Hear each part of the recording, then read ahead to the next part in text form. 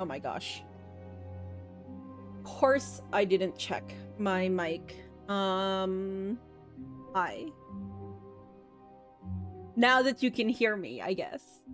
You can hear, yes! Welcome in S. GG's on the first. Derpy, GG's on the first test. Hello, Silkanet. You're in time today, and that is wonderful, but thank you for stopping by. I'm glad to see you all.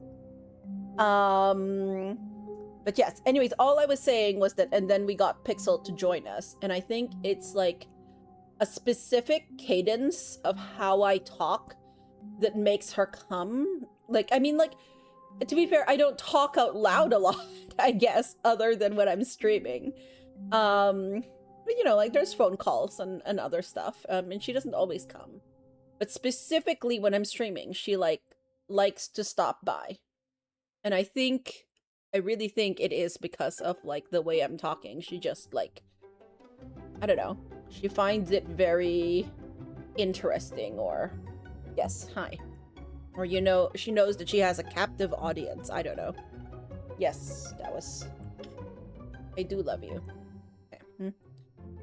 But yeah, how is everyone today? It is, it's Wednesday, right? No, it's Thursday, right?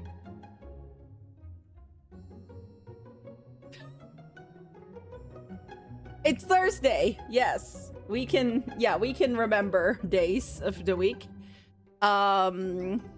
Days definitely have meaning, even though I am on vacation, and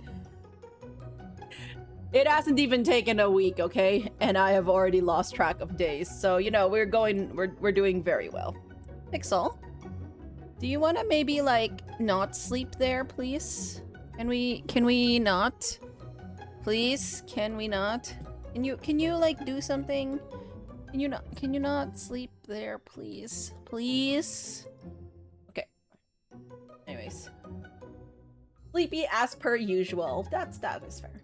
Need to do some job applications. Oh, good luck with that, sir. Job applications can be very stressful.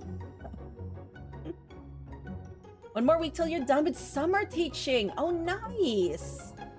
Let's go, S. And then how much of a break do you have? Because, like, I know that you have courses in what, like September?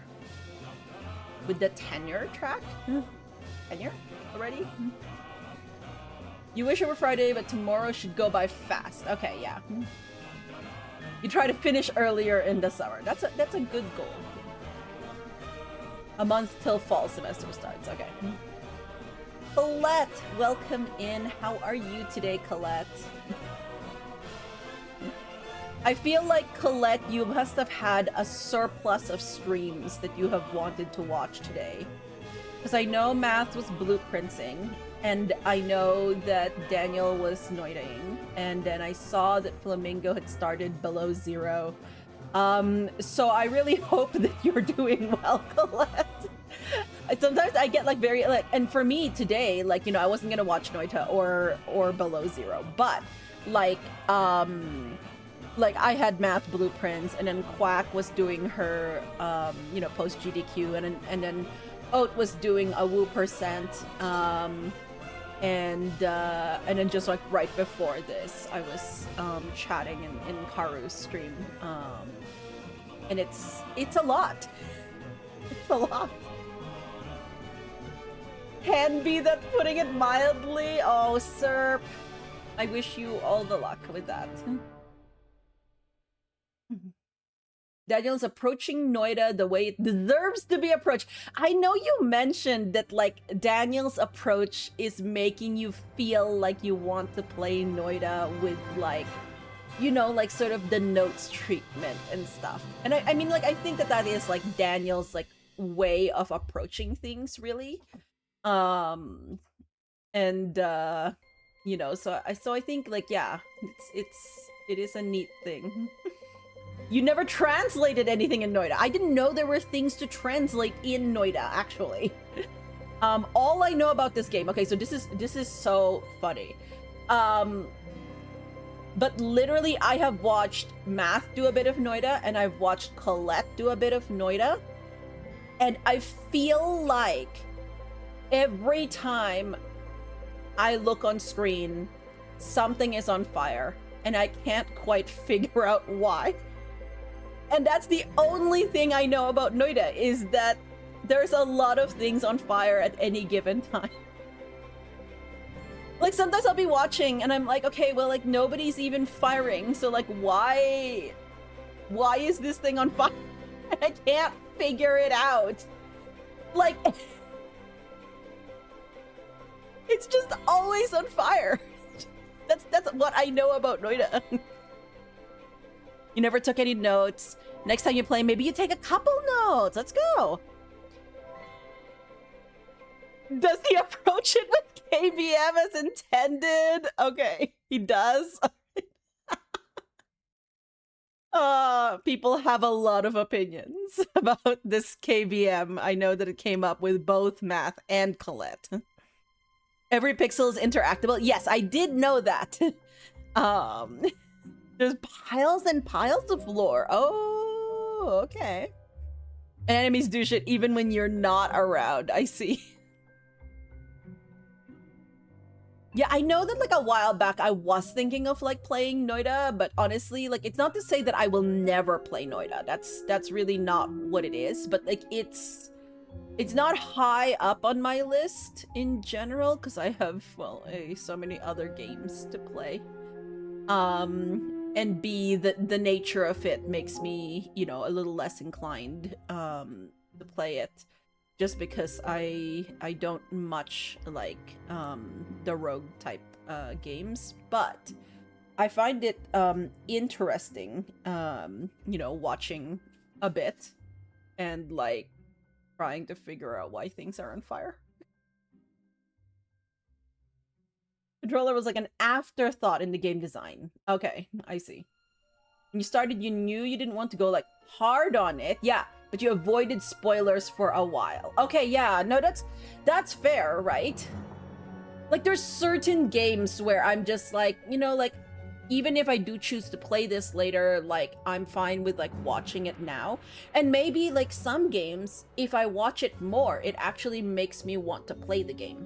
So it's not, like, always just, like, I will only watch games that I never will play in the future, right? Notice a game you could put Blueprint's level of hours in and more. I know that Dwarf put in a lot of time and energy into Noida, if I'm remembering correctly. Like, I remember seeing Dwarf, like, do... I think, like, Dwarf was... I thought Dwarf was doing some maps for Noida. Like, mapping out Noida. I could be wrong. Like, I didn't watch a lot of, of the Noida streams, but, like... You do not have time for that. Yes, there's too many video games. That was definitely not per syllable, but pretend it worked. There's a lot of times where a small spoiler pushed you to give more of a chance to a game and you loved it more after. Exactly, so can it. Exactly. Like, this is why sometimes, like, I will, like, I'm on the, like, you know, when I like see trailers, I'll read, like, you know, the Steam description page. Once in a while, I will read reviews. You know, just either take a glance at them. Usually I like to read reviews from, like actually, like, gaming, journalist sites rather than just random reviews on the Steam page. But, like, if I find, like, an article where somebody's, like, talking about a game and I'd be like, oh, that sounds, like, really neat. And yeah, it does inspire me sometimes to play a game faster or to even pick up a game at all. You've not seen a lot of what Dwarf did, but he did a lot, yeah. Also, lore is half gated by skill and you're bad at the game. Oh no, Colette. Skill gate. Jadoob, hello, hello. Thank you for the good luck. Have fun, Stanley. How are you today? When you were a kid, you always read the last sentence of a book first? Okay, I'm not there. Like, I cannot do that. It is very, like, I like, for me, for books, like, what I've done before, like, what I do in books, actually, is, like, I try my very best to not let my eyes skip down, because sometimes, like, my eyes have a tendency to skip down, and I'd be like, oh my god, like, what is happening here? But yeah, I've never read the last sentence of a book first, so that is neat to me. I do know people who do, though. Yes, very much so. What I do sometimes is if I'm, like, in a, like, store, though, and I'm, like, thinking of, like, buying a book, I will, like, you know, stand there and, like, read the first, like, page or something. Like, that would be something I do. Redsail, you have put in 150 hours and you have just scratched the surface. Oh my goodness. Yes. It does feel like Noida could be somebody's, like, big thing for a while. And honestly, that feels so good, doesn't it? Like, I don't know about you, but I love being able to, like, just be part of a game for a very long time. It's fun to see in hindsight after you finish how much sense it made or not. Okay. You also know Nicole. Yes. Nicole does have and I have had some talks about this. Quack also has thoughts about spoilers, and such. You're not ditching work to below zero by watching you, Stanley. Ah, okay. Got it, Jadoob. Yep. I'm actually excited to get back into Stanley. I had quite a bit of fun. So the reason why, by the way, the game isn't loaded is because I loaded it and then it asked me for the time again, and then I remembered what it said last time, and now I Alt F4'd it so that I would not like I would not deprive content. So we're now just playing. Oh, I forgot to put the now playing up. We're playing sort of like the Stanley Parable OST is what's happening right now. So And my computer has since had a restart, so we'll see if my controller works at all any better. But if not, then, you know, I think we've managed just fine with the mouse and keyboard. Oh, one thing. I was thinking about this yesterday. Remember when we were talking about, like, what game should I play next? I forgot that I also may have bought a game recently. And usually my whole thing about buying games is I shouldn't buy them unless I'm thinking of playing them soon. But I bought Detopia a few days ago when it came out. I posted when Detopia and Incident at Galley House came out on Discord. But I bought Detopia, and I have been thinking of playing it. Like, so there's a few things about Detopia. Like, I played the demo on stream, so I think you... No, wait, did I play the demo on stream? Or did I play it off stream? I can't even remember anymore. I played the demo is what happened, okay? And I was a little bit, like, you know, a little bit hesitant because I wasn't sure where the game was gonna go with its sort of central premise. And the central premise is that you are at a, like, utopia, right? And you're supposed to solve puzzles to keep the residents happy. So I'm like, okay, well, there's like things that we could do here, and there's like hints of something like deeper and darker. Now the reason, but like the puzzles themselves didn't seem to be very hard, all of that. But the reason I'm willing to give it a shot is, you know, it is published by Annapurna, and I still have a little bit of faith in them.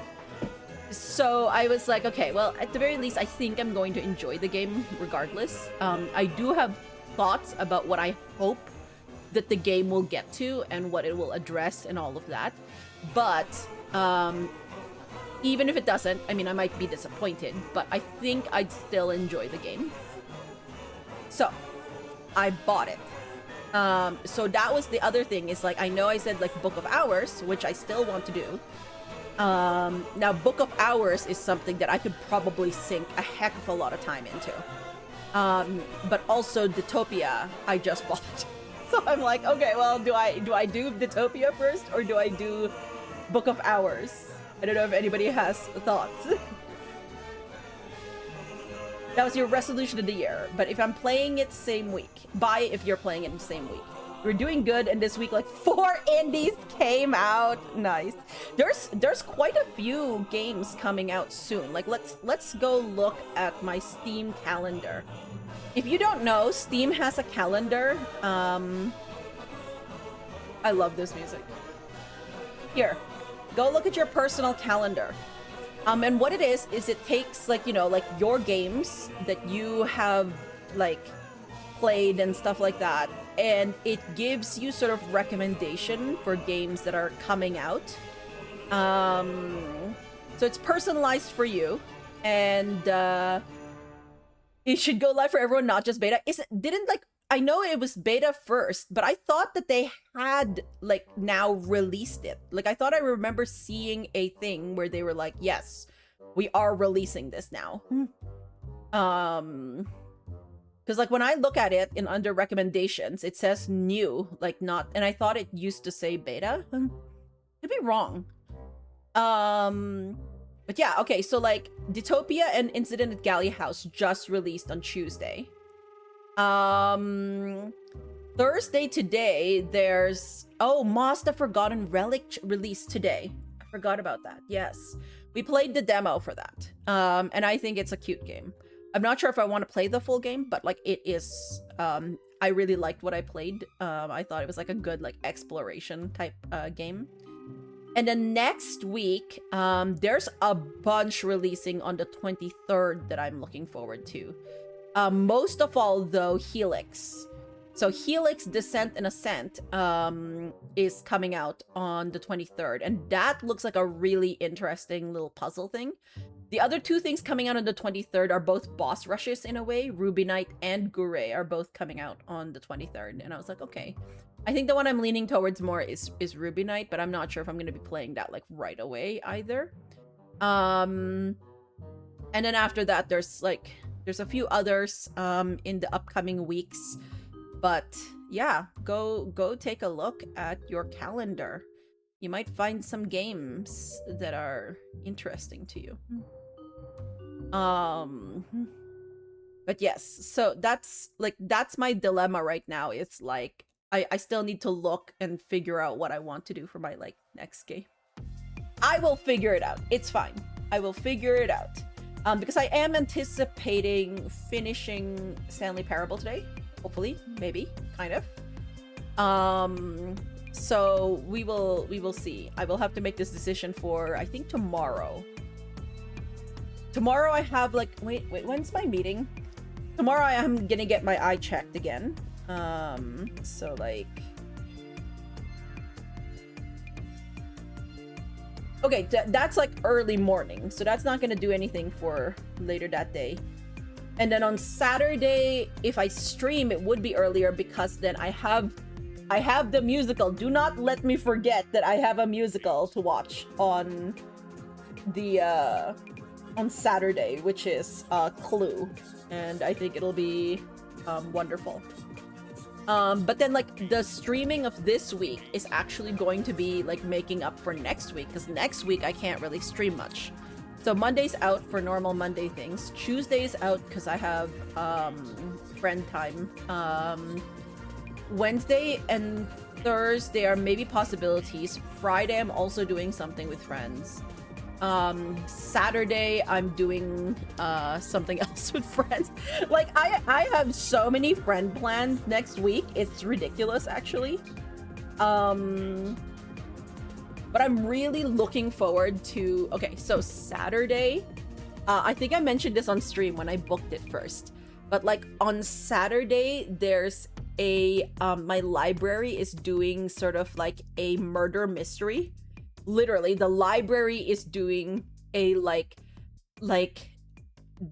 murder mystery, like centering around books and like solving like something like along like, you know, I think like the clues will be along the stacks and everything like that. And I'm like so excited for it. Like I'm legit extremely excited for that. And I will tell you all about it if I stream on like Sunday, probably is what's going to happen. And I'll probably be babbling. But yes, so I have a very full week next week. So we're gonna stream a bit more this week to kind of make up for it. Plus also I am off. The good thing is little by little I am getting my chores done. And I did get the cooking done today, which was wonderful. So okay, I am going to turn on my controller, and then I'm going to open Stanley Parable. So just let us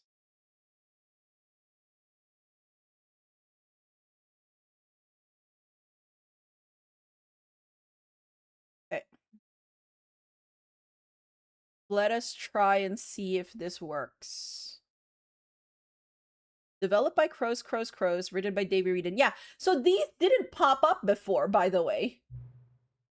This is the so last time they told me to enter my favorite time. I don't necessarily have a favorite time, but I think 6 p.m. is a great time. So we're gonna enter 6 p.m. Okay. Okay, my controller seems to be working, by the way, which is wonderful. Okay, here. 6 p.m. Your favorite time of day. Or could you simply not resist giving me the correct time again? No, I gave you my favorite time of day. For all that favorite comes with an asterisk. After all, I know how much you enjoy setting the time correctly. Okay, now I'm curious how accurate 6 o'clock p.m. is. Let's use another slider to find out, okay? How accurate is 6 p.m.? Okay, it's currently 3:41. So I would say it's kind of accurate. not extremely accurate, but like it's PM, so that's at least a little accurate. And it's only 2.25 hours away. So let's say it's roughly around here. You know, can I just say, regardless of the accuracy of the clock, I'm having a great time adjusting these settings. Oh, okay. Feel like I'm learning more about you and how you like things to be set. Ah, great. The game is trying to, like, psychoanalyze me. Wonderful. Hunter, welcome in. How are you doing? It's good to collect data. Oh, Hunter, seeing you here reminded me. I just finished talking about something I'm going to be doing next weekend, which I think you might appreciate, maybe? I don't know. But anyways, my library is doing a, like, sort of murder mystery along, like, the stacks. They're running this, like, murder mystery game inside the public library, and I think it's amazing.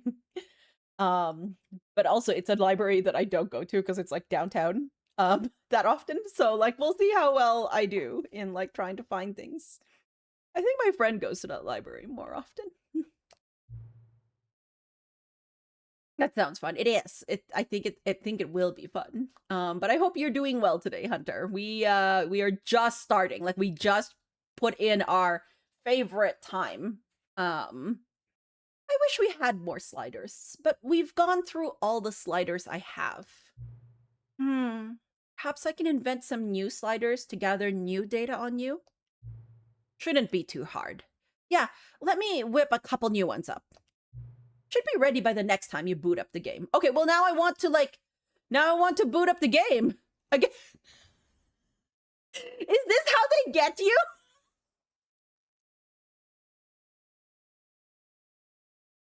I want to see these sliders. Okay, like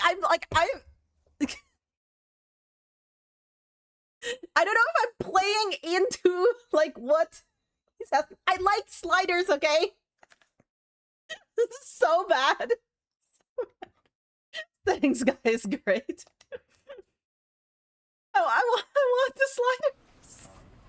Okay, we're not gonna do that, but, like, we'll see.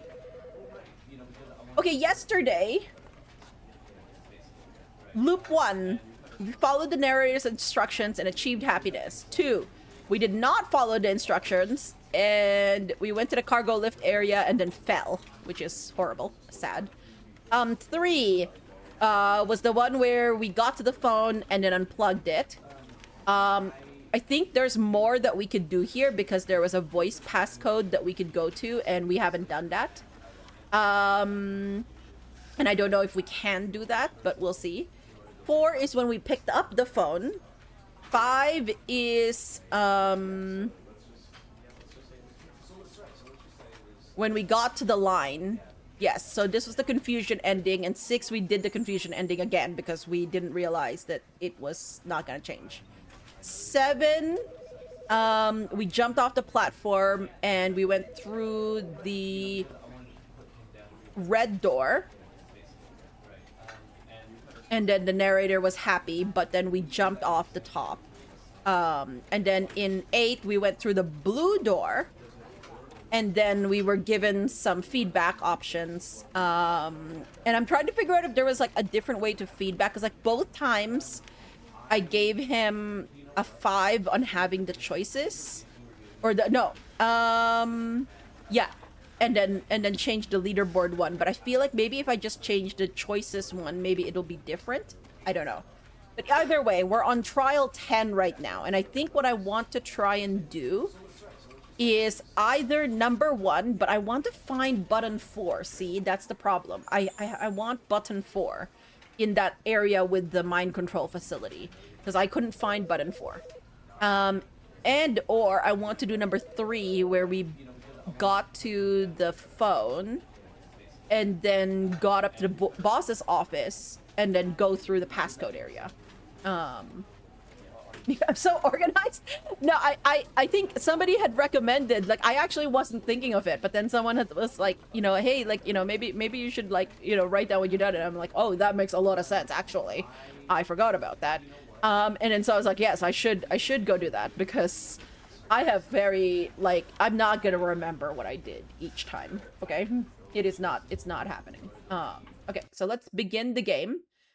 So let's try and find button 4 in that, like, mind control facility thing. This is the story of a man named Oh, I can, Stanley. like, I can skip. Wait. Stanley worked for a company in a big building where he was employee number 427. Okay, you would not let me skip. I pressed Employee number 427's job was simple. He sat at his desk in room 427, Okay. and he pushed buttons on a Sure. keyboard. Let's... Orders came to him through a monitor on his desk. Okay, we're just telling watching him this what again, I buttons guess. to push, how long to push them, and in what order. This is what employee 427 did every You love the day, meticulous every note-taking. month of every year. And although others might have considered it soul-rending, Stanley relished every moment that the orders came in, as though he had been made exactly for this job. Yes. Stanley was happy. There you go. And Stanley then was one happy. day, something very peculiar happened. Something that would forever change Stanley. Something he would never quite forget. He had been at his desk for nearly an hour when he realized that not one single order I love that it had took Stanley arrived an on hour, the by monitor the way. for him to follow. No one had showed up to give him instructions, call a meeting, or even say hi. Never in all his years at the company had this happened, this complete isolation. Something was very clearly wrong. Yes. Shocked, frozen solid, Stanley found himself unable to move for the longest time. But as he came to his wits and regained his senses, he got up from his desk and stepped out of his office. Oh, it says, well, quit the game and then start it again. Oh, okay, so, like, because we've exited the game and did... Okay, alright, sure. All of his co-workers were gone. What could it mean? Stanley decided to go to the meeting room. Perhaps My he had simply controller missed a is memo. working! My controller is working! It's not doing that weird, like, thing where it stops. Okay, yeah, maybe I just needed to, like... Okay, yeah, this is the new content. This is the Ultra Deluxe. We're not doing that. When Stanley came to a set of 2 open doors, he entered the door on his left. Right, here's the meeting room. Yet there was not a single person here either. Feeling a wave of disbelief, Stanley decided to go up to his boss's office. Oh, wait! Coming to a staircase, there's a- Stanley walked upstairs to his boss's office. There's a bottom area here. Of course I want to go here. Yeah, I'm so happy my controller works now. But Stanley just couldn't do it. He considered the possibility of facing his boss. Admitting he had left his post during work hours, he might be fired for that. Okay. And in such a competitive economy, why had he taken that risk? All because he believed everyone had vanished? His boss would think he was crazy. And then something occurred to Stanley. Maybe, he thought to himself, maybe I am crazy. All of my co-workers blinking mysteriously out of existence in a single moment for no reason at all? Yeah. None of it made any logical sense. No, it doesn't. And as Stanley pondered this, he began to make other strange observations. For example, why couldn't he see his feet when he looked down? You're right. Why did doors close automatically behind him wherever he Well, I went? thought that you were And closing for them, that matter, narrator. these rooms were starting to look pretty familiar. A little were they bit. simply repeating? Yeah. No, Stanley said to himself, this is all too strange. This can't be real. And at last, he came to the conclusion that had been on the tip of his tongue. He just hadn't found the words for it. I'm in a story? I'm dreaming! No, oh, I'm dreaming. He yelled. Okay. This is all a dream. Okay. Oh, Yes. what a relief Stanley felt to have finally found an answer, an explanation. His co-workers weren't actually gone. He wasn't going to lose his job. He wasn't Good crazy for you, after Stanley. all. And he thought to himself, I suppose I'll wake up soon. Yes. I'll have to go back to my boring real-life job pushing buttons. I may as well enjoy this while I'm still lucid. So, he imagined himself flying, and began to gently float above the ground.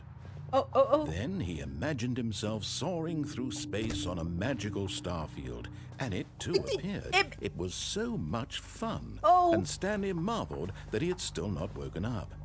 How was he remaining so lucid? And then perhaps the strangest question of them all entered Stanley's head. One he was amazed he hadn't asked himself sooner. Why is there a voice in my head dictating everything that I'm doing and thinking? Now the voice was describing itself being considered by Stanley, who found it particularly strange.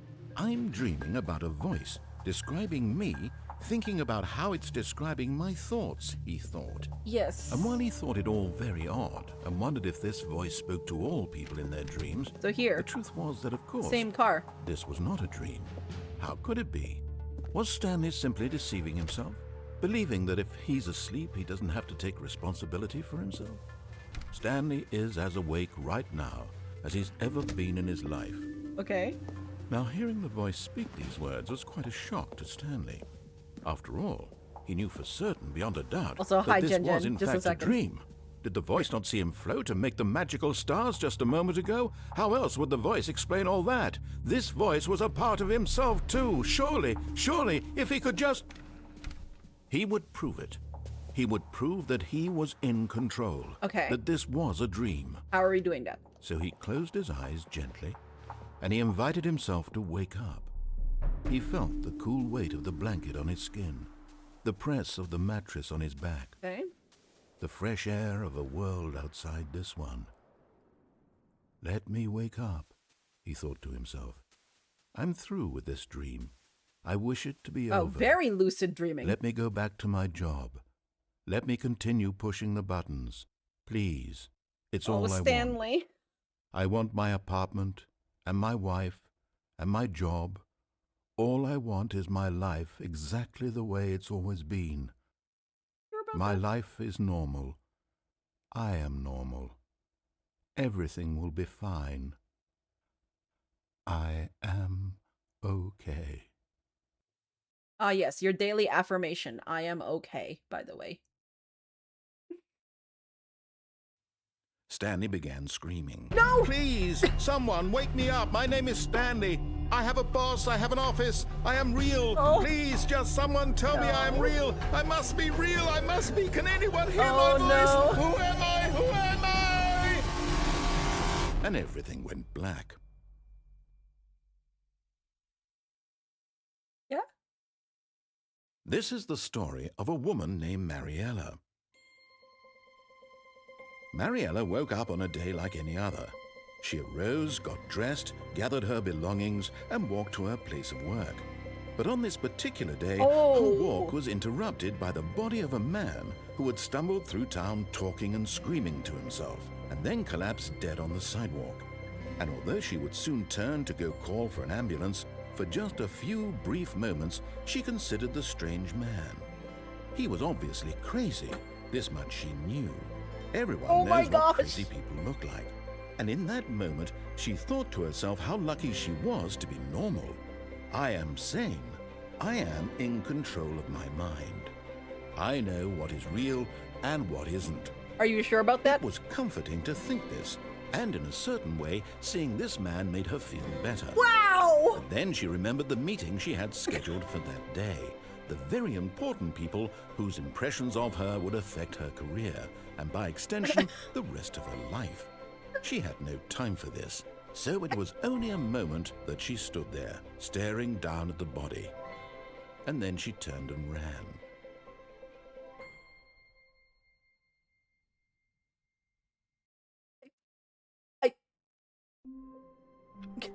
Okay, wait. Imagine, like, coming up against a dead body and being like, gee, I'm glad I'm more sane than that guy. Like, also, I'm gonna catch up on chat. Sorry, that was a very talkative portion. Jen, how are you? Mermaid told you of my first run experience. I am enjoying the game, though. Yes. I'm good at following instructions. Yes, I am, actually. I am very good at following instructions. I'm the type of person who would follow instructions as long as I don't see that there's anything like really bad about it. Which is really funny because like one of my good friends is one who like generally bucks the rules and is like quick to call bullshit on like, you know, bullshit rules. And I'm not that type of person. I will have you know, by the way, I am mostly a rule follower. IRL. Stanley doesn't normally have an internal narrator. Yeah. Welcome in, Tebby. How are ya? Am normal. Yes, we are all normal on this blessed day, by the way. Mermaid, welcome in. How are you? Yeah, poor Stanley went like all we did was go down the stairs instead of up, and like Stanley ended up like that. It was sad. Okay, so number 10 followed narrator instructions or like, okay, took left door but went to the basement instead of up to boss's office. Stanley had a breakdown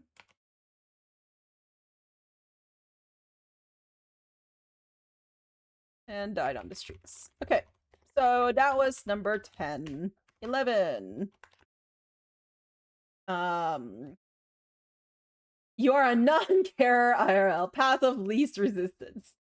That explains all the crimes in games. Yeah, games are where I could like let free and like buck the rules. I don't know.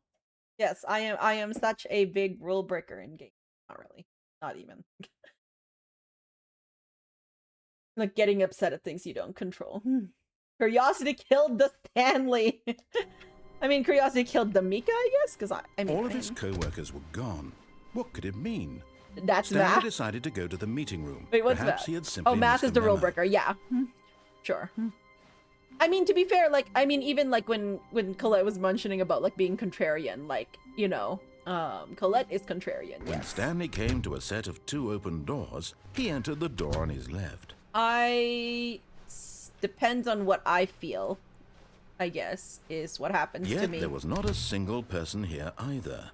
Feeling a wave of disbelief, Stanley decided to go up to his boss's office, hoping he might find an answer there. Okay, would you let me, like, interact with anything? Actually, wait. This isn't good. Because I was able to open this door before. Oh, okay, that's not good. Okay, wait. My controller is working perfectly except for interact, which is not good. Oh,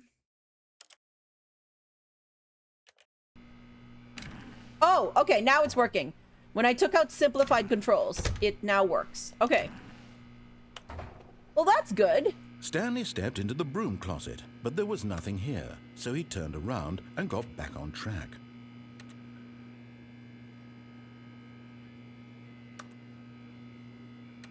Okay. There was nothing here. No choice to make, no path to follow. Coming to a staircase, Stanley walked upstairs to his boss's office. Now, get me the bathroom. Yes, thank you.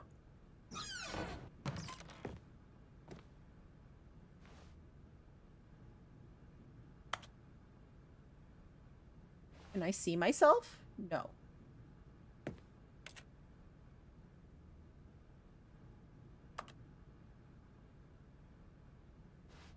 To be rich, is it a crime? To commit crimes, isn't it rich? What a life it would be to have to pick just one.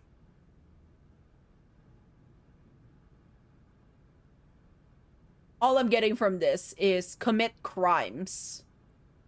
That's what I'm getting from this.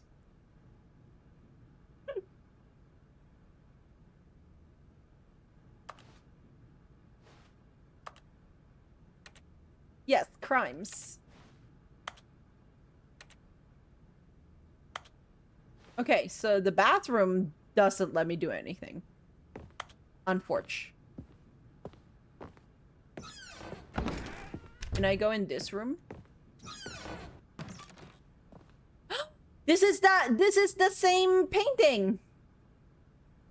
Picture, photograph, whatever, that we saw in the second version of the boss's room.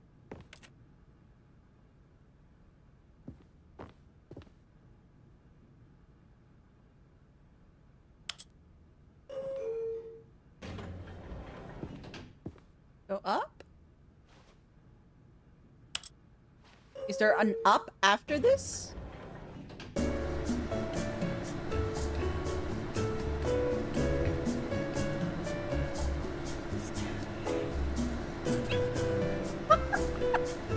That's Stanley, like very quietly.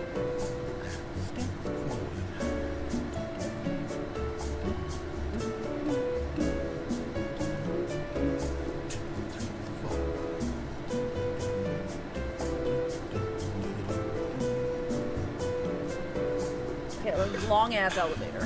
What is happening in this elevator? You gonna let me out? Maybe you won't let me out. There's a glowing piece of paper. Or at least it looks glowing. Can't do anything about it. No.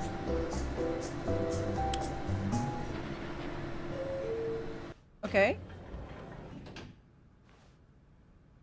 I feel like I'm in the same place.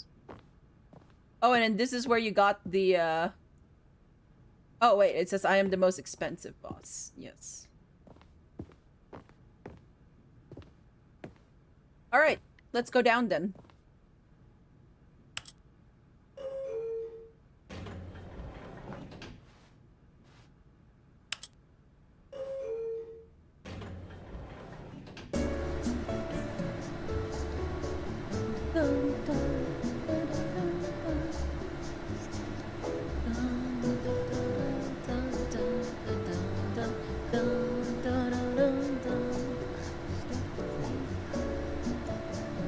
Wonder how long they'll make me wait in here. Chances are, if I do it again, like it's still gonna spit me out at the same spot. So now I'm wondering if there's something for like just spending time in the elevator with elevator music. Like I feel like all I'm doing in this elevator is just listening to the music. Like I don't think this is actually gonna take me anywhere. I think this is placebo music. They want me to think that this is going somewhere, but it's not.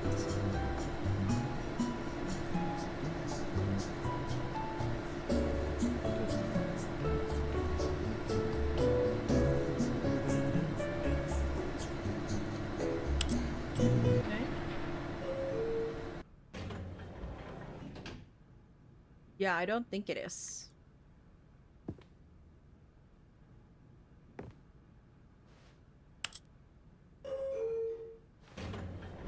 Go down again. What if I press the opposite of what I pressed before? Like, let's say I pressed up here. And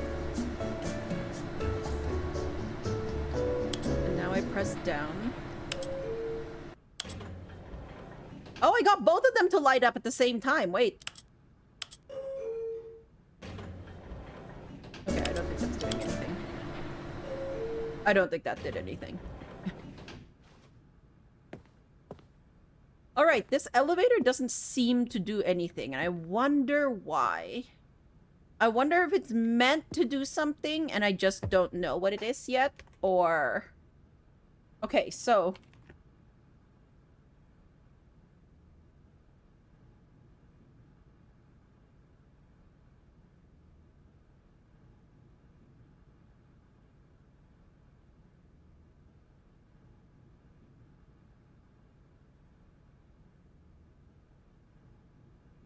Okay. It didn't seem to take us anywhere. Stepping into his manager's office, Stanley was once again stunned to discover not an indication of any human life. Shocked, unraveled, Stanley wondered in disbelief who orchestrated this. What dark secret was being held from him? What he could not have known was that the keypad behind the boss's desk guarded the terrible truth that his boss Stanley was in such a rush to get through the story as quickly as possible, he didn't even have a single minute to just let the narrator talk.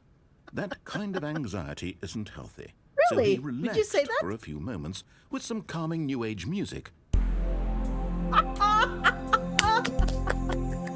I love it!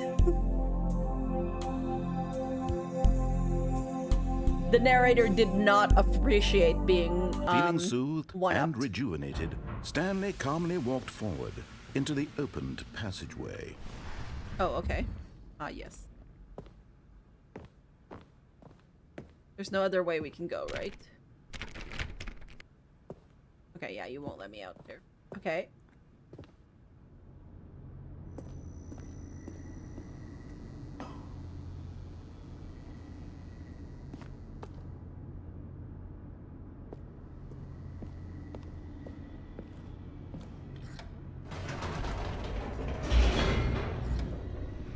Oh, you'll only let me go down. You won't let me go up. Because I tried to hit the up one, and it wouldn't let Descending me. deeper into the building, Stanley realized he felt a bit peculiar. Really? It was a stirring of emotion in his chest, as though he felt more free to think for himself, to question the nature of his job. Why did he feel this now, when for years it had never occurred to him? This question would not go unanswered for long. Okay. Stanley walked straight ahead through the large door that read Mind Control Facility. Oh, yeah, and then there's an escape area that I didn't go through before. Okay, let's go through this here. passageway had the word escape written on it, the truth was that at the end of this hall, Stanley would meet his violent death. Would I? Really? You sure about that?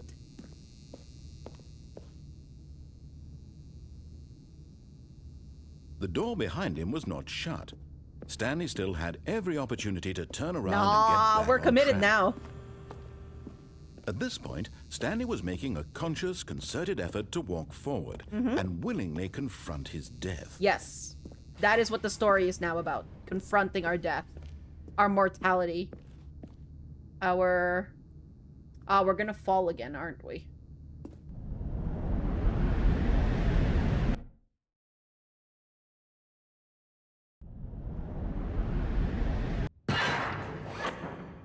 Oh? See? I didn't die. As the machine whirred into motion and Stanley was inched closer and closer to his demise, he reflected that his life had been of no consequence Oh, whatsoever. I see what's happening. Stanley can't see the bigger picture. He doesn't know the real story, trapped forever in his narrow vision of what this world is. Perhaps his death was of no great loss, like plucking the eyeballs from a blind man. And so he resigned and willingly accepted this violent end to his brief and shallow life. You sure about that? Farewell, Stanley. Hi.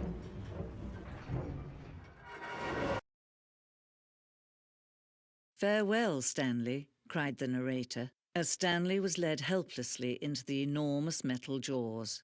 In a single visceral instant, Stanley was obliterated as the machine crushed every bone in his body, killing him instantly. And...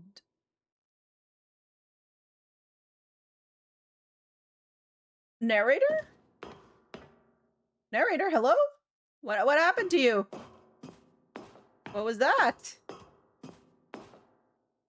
And yet it would be just a few minutes before Stanley would restart the game, back in his office, as alive as ever. What exactly did the narrator think he was going to accomplish? When every path you can walk has been created for you long in advance, death becomes meaningless, making life the same. Do you see now? Do you see that Stanley was already dead from the moment he hit start?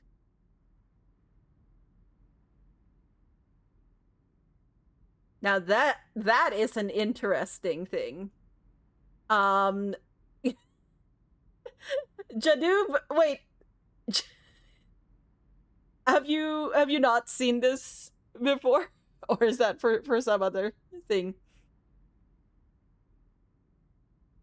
Like, okay, so what the narrator, this other narrator is saying is that since Stanley was going along predetermined paths, that the, you know, like, that it didn't really matter because Stanley was already dead at the beginning. And I know that we had mentioned, like, we had like a really good chat yesterday about sort of like likening this to an analogy of a story where the narrator was sort of the author, and we were talking about authorial intent, right, for a story. But if we're talking about this, like, sort of like, let's say we go back to our thoughts of like, this is a story, like in essence, the story, like, if you pick up a book, the story has already been written. Like, you choosing to read that book isn't going to change that story in any way. It's already done. It's up to you to sort of discover it. So I guess the question is, or at least one of the questions is it worth it to do so? And of course, I fully believe that most readers would tell you, yes, that is the point of the story. It doesn't matter what's already been predetermined or what's been written or what the narrator tells me, but I don't know it. No memory of this part, I see. Hi, Fedge. How goes the parable? Oh, we're just having so much fun right now. We are finding other things to do here. So 12 went into door in boss's office, but went to escape area before the mind control facility. Female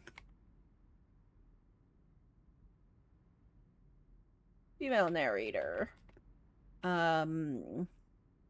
stopped our death from crushing. Okay. Looks like you have been a few places. Yeah, I've done, this is my second loop. We're now in the question of sort of like, okay, wait. So this is 427, isn't it? Shows the office from the beginning of the game. The path from Stanley's office to the two doors was the first part of the game that was built. Sections have been added and altered throughout development, though the core layout remains almost identical to the first iteration. Yeah, okay. That's interesting because the events are locked, but the meaning behind them perhaps not.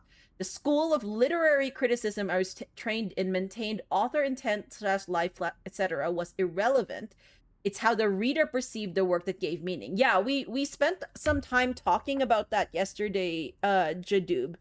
And I think, like, yeah, like, and I know, I remember we were having this conversation about, like, as much as possible, how it lands with the reader and what the reader brings to an experience is outside of the control of the author. And in this case, the narrator. You know, like, what we choose to do and how we choose to experience this game is outside of their control to a certain extent. And, you know, they might mean for something to happen, or they might mean for a certain message to be portrayed or to be delivered, but it doesn't really count for much because it's up to the reader to decide whether A, for them, that message was clear, or B, if it was effectively done. Like, they might see the message, but they might be like, well, I don't believe that it was executed well. John, welcome in. Also, Wistful, welcome in. How are you both? As you can see, we've dived right into, dove right into Stanley Parable today. Afraid to ask, but this isn't the confusion ending, is it? It's not. As far as I know, it's not, because I have gotten the confusion ending supposedly twice.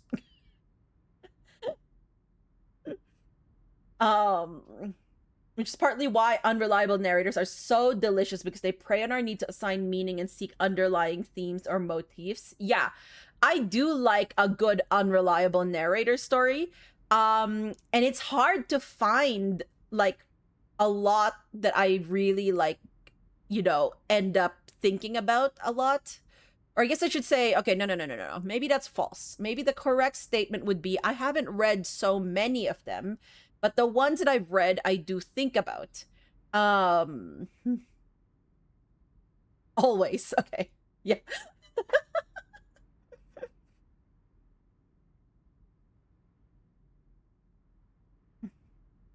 But yes, no, I fully like I am also very much in agreement about the whole like the reader perceiving the work is how it gives it meaning, right?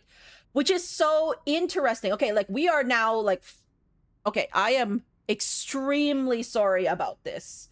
But if you have not played Lorelei and the Laser Eyes, you need to stop listening. Because we're going to talk about Lorelei and the Laser Eyes, okay? We are. So I am going to give you this warning. You cannot listen, or you should not if you don't want spoilers for it. I will type in chat once we have finished talking about Lorelei and the Laser Eyes, okay? But we are going to talk about Lorelei and the Laser Eyes. Stop listening and go play it, yes. Like, I can't not talk about Lorelei right now, okay? All right, so Lorelei starts now. So the whole controlling of how the reader perceives the work, the thing, and I made a little bit of an allusion to this yesterday, but I didn't want to go into it because yes, spoilers, but I really cannot, like, I can't not go into it now. The whole thing behind Lorelei, or one of the biggest things about Renzo as an artist, is that Renzo, and there's this sort of like we see like articles about him, and how he was looking for the purest work, and how he thought that the purest work was one that would never be viewed by somebody else. So for him, like, because his medium was cinema, right? Like, was film.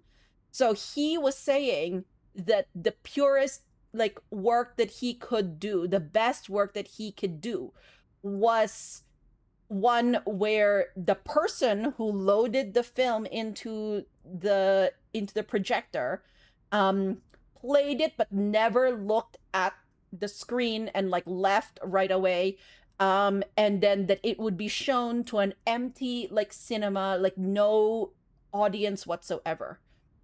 And like the reason that Nero, like Renzo, I think it's Renzo Nero, right? The reason, like, it's so interesting to see that that is Renzo's like whole interpretation of the purest art, because we can see that as sort of like this grasping at, like, saying that basically like, oh, I'm not understood as an author, I'm not understood as a creator, and the best way to make sure that my work is as understood as I want it to be, and it's never going to be interpreted in any way, is to not allow people to see it. Which is an amazing thing to say. Just a second. Yes.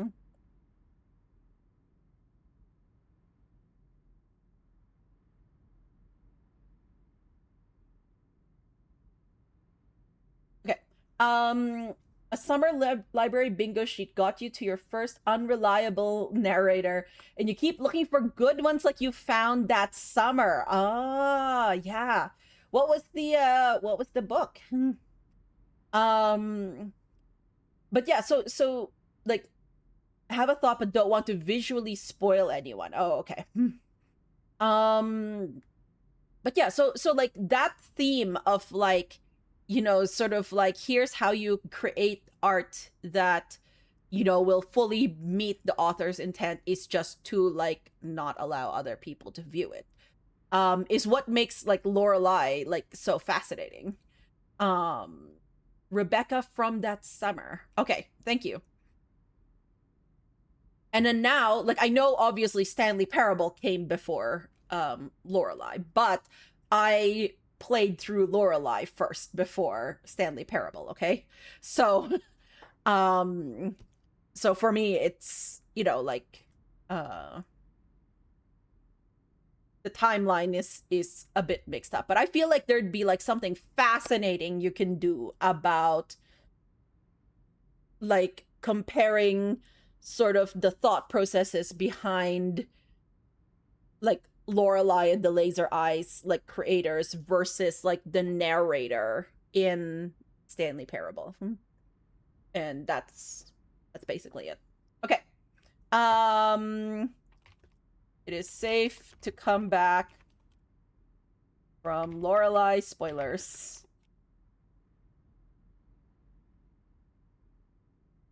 Okay. We're gonna not talk about Lorelei anymore. It is fine.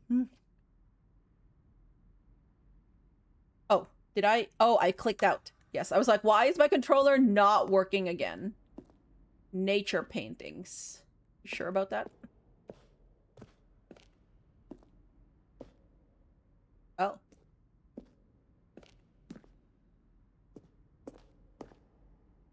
The pacing of this opening section was important to get right. This corridor has been moved and altered to make sure the player reaches the 2 doors in a good time. The 2 doors. The set of the 2 doors to 2 open doors was the very first concrete piece of the Stanley Parable's design. Once this room was created, the rest of the game emerged as an extension of it, an exploration of the contradiction this room posed. Filing cabinets. Office computers.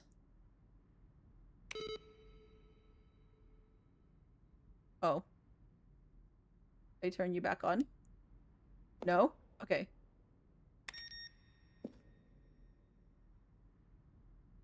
Installing Chart Pro. Okay. You guys are off now. Sorry. Okay, well, obviously there's credits here, but, like, there's other things.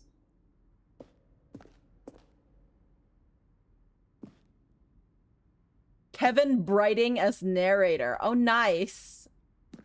Really good job, by the way, by this narrator. I quite enjoy the narration. Office clock. Those computers are IBM PS2 PCs. We used to have an IBM when I was young. Big clunky thing. Cutting edge at that time. Screens from the development of the boss's office. Is Leroy there? Good question, actually. I didn't check if Leroy is there. Let's see if there's a Leroy somewhere here. It's interesting they're saying, like, based on the work of the Stanley Parable 2013 team.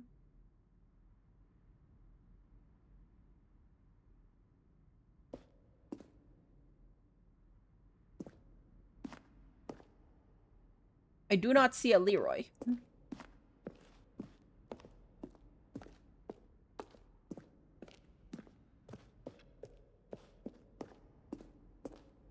Freedom ending. This was the very first incarnation of the freedom ending in the game's alpha.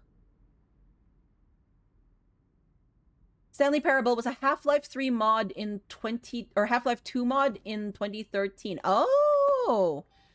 I feel like I knew that from somebody, but I did not remember that at all. Now that you mention it, it sounds familiar, but like one of the deaths from an early version of the countdown ending. I don't know if I've reached a countdown ending. Don't answer that. I'm pretty sure I have not. So we'll figure it out, I guess. Yeah, freedom ending has existed in beta. I have definitely not played any Half-Lives. I know you're making a joke about the 3, but like I've definitely not played any of the Half-Lives at all, so. Elevator in the monitor room could go up or down with freedom above and countdown below. Abandoned this when the players found it too difficult to remember what was up and what was down and placed the 2 endings together instead. Nice. Okay, wait. There's like I don't know which way I want to go. The lounge. Early version of the underground portion. Narration outtakes. Kevin Brighting, the voice of Now the look narrator. closely, Stanley. See how it's impossible for the player to do anything in this room. Perfect example of poor level design. Textbook mistake. It's the kind of thing you'd pick up on intuitively if you had even the most fundamental understanding of good and bad game design. But of course, you being you'll probably spend the next hour trying to solve it. Here, I'm just going to make this easy on you. So, recorded dialogue for the entire game When roughly Stanley 3 came to the separate lift, times over the he 2 years of traveled upward to development. the power source These at are the clips top from of the early facility takes that were not to used in the end final this game. injustice Okay. forever. I see. Stanley pushed the orange, then he pushed. Wait, what was that? I don't know.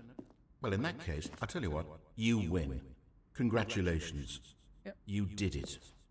I know you put in a lot of hard work, and it really paid off, so good job. You were What do we do pushing. now? I don't... Stanley, where are you right now? Where am I? I'm... Eh.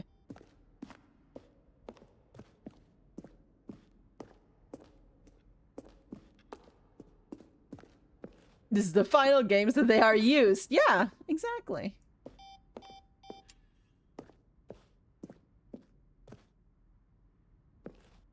Game is now paused. For a long time, we had an ending that only ended when the player restarted from the escape menu. Unfortunately, very few players realized this was what they were supposed to do, which was frustrating for everyone. We've already done the begin the game again when we were through the confusion ending.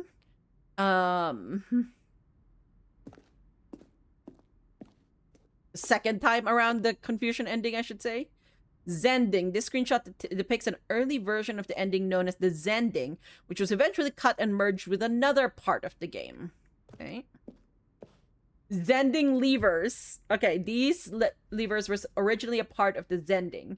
The player would pull a lever and the narrator would describe what color they had pulled. Ah. Bronx in chat. Anyone? We ran 4 major teaser trailers over the course of the game's development, each meant to convey something about the spirit of the game. This is the first one, released in May 2012. It features a series of broken rooms and the voice of the narrator informing viewers that he is repairing a new version of the Stanley Parable. You think that's sending money with Zelle?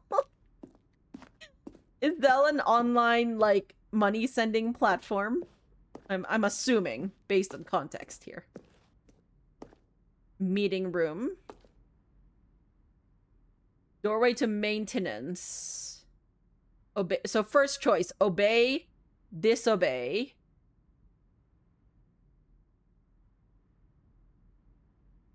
The confusion ending. Vent. And what about the vent? The other entrance would be hidden depending on how you entered. What? So we've done option 1 is we found it in the lounge. No, wait, no, did we find it in the lounge? No, we found it after lounge, right?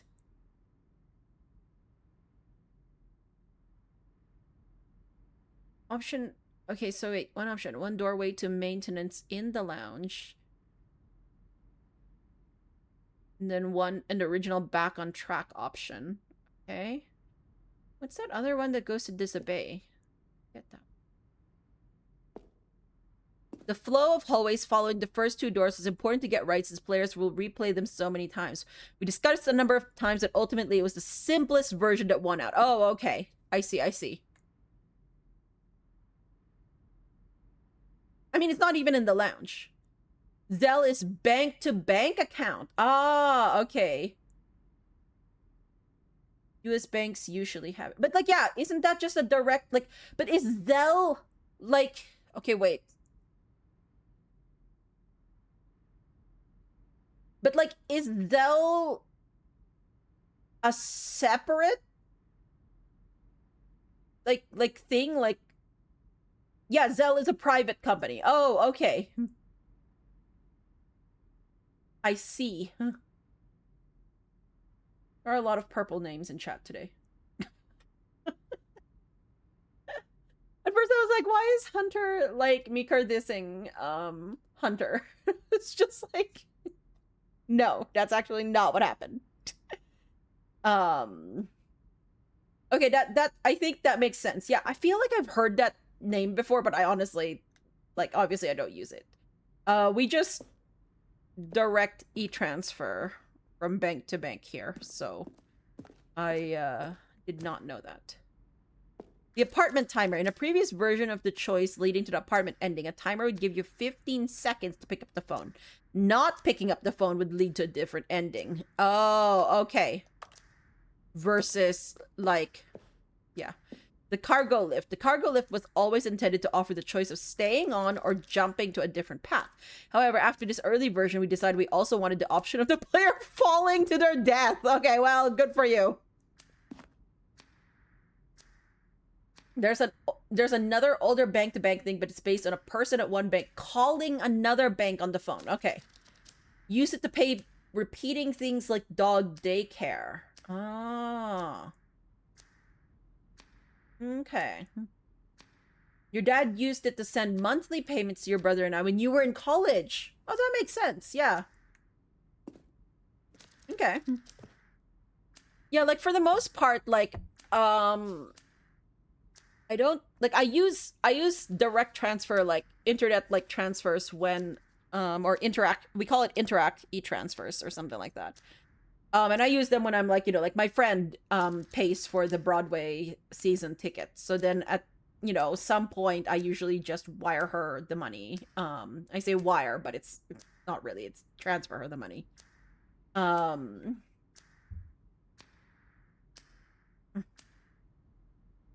I've heard of Rebecca De Maurier, I think.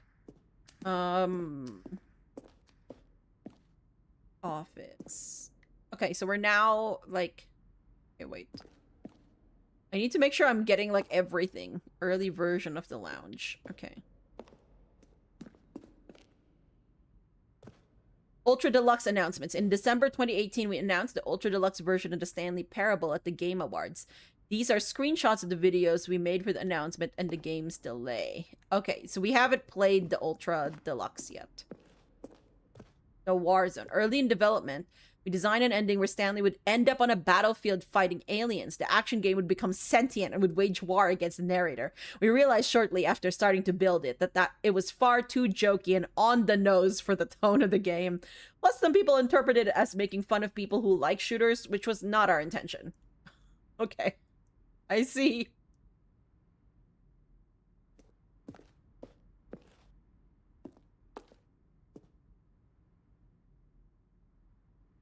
Daphne du Maurier. Oh, okay.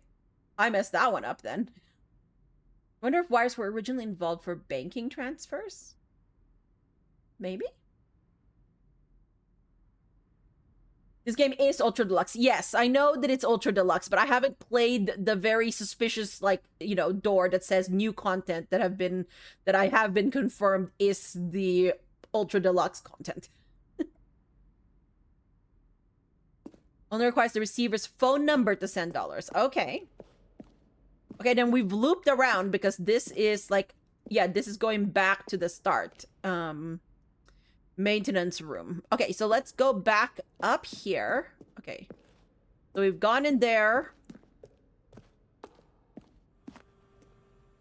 Narrator emails. After the second trailer we sent out, we asked people to email the narrator for questions. While we had initially planned to use these further promotional materials, we never found the perfect use for them. Here are a selection of those emails. Okay.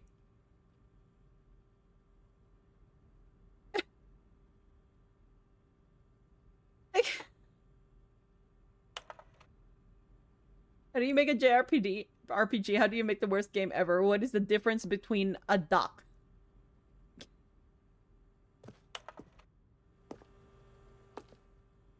As good or better than the first one?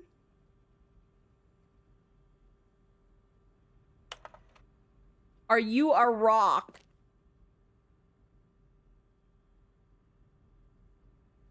Wait, was Beginner's Guide before Stanley?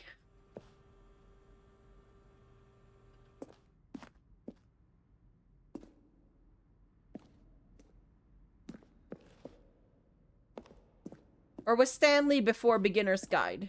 Anybody know? Could, like, look it up, I guess, but...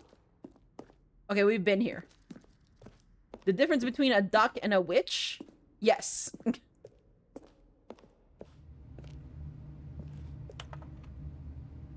So these are all 427s. From left to right, the evolution of Stanley's office over time. The first was created in November 2011, then March 2012, and the third in February 2013.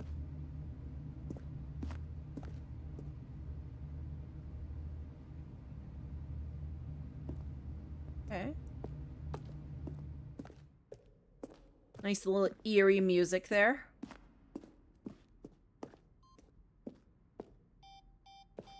Okay, then we're gonna go here.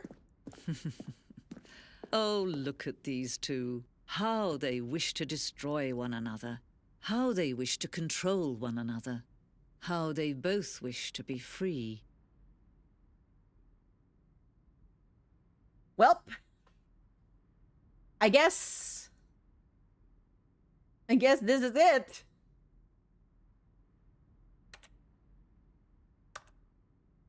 Can I switch you?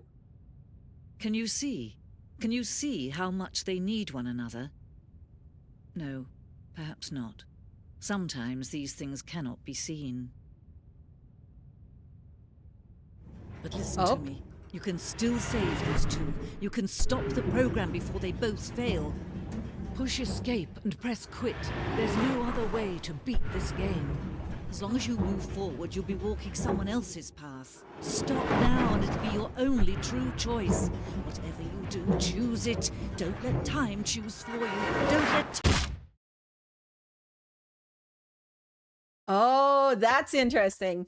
So she is now telling us that we could take ourselves out of this game by, like, specifically those, like, options, like the, you know, the escape and return, like, begin the game again. Crunch. This seems healthy, yeah. Yeah, okay.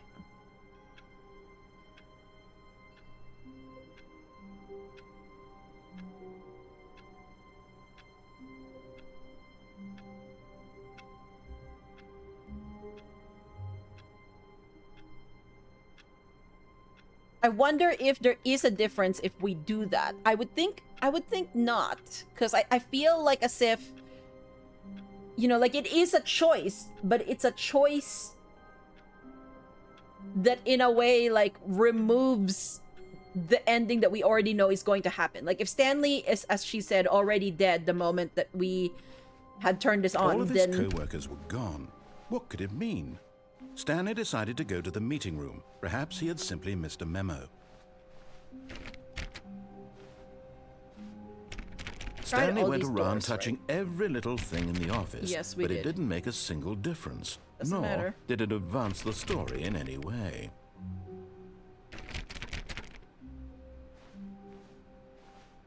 And then I tried to, like, turn all of these off. Okay, and I still can't get there, which is annoying to me.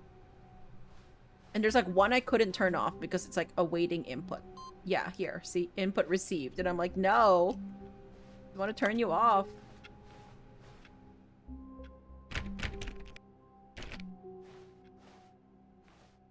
Okay, I'm not quite ready yet for the new content.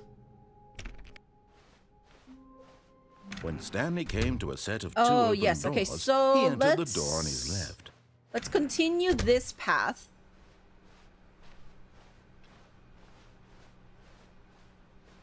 And I want to get to the mind control facility. There was not a single person here either.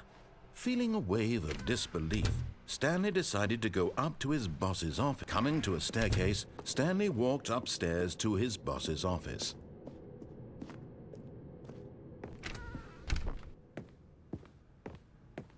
Okay, I think we all know the drill by now. Blah, blah, blah. Dark secrets, the keypad. Stanley pushes some buttons. Oh, hey, look, it's a new passageway.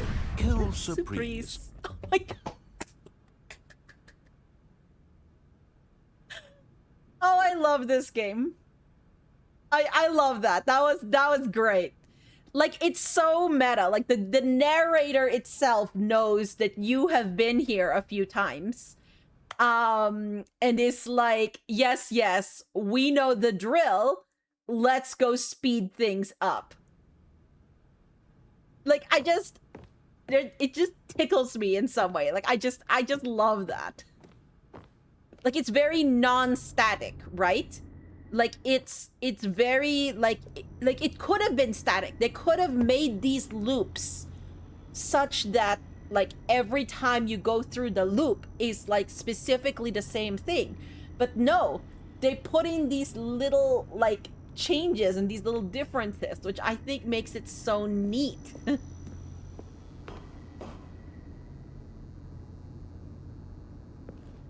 Aggie, welcome in, Aggie. How are ya?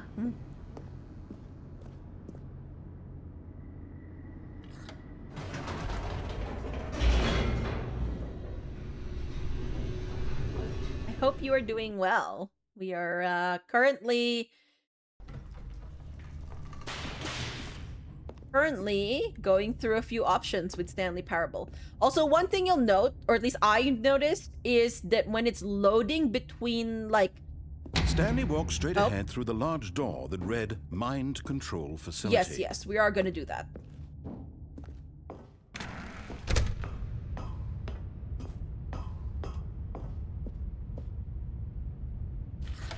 The lights rose on an enormous room packed with television screens.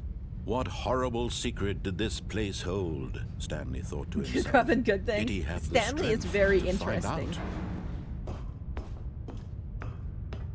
It was a meta game at all, or went in completely blind. I think I had some thoughts that there was a meta to it a little bit. I didn't know how much. As I mentioned, I knew that there was a narrator, and I knew that the narrator in some ways, like, sort of interacted with you. But I wasn't sure of the extent, essentially, is what it is. Now the monitors jumped to life, their true nature revealed. Each bore the number of an employee in the building, Stanley's co-workers. The lives of so many individuals reduced to images on a screen, and Stanley, one of them, eternally monitored in this place where freedom meant nothing. Okay.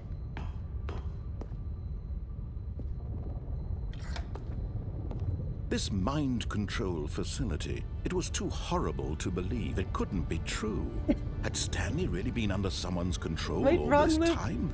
Was this the only reason he was happy with his boring job? That his emotions had been manipulated to accept it blindly? Maybe. No. He refused to believe it. He couldn't accept it. His own life in someone else's control? Never. It was unthinkable. Wasn't it? Was it even possible? Had he truly spent his entire life utterly blind to the world? Wonder. But here was the proof. The heart of the operation. Controls labeled with emotions. Happy, or sad, or content. Walking, eating, working. All of it monitored and commanded from this very place. Okay, I need to and as the cold reality of his past began to sink in, Stanley decided that this machinery would never again exert its terrible power over another human life. For he would dismantle the controls once and for all. I'm still trying to figure out how to get up there, because I think...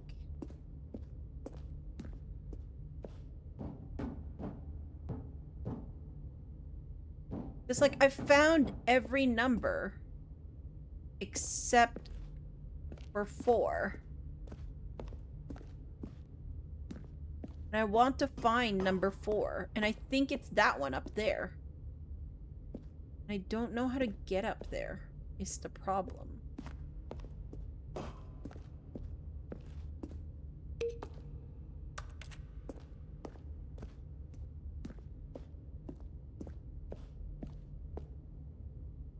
It's all disabled? Yeah, but what if I want it to be enabled?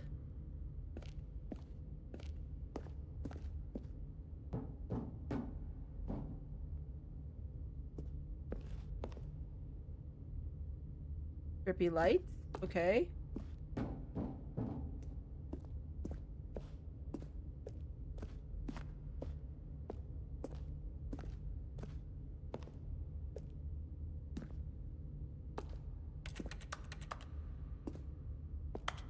Like, I can't seem to open this or something.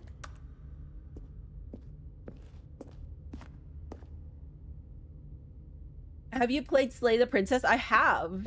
I have played Slay the Princess. It was a fun game. Wait.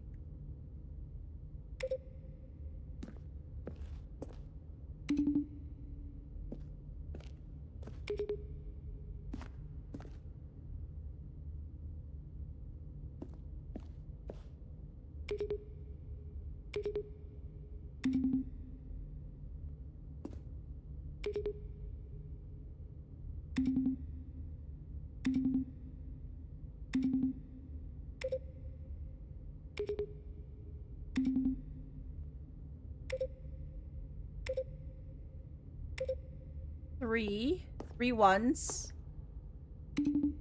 No.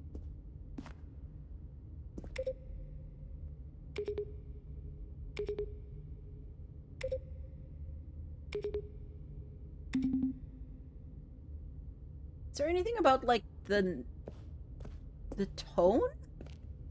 I do not know. Huh. What do you think of the narrative there? Having played Stanley before, I thought it looked like a Stanley-like to you. Ah. Yeah, I can see that. I think it somewhat explores some similar ground. I feel like it's not as, like, recent in my mind. So I'm not sure, like, I can do it justice to like compare the two. I feel like I'd have to, like, go through, like, Slay the Princess a bit more. But I can see what you're saying. Yes.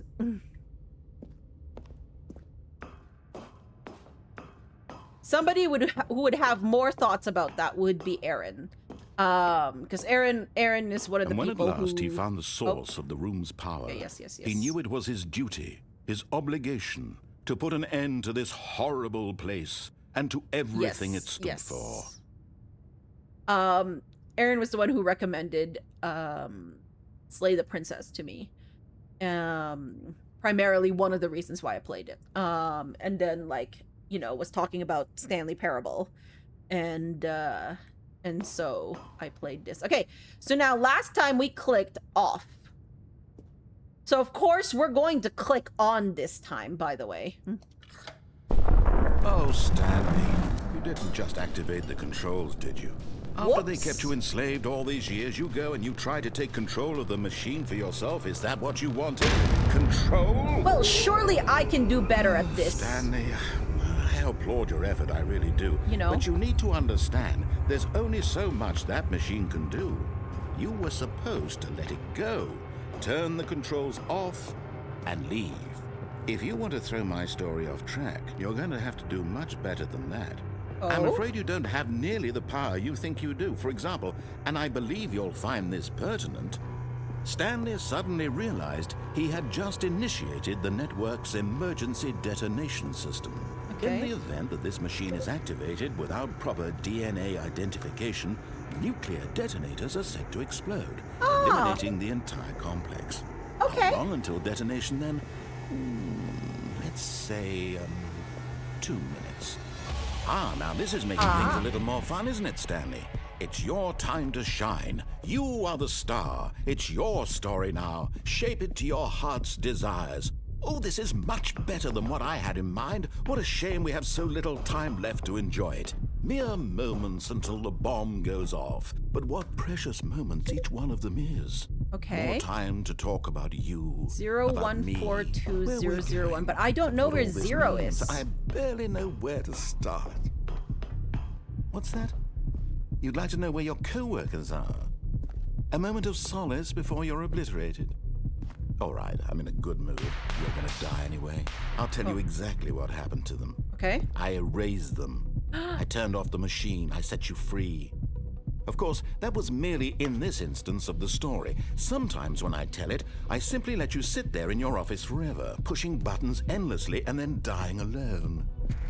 Other times, I let the office sink into the ground, swallowing everyone inside, or I let it burn to a crisp. I have to say this, though, this version of events has been rather amusing. Watching you try to make sense of everything and take back the control wrested away from you, it's quite rich. I almost hate to see it go. But I'm sure whatever I come up with on the next go-around will be even better.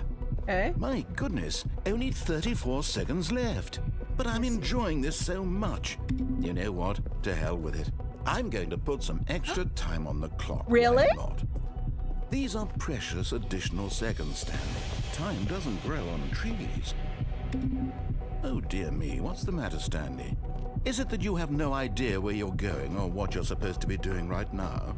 Or did you just assume when you saw that timer that something in this room was capable of turning it off? I mean, look at you.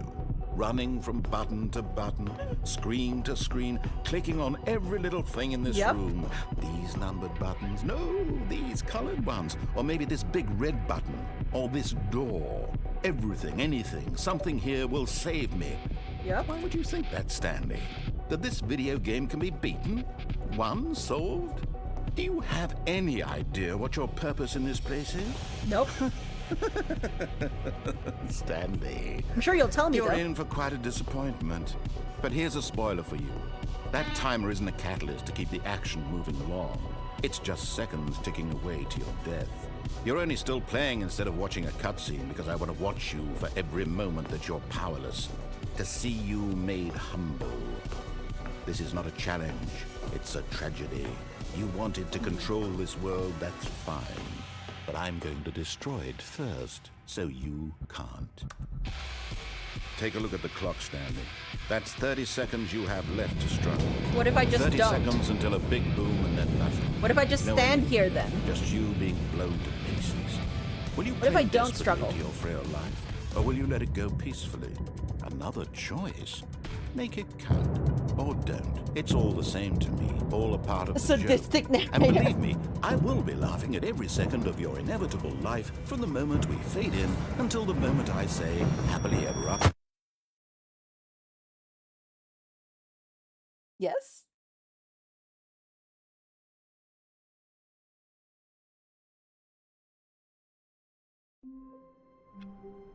Okay.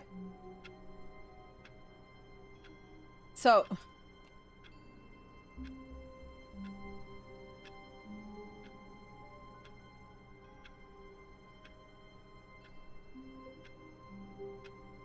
On. And then we were blown up. Okay. Now, I need to go take a break. But I feel like I have looked through a lot of different like options already today. And I kind of want to see what's in the ultra, like the new content area. So that's what we're going to be doing after the break. What's really funny, you have a radio playing and it just started playing Final Countdown. Okay, that is really funny, Hunter. That is wonderful. All right. I am going to go take a break and put on some eye drops and other things. But yes, if you need to go take your own break, please do so. And I will be right back.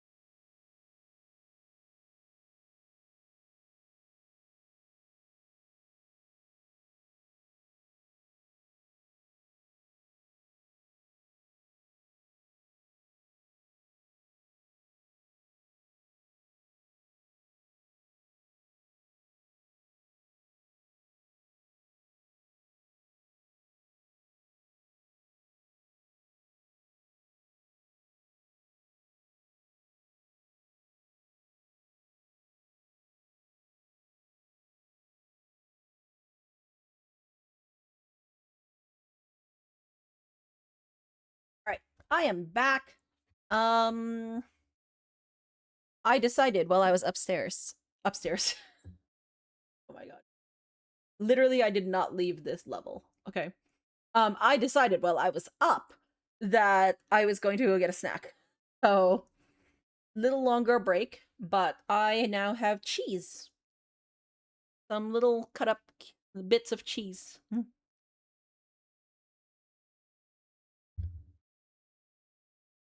Which makes me very happy.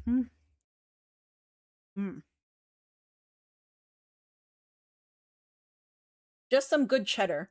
Though I realized that I have goat cheese in the fridge that I haven't eaten, and now I'm like, oh, if it's still good, I should use that goat cheese before it goes bad.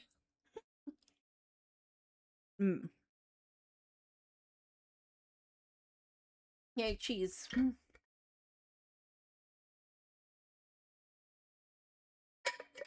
Something that I've been thinking about, and it's not like 100% going to happen, but like one of the things I've been thinking about is like changing my layout, my stream layout. And I'm not 100% sure what I want to change it to yet, but that is a thought that I have. So I might play around with it a bit, and we will see how it comes out when I guess one day you'll just go on stream and be surprised that it looks different. Maybe. Okay, so let's go look at what this new content is. All of his co-workers were gone. What could it mean? Stanley decided to go to the meeting room. Perhaps he had simply missed a memo. There we go. Oh, new content? What does that mean, new content? What does it mean?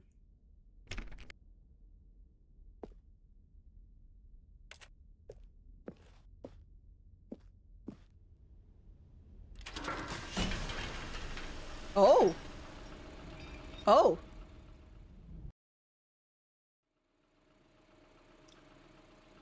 Oh, interesting. Hello, and thank you for playing the Stanley Parable Ultra Deluxe. Okay. As you may know, the Stanley Parable was a video game released in 2013 on home computers. After receiving critical and commercial success, it was expanded upon in 2022 with the Stanley Parable Ultra Deluxe, a reimagining of the game for consoles and home computers. Okay. The Stanley Parable Ultra Deluxe features exciting new content that broadens and expands the world of the Stanley Parable, delighting audiences the world over. Please, step inside and see what thrilling new adventures await in the Stanley Parable Ultra Deluxe. Oh, well, this sounds delightful. I'm very excited to see the thrilling new Ultra Deluxe content. Okay. Okay, so far it's an elevator. Nothing special yet, but I'm sure it's just the beginning of a mesmerizing adventure. Where are... Is it broken? What's going on here? Should we be moving somewhere or... Oh, there we go. All right, finally, at long last, it's on to the new content. I've never been more ready. Let's do it. I wonder if it would be like... I feel like there's many ways that this could go. I have to say, initial impressions of Stanley Parable Ultra Deluxe, mostly tedious. It's as if Oh, okay. Let's see the content. Gimme the content, Stanley.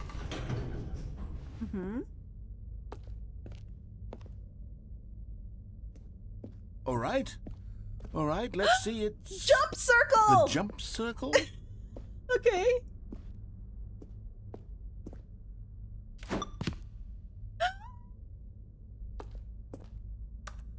I can't jump other than in the jumps.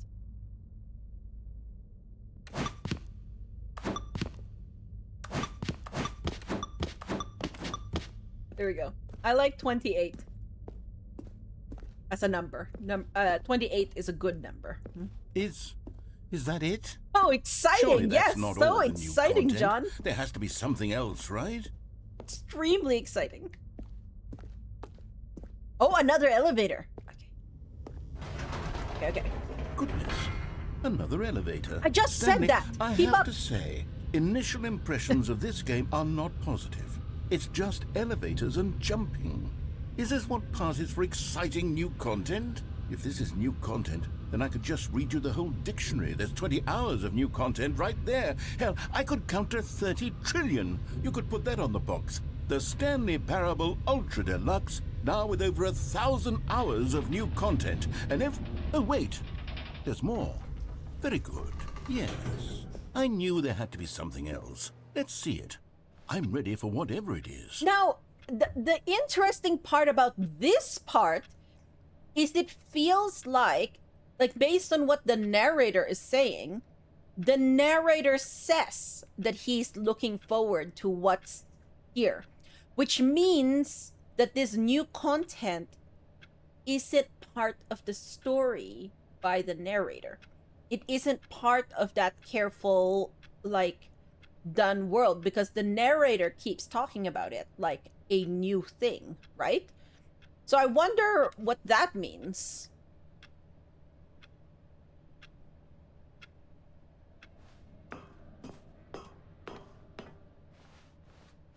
Thank you for enjoying the That's new it? content. Oh, you've got to be kidding me. You see, Stanley? This is what happens when greedy video game developers with no respect for their fan base rush a cheap expansion to market for no reason other than to make an easy dollar. And don't get me started on the level of craftsmanship that's gone into it. In fact, I'm looking right now at the game's achievements, and it's hard to believe one of them actually says, "Test achievement, please ignore." What quality assurance department signed off on this? I'm infuriated and I'm offended, and I intend to find these people on Twitter and hold them personally accountable. It's my fault, Stanley. Are you sure? I built up too much anticipation around the new content, I'm Thief, afraid. welcome It could in. never have lived up to such expectations. Thief, did you play the Ultra If you're Deluxe? still with me, why don't we just reset the game and we'll try to get back to what the Stanley Parable is really about. No frills, no gimmicks. Just you and me having You a think great this time may be together commenting like on something? always. Yeah. What do you say, friend? No. Come on. Oh. Oh, interesting. There are some very funny achievements. You did. You went back in VOD and saw you got the Firewatch ending too. Yeah, and I hadn't ever played Firewatch, Thief, so I was like, I think this is about Firewatch, but I couldn't be 100% sure because I hadn't played it. But I know enough about it to make an educated guess.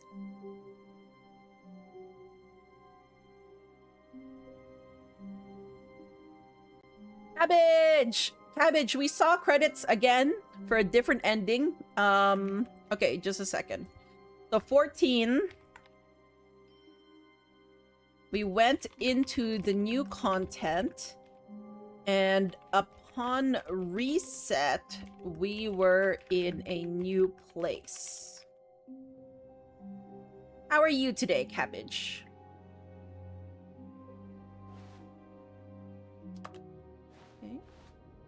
Aha! See?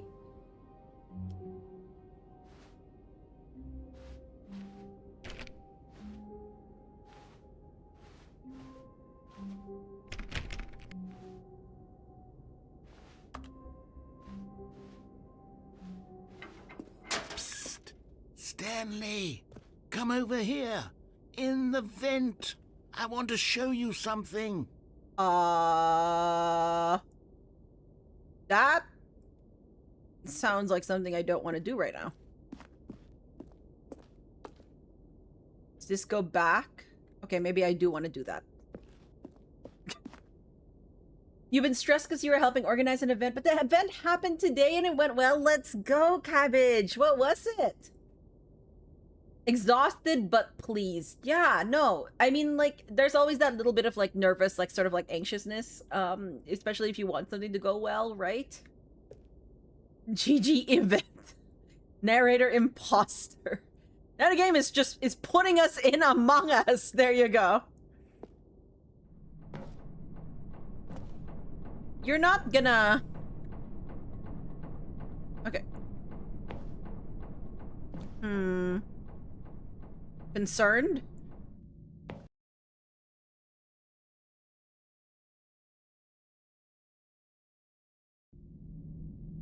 Oh. Interesting. Okay, you remember how cheap and unsatisfying the new Ultra Deluxe content turned out to be? Well, it got me thinking about the past and how much better the Stanley Parable used to be. So I made something special and tucked it away here where the game's developers won't find it. Just our little secret. Take a look.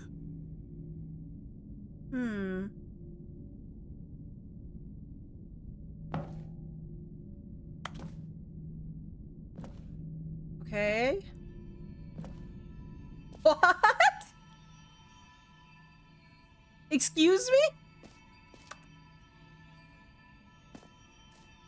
I'm sorry? What are you doing? What is this? This weird, like... Oh my gosh. I call it the Memory Zone. It's where I've been storing all my favorite memories so I can relive the peak experiences of my life whenever I want. Good for you. Experiences like the launch of the Stanley Parable on PC. Huh. A public event about accents and dialects in healthcare. So, like, do you feel understood at the doctor? Do you feel believed? How does accent/dialect play into how we describe things, both patient and doctor? Oh, neat. That sounds wonderful. I'm glad to hear it went well.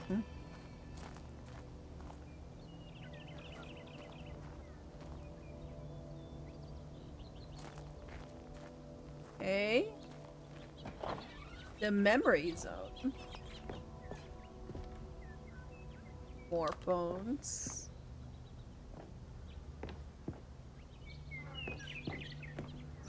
You see, Stanley, doesn't the Memory Zone remind you of how wonderful Stanley Parable was before it was sullied with a cheap re-release? Remember back in October of 2013, when the game originally launched? Back then, video games had integrity. Back then, it all meant something. Oh, the waste.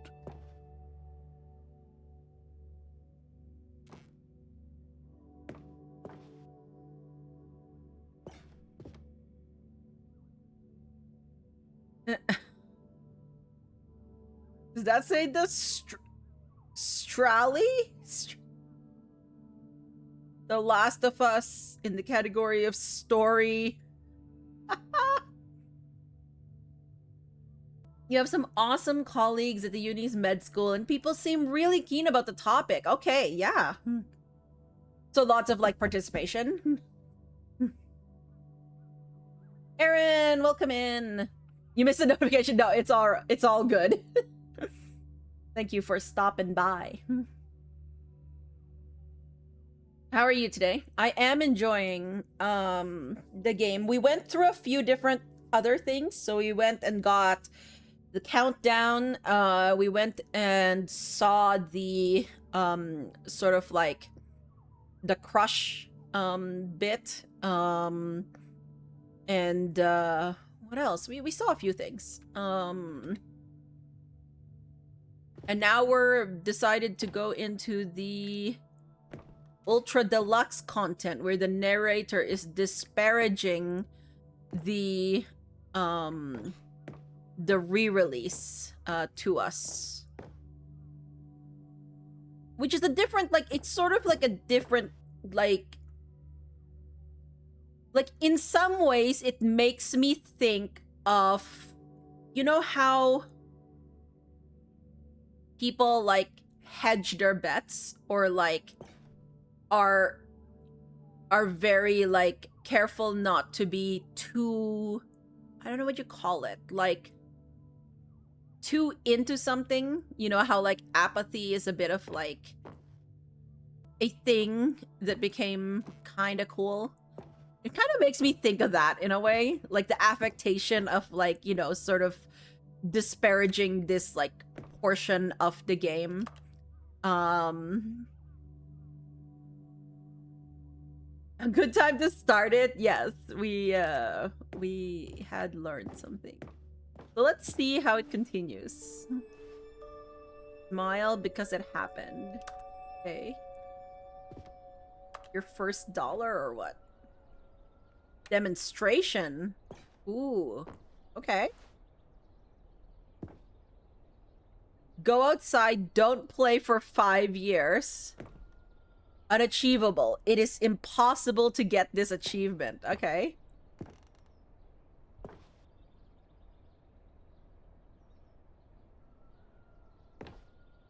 Ah, yes, BAFTAs.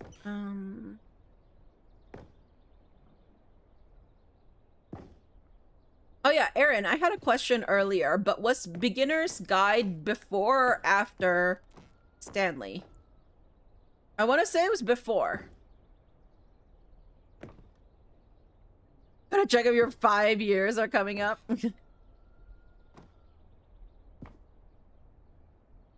Also, John made up a point earlier that I didn't really think about Slay the Princess, and thoughts about it being Stanley-like. And I actually never thought about that connection.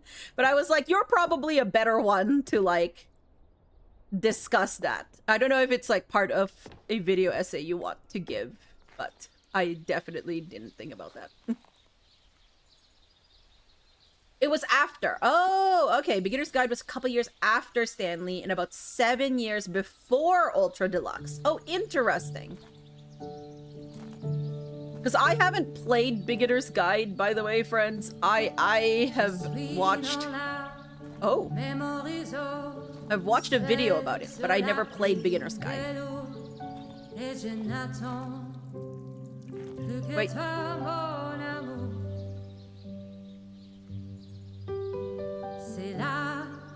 Dans la mémoriso, où je me remémore les jours où je t'ai rencontré, mon amour. Nice music.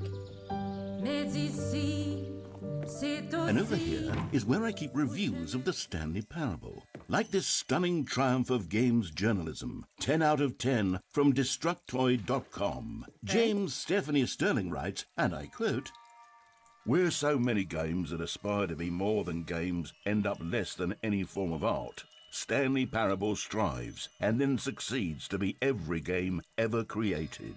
Did you hear that, Stanley? Every game ever created. That's how grand and all-encompassing the original Stanley Parable was. It was literally every game ever created. It was Skyrim, it was Persona 3, it was all of them, and now it's nothing. It's no games at all. It isn't even the Stanley Parable anymore. It's just a husk now. A lifeless husk with an hour of new elevator content. Wait, Stephanie Sterling. Who's Stephanie Sterling?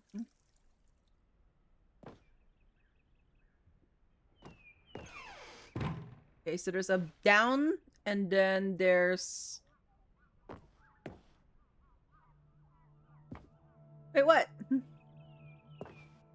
Wait, what? Was it on the page and I just didn't see?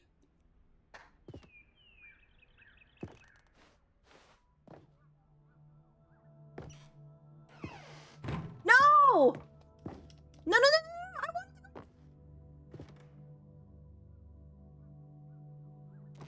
Best known for the Gymquisition. Ah. Yeah, well, I looked at the, like, the article and I didn't see who it was by. I do not know Stephanie Sterling at all.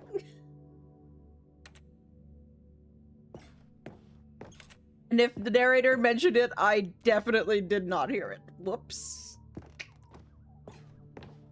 Here's another moving passage, this time from GameSpot.com. The Stanley Parable is both a richly stimulating commentary on the nature of choice in games and one that offers some of the most enjoyable, surprising, and rewarding choices I've ever been confronted with in a game. 9 out of 10. Don't you get it, Stanley? The game was perfect. It didn't need anything else. It didn't need new content.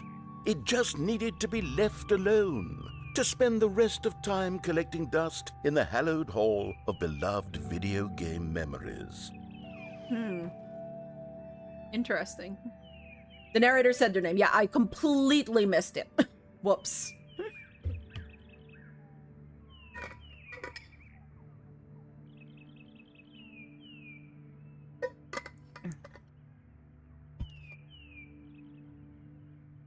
Action is a manifestation of my desire to exert some independence to make my own choices within a system that severely limits my options and encourages certain specific behaviors. I think of the Stanley Parable as a sort of video game analog for Charlie Kaufman and Spike Jonze's brilliant film adaptation, which gently mocked the ways in which so many films manipulate audiences with formulaic plot twists and situations, in which characters learn huge life lessons while simultaneously moving me with its formulaic plot twists and situations, in which characters learned huge life lessons. Okay. Stanley Parable is both a richly stimulating commentary on the nature of choice in games and in other systems too, like our workplaces and our families, and a game that offers some of the most enjoyable, surprising, and rewarding choices I've ever been confronted with in a game. Going the wrong way has never felt so right. There you go. The Half Cardinal song going on in the background, just the whistle part.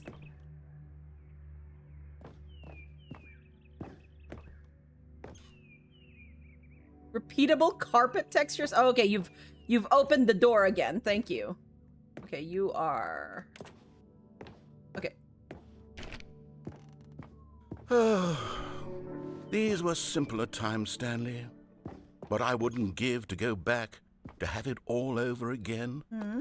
Wait, hang on. Okay. I don't recall this part of the memory zone before. What's this? What's down here? Oh. Steam. Oh, no. Oh, God, no. Stanley, Reviews? it's a collection of reviews from Steam, the online video game distributor. I haven't looked at these in years. I can't even imagine what's been collecting down here. Oh. Surely these reviews were glowing as well, weren't they?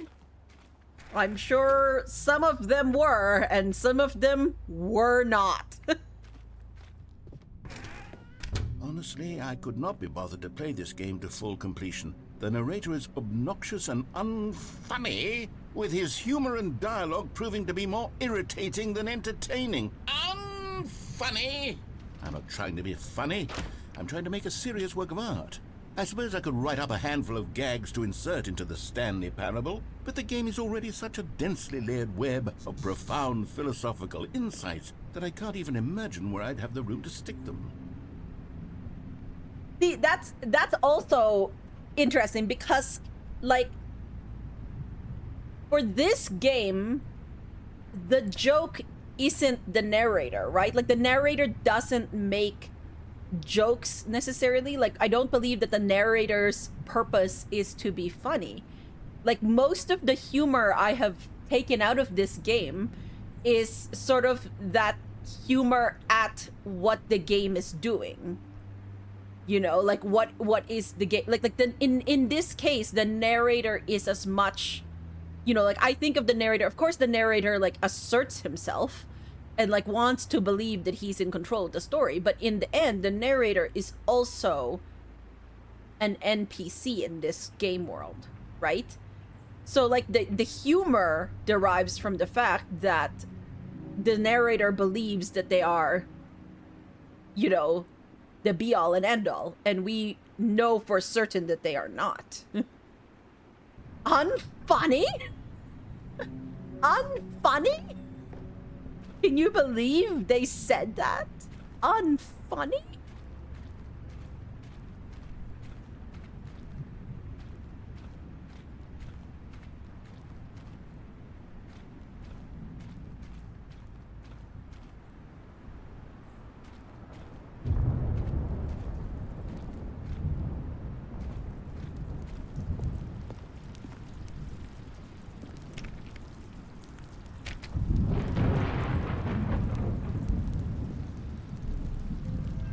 Okay, let's see what this one says. While the idea for the game is good, for someone who prefers non-linear games, this preachiness gets annoying fast. Preachy? Stanley? I'm not preachy, am I? You can tell me if I'm preachy. Honestly, you can. Oh, goodness. This is actually quite shocking for me. Well, to be honest, I had always thought of the game's dialogue as being rather terse to begin with. You can't know how much fluff I cut from the game to get it to feel as light and airy as it... Well, I always thought it did, but maybe it wasn't. Oh dear. What an awful memory to have to hold on to. These black marks on my otherwise unimpeachable track record. I feel like a failure. Like I let these people down. Oh. Perhaps the Stanley Parable isn't quite as sterling as I always remembered. This is, you know, I like the thought of like going through and like adding this content like after, you know, years and years have passed. And like doing it from the lens of like nostalgia, right? Like saying like, well, like in here the narrator represents sort of like the nostalgia about the game that was there. Like that you know, the narrator believes it has always been, right? I enjoy non-linear games is very funny with this one.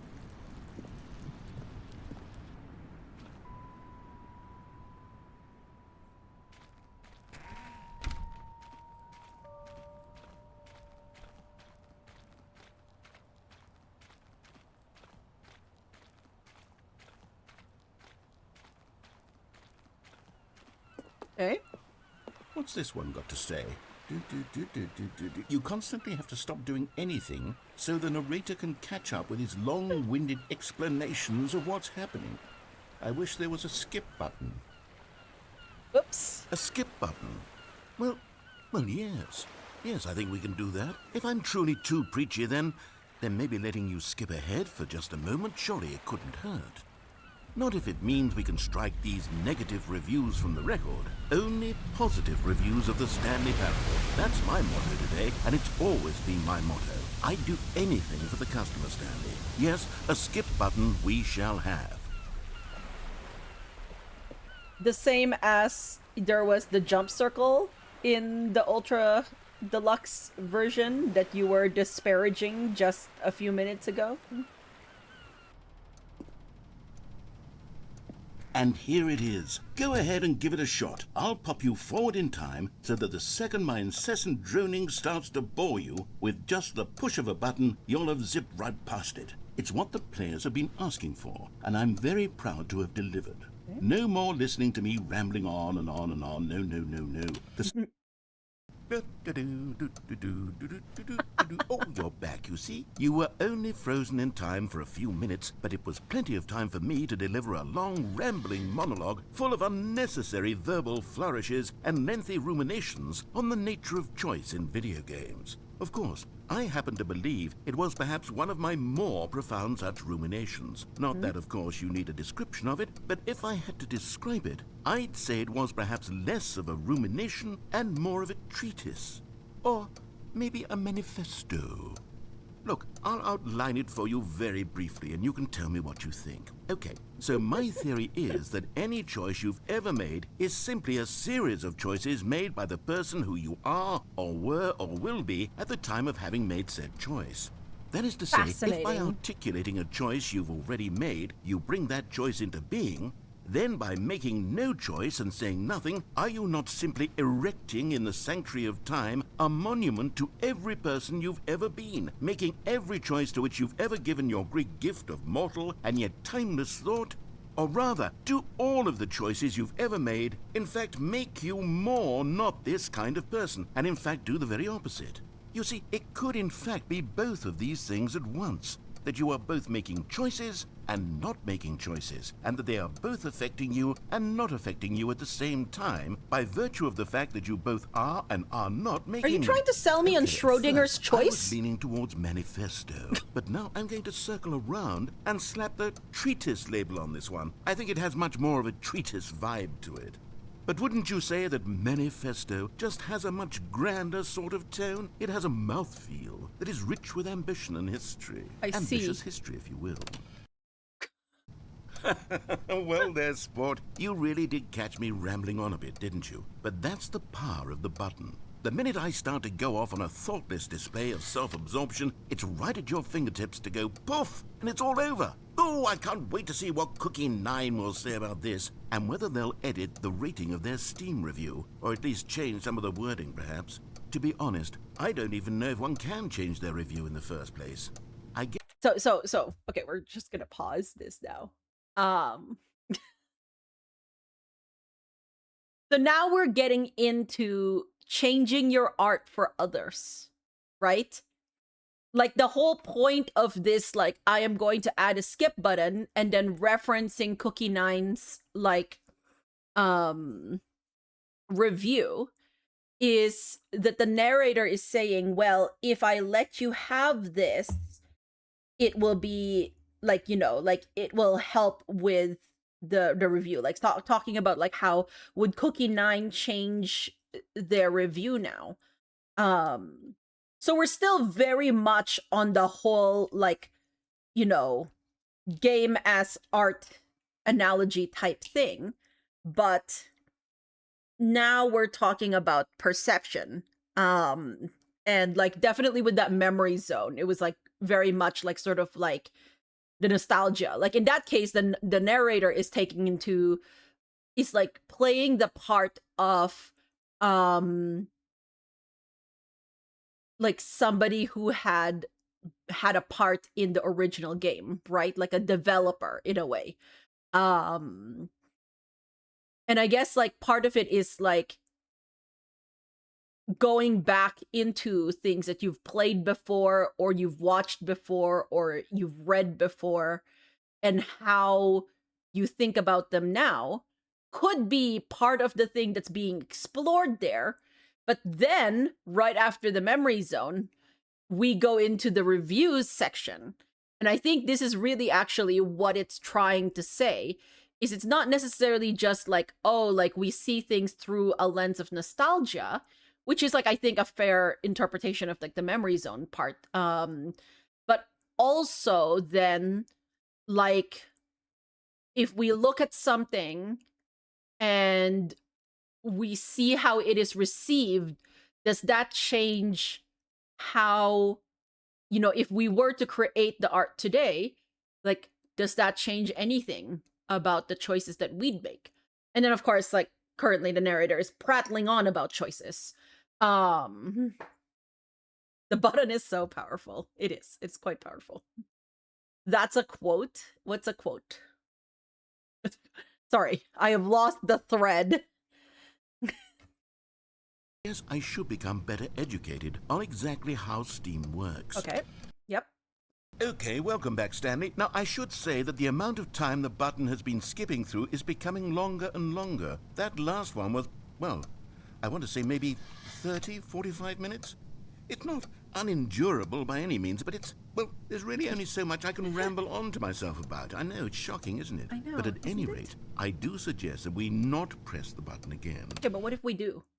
Stanley, please don't push the button again. It's been 12 hours. You've just...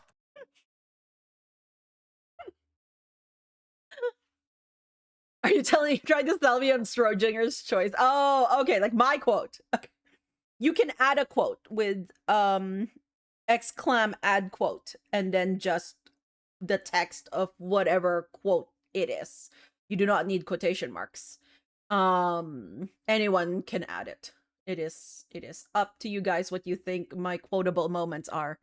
It is a very scary power to put in chat's hands, but chat has rewarded me by only quoting me at my most out of context. I don't even remember some of my quotes. It's been a while.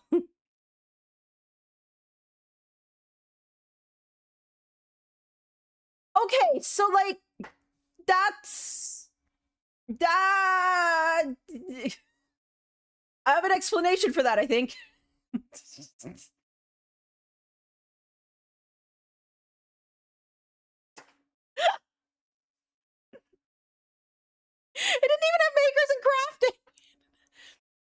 He's very much conflated the value of his art in people's minds with his own self-worth, and it's fascinating to see unfold. Yeah.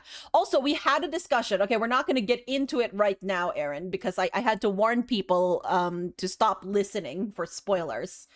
We did have a small, tiny discussion, or well, I monologued, because I also think highly about my own thoughts. / you're a captive audience, kind of. Not really. You can just exit out anytime. But like I had a little monologue about like comparing, you know, what the narrator was saying when we were about to get crushed, the other narrator, and like Lorelai, because there are a lot of comparisons I think we could make. Thank you for adding that quote, Hunter. I appreciate it. Did that last skip count as 12 hours of Mika content? There you go. I've been live for 12 hours, friends. Not like the core. Oh, I remember that. I think.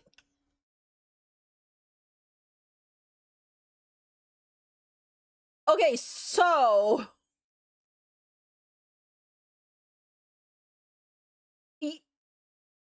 I'm trying to figure out how to explain this in a way that doesn't make me look bad. And I've come to the conclusion that I don't think I can explain it in any way that doesn't make me look bad. But I assure you there was a good story behind that quote.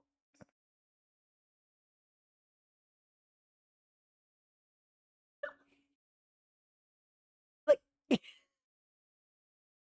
I had strapped the Korok down, I think, on the raft that I had made. And then like I had to get the Korok to the other side of the river. And I think because of weight or some other reason, the Korok essentially like sank below the water the whole time that we were crossing the river. So I effectively kind of drowned that Korok, but it was fine because Koroks are kind of like seeds, right? And like they need a lot of water, I think.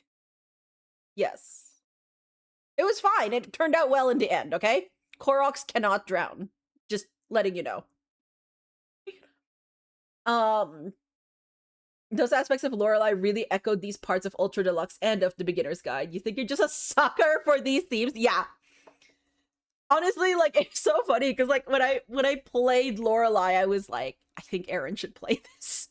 Not even thinking, because like of course I hadn't played, you know, like Stanley Parable. But I watched that video of Beginner's Guide. And I was just like, yeah, no, I think Aaron would like this. Korok is part plant, like Mika. There you go. See? Definitely had many of those moments with Koroks. Yeah, it was fine. Like, the Koroks survived. And I think I lost one at some point. I can't remember. It's okay. All right, shall we see how the narrator is faring, friends? Let's go see. Been frozen there. I don't know why the skips are getting longer, but they're really, truly getting longer. And my God, there's no way out of the room. Stanley, the door is gone. It's completely gone. I've looked at it from every angle. I've checked every one of those walls 1,000 times. And there's no door, Stanley. Okay. There's no door. There's just you and the button. Well, I guess we keep pushing it. Pressing it, I have no idea what will happen. I have no idea how long I'll be made to sit here. And more than anything else, I don't know how to stop you from pressing the button again. You really can't. I can't control anything in this room, Stanley. I can't touch it. And I have to believe, I have to know that sooner or later, no matter how much I plead with you, you're going to press the button again. Yep. Why would you? I've been thinking and thinking, and I don't know what I can do to convince you otherwise. Oh my God. And it's all because of those reviews that I couldn't get out of my head. I just couldn't ignore the negative feedback. Why was it so important for me to fix the problem? Why did Cookie Nine's opinion matter so much to me? I've never even met Cookie Nine. I have no idea who they are. What would it ever really matter? But here I am. I'm fixating on every tiny negative thing that anyone ever says about me. The merest mention of one of my imperfections, and I become as impetulant as a child. Wild and impulsive. I can't help myself. I can't stop myself from lashing out with a vengeful fury to alter and to change and to break anything unbroken, if only it pleases this one person who made a single negative comment. What does such an impulse serve? For whose benefit is this? And here I am now, stuck in a room, waiting for you to press this button, and to become frozen in time, knowing that you're going to do it, and that I'm going to be stuck all alone, and that I had the power to prevent it all from happening, if only I'd held my tongue. Mm-hmm. It's all out of my control now. Just you. Just your decision as to exactly when you're going to... That's an emote on Quack's channel, and it's by Nyx, and it's called Ethics. For some reason, it's called Ethics. But yes, this was something I knew before going into the game, that potentially you could launch. You could also just use it by ethics, like it's also a BTTV emote. You could just use it. But yeah, I knew that you could potentially maybe commit Korok crimes going into Tears of the Kingdom. And I have only committed a certain number, like a small amount, really, you know. Those who have watched me play Tears of the Kingdom can attest that as much as possible, my goal is not to commit crimes. Crimes just find me. It's inevitable, really. Okay, let's see if we can skip this guy again. Make me suffer, to leave me all alone. Hi! Oh, Stanley, you're back. You're back. It's Wilton! Oh, my goodness. I have someone to Oh, talk no. to again. Stanley, I think it's been a week. A week? Or 2 weeks. I've been sitting here all that time. Are you sure you haven't just been talking sitting this whole here, time? Not a single person to speak with. So now the narrator is once again coming back to the fact of the whole, like, you know, you, Stanley, are as important as the narrator believes they are, right? Because now we're back to this point where we're sort of like, you know, disregarding the narrator in a different way than we have before. We're now just skipping the narrator. Some things with Koroks early on in Tears of the Kingdom, I doubt you were as bad as that. Her goal is not to commit crimes, which makes them even funnier. It's true. I feel like I couldn't even do worse if I were trying to commit crimes. I'm really not trying to commit crimes. I just have very interesting ideas. That's all, you know. You'd think that that's just how it's always been, right? Me talking and you saying nothing.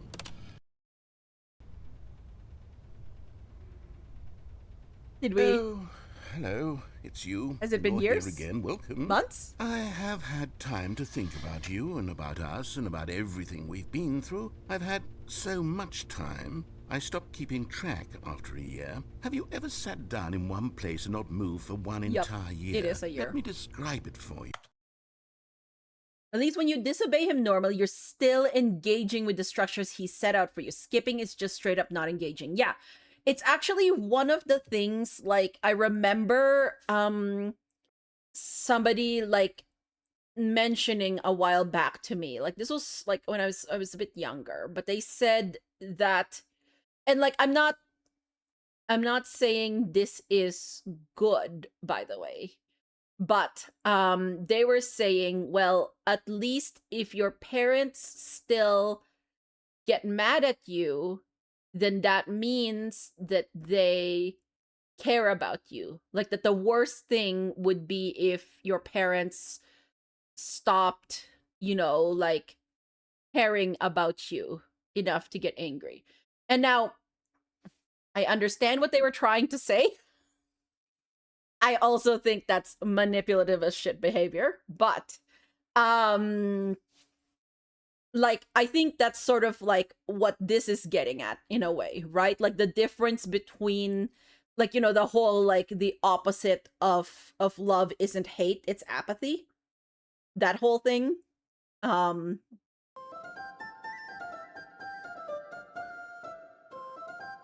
Flamingo! Flamingo, welcome in. How are you doing? How was the start of your below zero? I hope you were doing a good time there.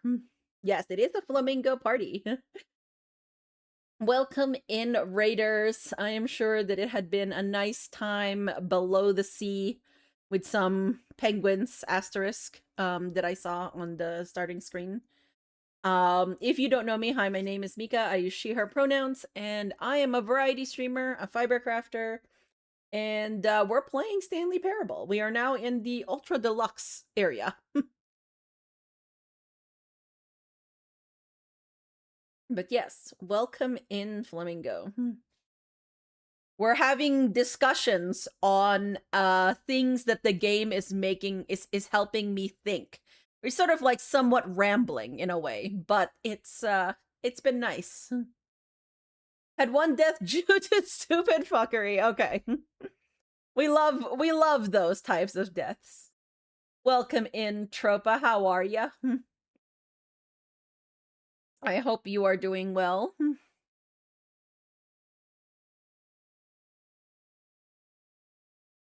But yeah, this poor narrator, we've broken him again, I think. Unfortunately. So let's see what's To begin with, there is only regret.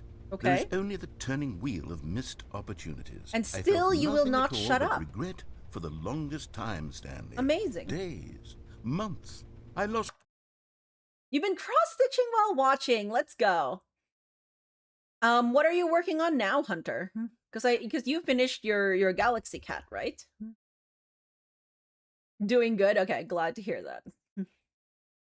I posted in Arts and Crafts yesterday that I was going to rip and frog my whole shawl. Well, not my whole shawl, but most of my shawl. And I in fact did. The dark pink that I showed you yesterday, where I was like, I'm not sure if I should change this or not, because it's not doing it for me, just wasn't going well for me. So I went into my stash and I was like, hey, I think I have some that will work better. And so I've replaced the dark pink and the light pink with a slightly gray purple and a very light purple. Have good, Stanley. Have you need some food? Yes, please get some food.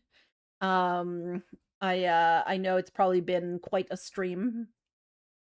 There's a free stitch along pattern that you started on. It's dogs and cats. Ooh, nice. Please post pics when you are able. I haven't actually gotten back to my cross stitching for a bit because it's kind of in. Well, actually, my cross stitching is in my work backpack.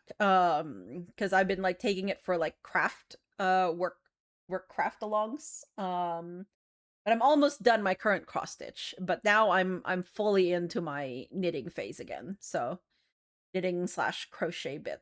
But anyways, the thing, I showed you this yesterday and it looked different. And now it is like this. So this is now purple. It's a purplified version of what I had yesterday. And I've gotten fairly far, not as far obviously as I was last night when I decided to rip it all down to I had to rip it down to below this sort of the whitish one, the very light purple. I had to rip it down to just below that because it was I was also replacing that color. So purple, yes, purple. It's a little harder to knit with the gray purple or the lighter purple here, the lighter darker purple. I don't know what to call it, the medium purple, because there's less contrast between it and the darker purple, but the contrast is still good enough to see on screen, right? So I quite like it. And the original pattern actually had a black with a dark gray, so it is meant to be slightly lower contrast, but I don't know. The dark pink was beautiful, but it's just not for me for this, what I wanted for this. So, yeah. Thank you, friends. It all in a blur of the deepest longing to undo the past. Okay. And when that feeling had begun to subside, what Let's took listen its to him. place is what I can only describe as the collapse of every moment I have ever experienced my entire life. All of them collapsed down into a single instant. In that instant, I could see myself clearly, calmly, with a collected heart. It was an impossibly rich wellspring of both delight. I have to wonder how much dialogue this narrator had to record for this, by the way. Like, I'm sure that you could just continue this playing on for a while. And I do wonder in some ways. I mean, don't answer this. Don't tell me. But like, I do wonder how long the dialogue would be if you just let it continue playing. But also, like, in effect, when we're skipping, what I'm getting here is that when we're skipping, the narrator is effectively experiencing solitary confinement, which is awful, by the way. Disgust simultaneously.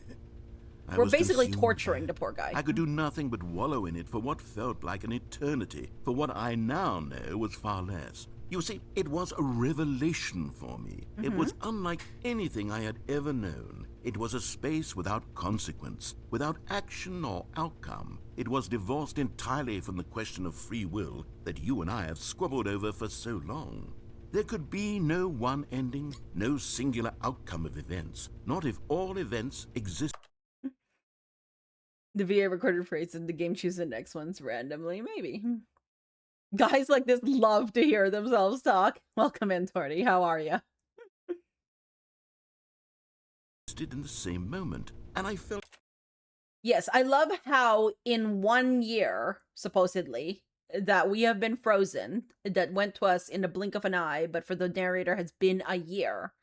This narrator has managed to learn everything except for the fine art of shutting up. Freed. I felt unburdened by the need to manifest a particular outcome into being.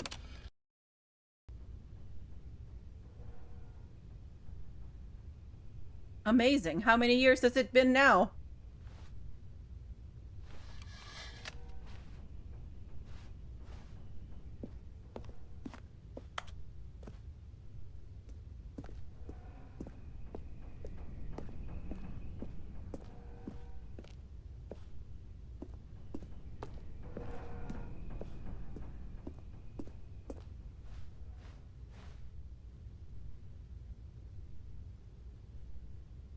Not sure this thing is even moving anymore. Obviously, this thing has long withered away.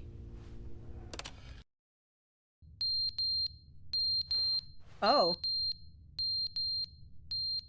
What's beeping?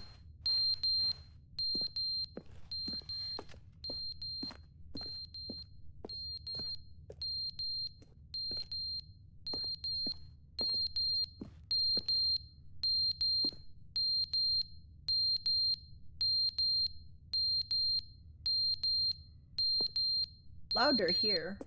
Or is it this thing? Or is it this thing?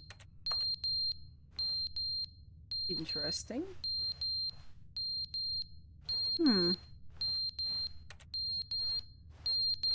I like that the skip button light is still working.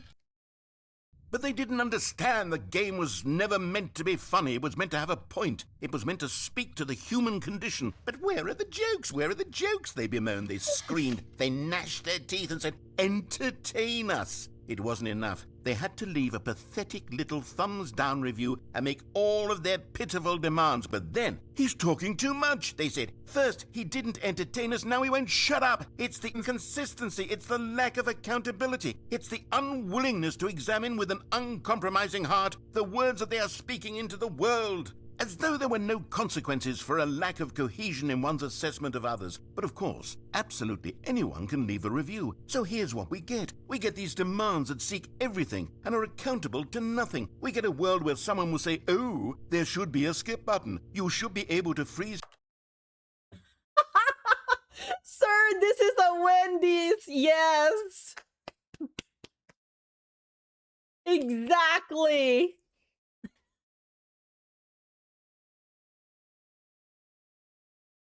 I love that. I love that meme, by the way. Especially when, like, you know, of course, like, in the Tumblr format, it works so well. Oh, I love it so much. This is why the narrator is the way that the narrator is. Yes.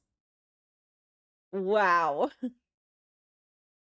Stanley in place while the narrator sits there forever and ever. We want all of this in the new Stanley Parable. We demand it. And then, because it was said, because it was spoken, now it simply has to happen. But did it? Did it simply have to happen? You know, you're the one who put this skip button in here, and now you're the one railing against how we want to use it. You know, you've made the sandbox. You have put in, you know, the things that we could click and interact with. And now you're basically getting annoyed at how we're interacting with it. It's not the correct sort of interaction. You dug your own grave. The most immediate desires. Every single thing demanded by... Oh, we're back down again. I mean, at some point, I could probably just reset the game, but I do want to see where, like, how this continues.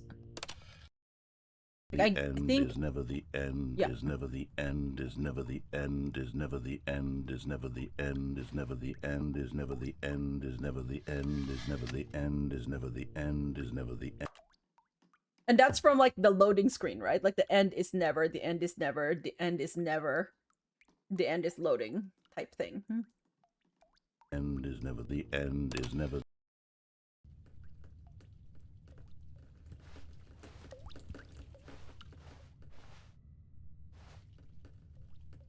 I feel like I am, like, unwittingly waging, like, a one-person war, like, psychological warfare with the narrator. I don't know how I feel about that. We're gonna continue doing it anyways. I see.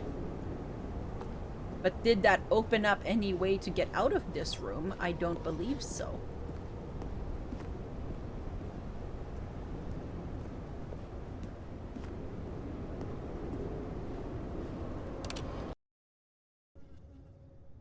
Oh, it's daylight this time. Oh, we like that.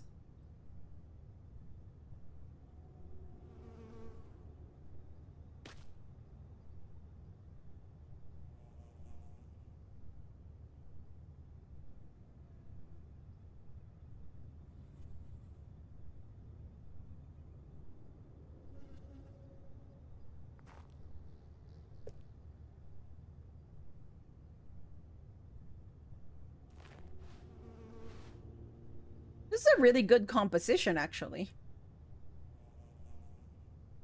Like, this one button amidst, like, sort of the crumbling bits in the background there. Lovely. Love it. That's art. Ooh, okay, that's really nice. Oh, I really like this.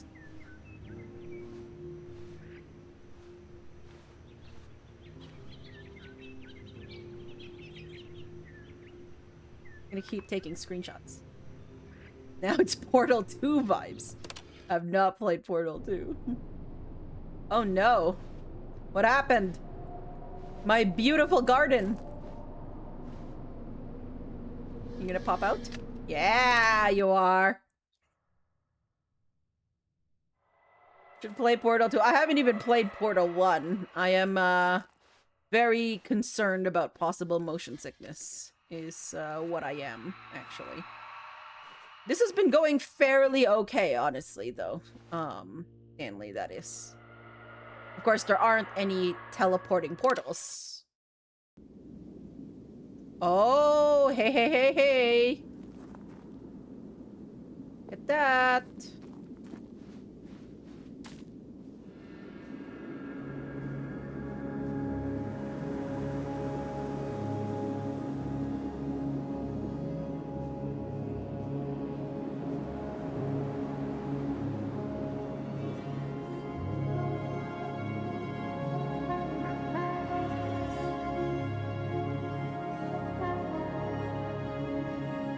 And the other, possibly one of the most motion sickness games to ever motion sickness.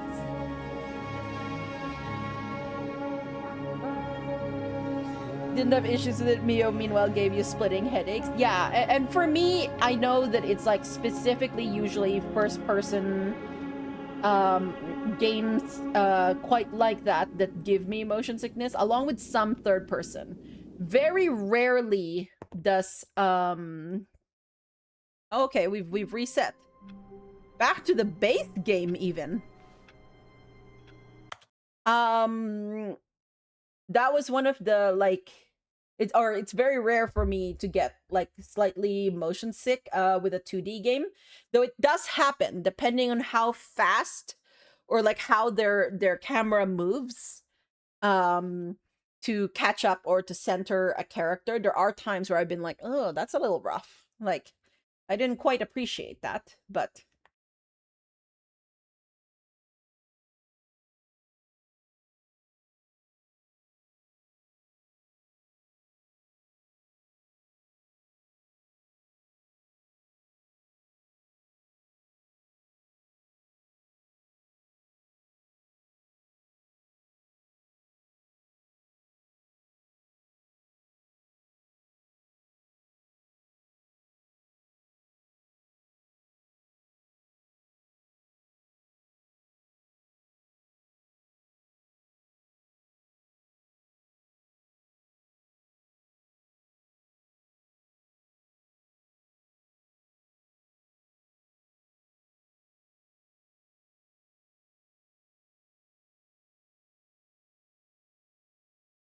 okay, so that was all 14 actually. Would you be interested in playing Portal if it was third person, or is the issue the overall motion between portals? I don't know, John. I actually just haven't tried it. Is the real like thing, because I don't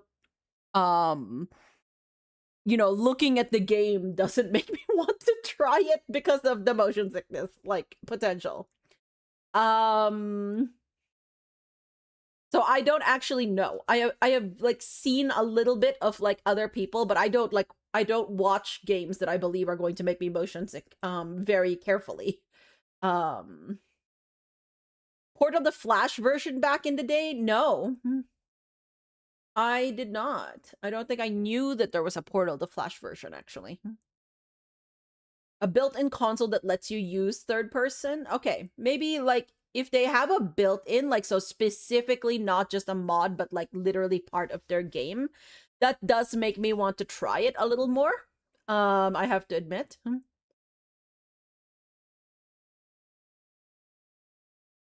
I do know that some things are probably a tiny bit time sensitive, but like it depends for me, honestly.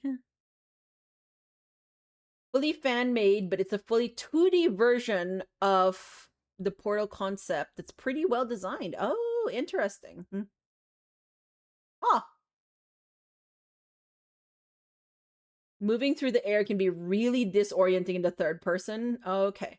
I also have not played either Talos Principle. I feel like how the camera isn't gonna rotate for you. Ah, I see. Okay, so we're back here. We're back here, chat. I wonder if there's... Wait, no. This isn't the right office, is it? Oh, okay. Is this Stanley's office? Yeah? Do you think? What do you think? We're back. We're back. Narrator. You good?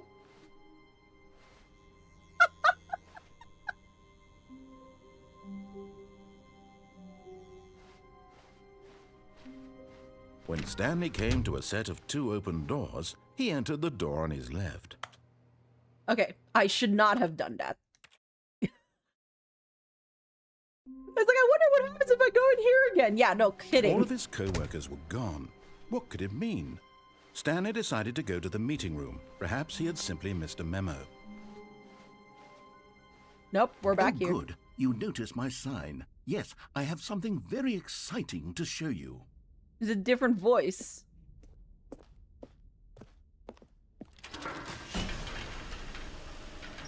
So, like, before we went through the vent... Oh, and then this time you didn't... Oh, wait. Are you gonna take me through the... Oh, you didn't take me through the sort of, like, here's how everything went after Stanley Parable. Stanley, I've been reflecting on the Stanley Parable and about how roundly disappointing no worries, this Aaron. ultra deluxe version has turned out to be. The original Stanley Parable was a landmark, and any new content for it should live up to that legacy. So forget this ultra deluxe nonsense. I say we take it one step even further. Okay. Which is why I'm very proud to announce for the first time ever the Stanley Parable 2. Ah. Okay. Yes, you Sure. see, isn't this far superior to a measly re-release with a few minor additions? Think of all the new territory we'll cover with a fully fledged sequel. An entirely new experience, built from the ground up. Why, there are so many possibilities. It could go in so many different directions. This is what fans have truly been asking for. I see. Mary portal symbol? It's SMB, but with portal gun. Okay. Surprise! Yeah! Clearly surprise. Nice little Mac type monitor you have there. Investor showcase. Calling it the Stanley Parable 2 is just so much catchier than Ultra Is Deluxe, the don't you sequel? think? Ultra Deluxe? What does it even mean? But the Stanley Parable 2, now that's an artistic statement right there. It's future-oriented. It screams progress and innovation and long-term franchising potential. Okay.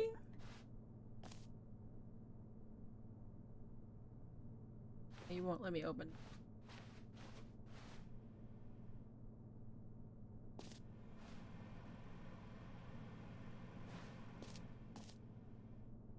And these nice little Kallax type shelving.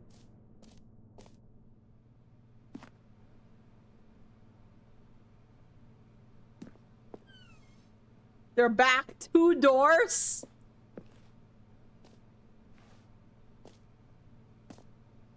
The color red.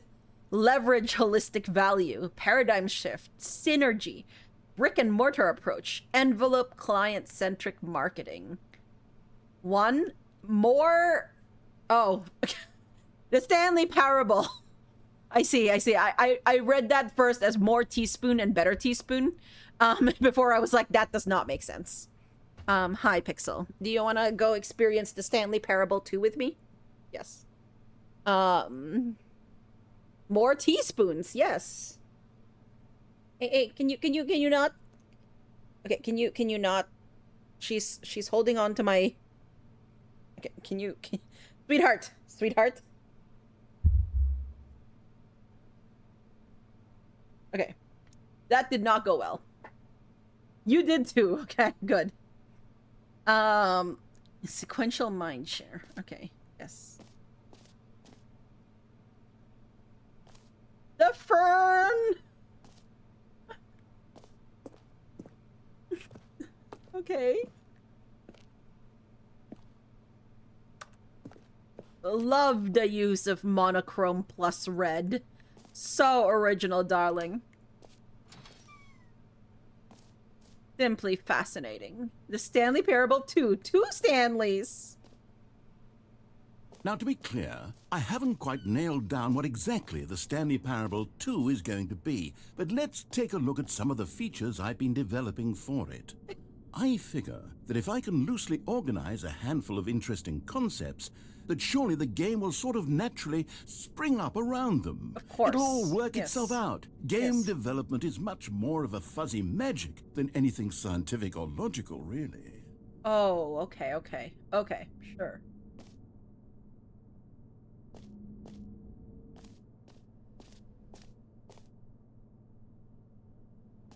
Sequels are good. Portal 2, Half-Life 2, Batman Arkham Asylum 2, Divinity Original Sin 2, Doom 2, Aladdin 2, Return of Jafar, Dark Souls 2.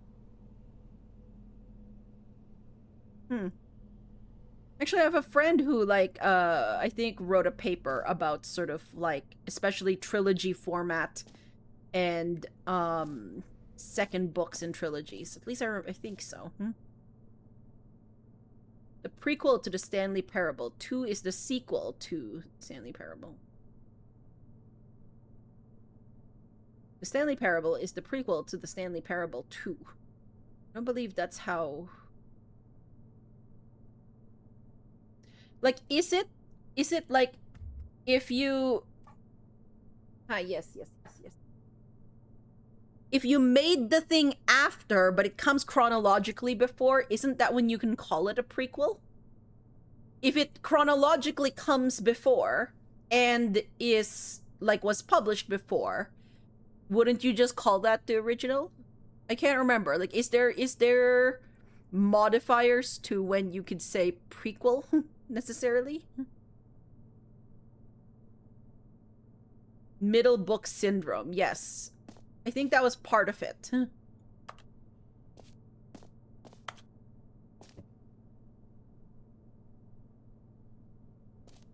Let's way to the show floor. New features. New content. Okay.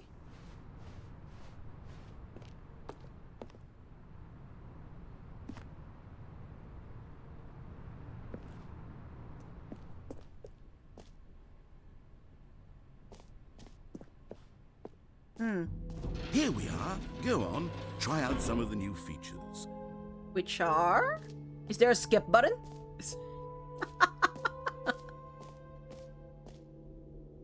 No screenshots.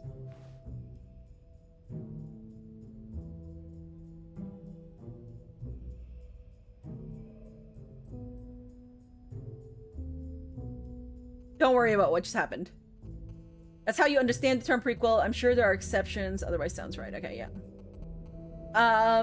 There's also the Tad Williams classic of Oops, trilogy became quartet. I know that has happened before. Don't worry about it, Cabbage. Don't worry about it. No, nothing happened. Nothing happened. It's fine. Red is the new orange. The new updated ray traced, more of the same, but in a good way sequel. Ray traced. Consistent quality with just the right amount of change. Ah, yes.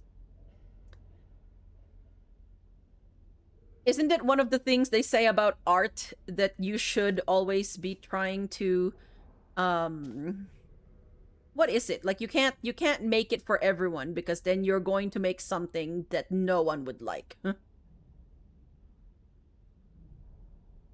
The button that says the name of the player that is playing the game. Jump circle and infinite hole. I see. The Stanley Parable 2 reassurance bucket. Office decorations, infinite hole. Reassurance bucket. Something for everyone is something unremarkable. But also, you're just not gonna get it. There's never going to be some wholly unalloyed, like, everybody agrees that this is going to be best. Like, you're never going to do it, you know? So you might as well just make for the people who are going to like your work, rather than the people who are going to hate your work regardless. The button that says the name of the player. Yeah, okay, yes, again. What is this? Epilogue? Epilogue.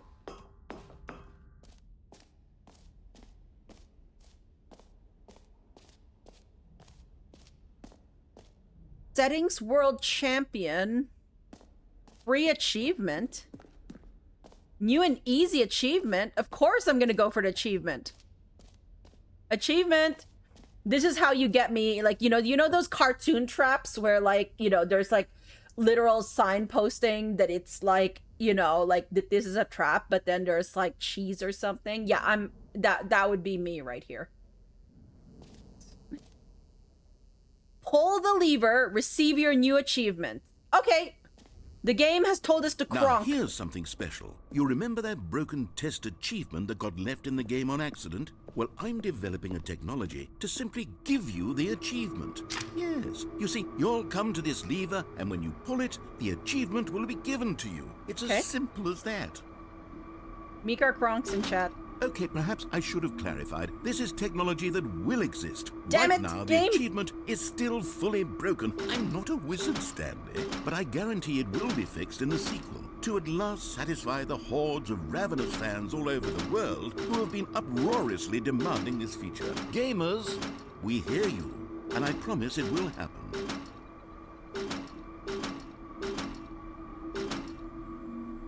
Vanilla ice cream got brought up. I don't believe it was, but statistically the most sold ice cream in the world, but the actual number of people who call it their favorite is much lower.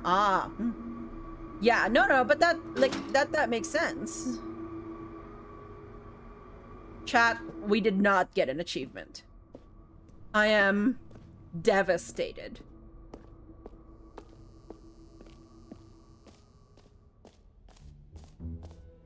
What else? What other exhibits haven't we seen yet? Oh, the jump circle! We still have 28 Stanley, jumps. I actually think the jump circle was a pretty good idea. I'd like to hang on to that for the sequel. 24 is also a good number. Collectibles! Okay.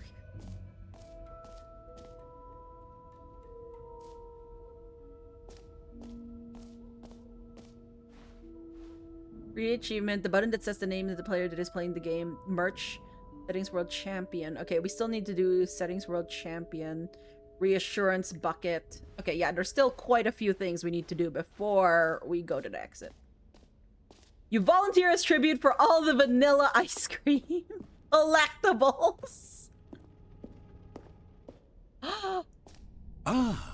Collectibles.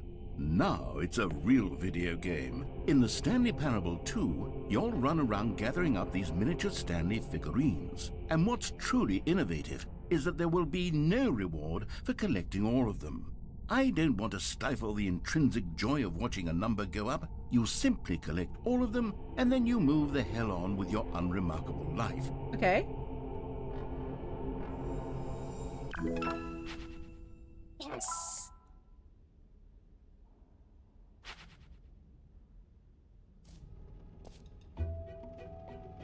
Okay, but do I get another one? No. God, it really is the worst when you collect everything in a video game and then they give you a big fancy reward for it. Absolutely tragic. Please no screenshots. Ooh. Okay, I'll be honest, I haven't yet decided on this one. I think that in the new version, the office could use a bit of decoration, like balloons. But I'm undecided on Get Well Someday and Happy 12th Birthday. Which would you go with? Birthday cake. Vanilla pretending it has a personality. Oh no. I'm not entirely, like, I'm not sure I have an exact favorite ice cream flavor, but there are a bunch that I really enjoy. So I'm specifically fond of, like, the vanilla that has, like, vanilla bean in it. Like vanilla bean, like, sort of like crushed in it. I like that.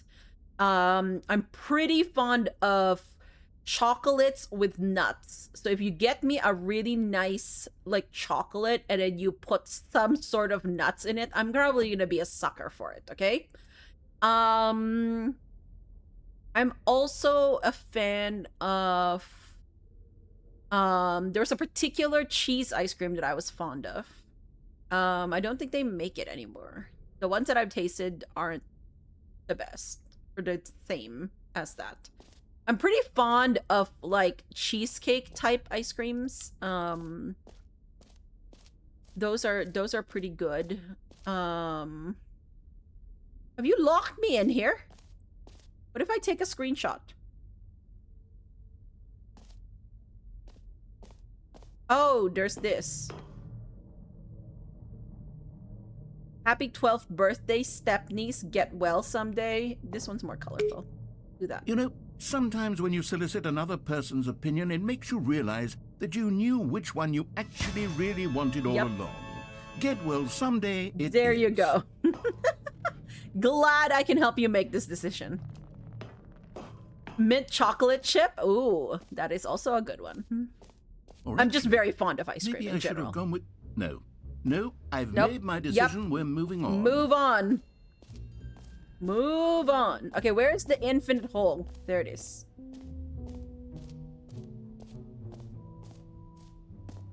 More screenshots. Look. You can't tell me no screenshots and then not expect me. Hole like infinity. Space like infinity. Rim, surrounding area, depth. Okay. Infinite hole chart. It just keeps going. Okay. Stanley, here's an idea that I'm truly fond of. It's Okay. never been done before in a video game. This is, in fact, a hole that you can fall down forever. That's Okay. right. Infinite falling. You can fall until the end of time, if you like. A stunning leap forward for video games as a medium. You see, isn't it wonderful? One of Totally. my more ingenious Scintillating. concoctions, if I do say so. Now then, since you've gotten to see the infinite hole, you can press the teleport button to pop back up to the top, and we can continue onward. Shepherd tones? What's a shepherd tone? Now, I don't mean to be a bummer, but I do recommend you use the teleport button to go back to the top. Maybe do it on the sooner rather than later spectrum of things.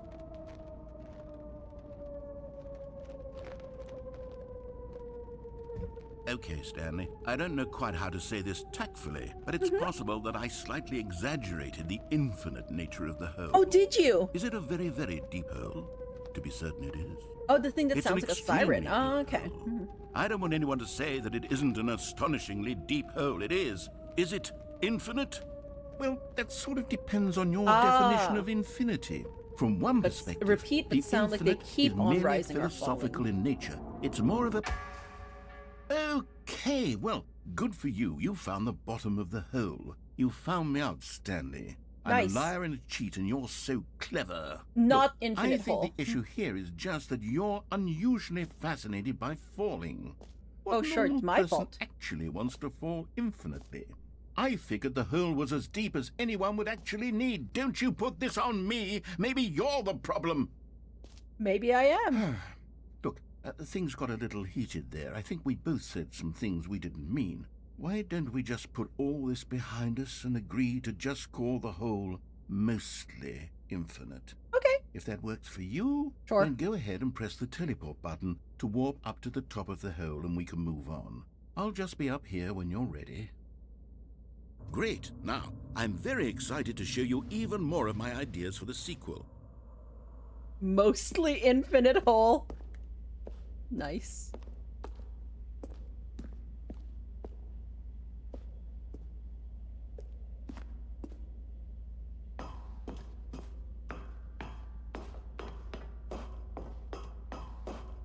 Oh, excuse me. I am feeling a tiny bit, like I can feel like sort of the motion getting to me a little bit here, but it's manageable. Okay, where have we not gone?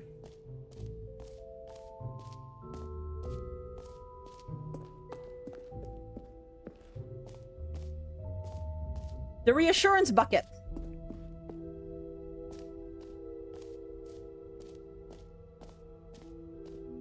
Please tell me it's just a literal bucket. Hmm?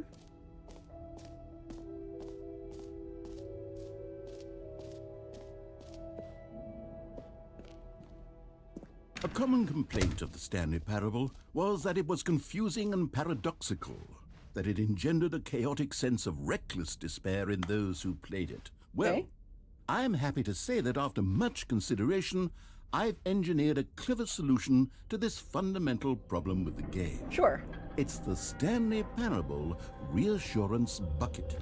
You see, Stanley, anytime you're holding the bucket, a sense of calm and ease will fill your mind and your heart. It's true. As long as you hold on to the bucket, the many disorienting contradictions of the Stanley Parable will feel perfectly normal and perhaps even comforting. Okay. You may even come to long for the gentle embrace of jarring cognitive dissonance while the bucket is in your arms. And to be honest, it's a much more convenient solution for me than actually redesigning the game to be less uncomfortable. Can you imagine what a pain in the ass that would be? Yes, the bucket is the perfect solution. Come on, give it a try.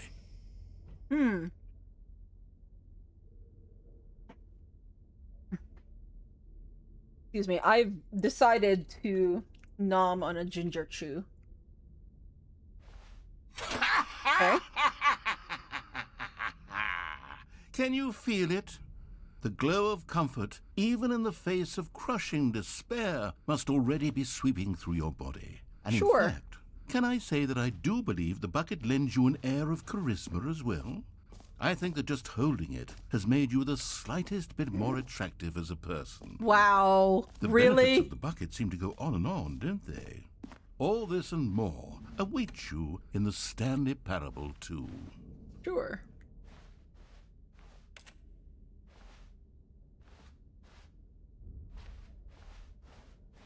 Well, we got a bucket, friends.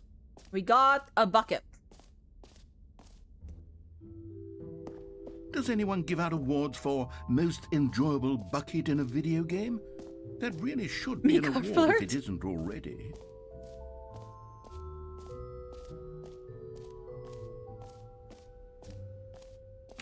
For the Stanley Parable 2, I asked myself, what do players really want? And of course, the first and most obvious answer is that they want to be individually recognized and validated as people. Okay. So with that in mind, my first addition to the game is this button which speaks the name of the person playing the game. I Isn't that see. wonderful? Huh.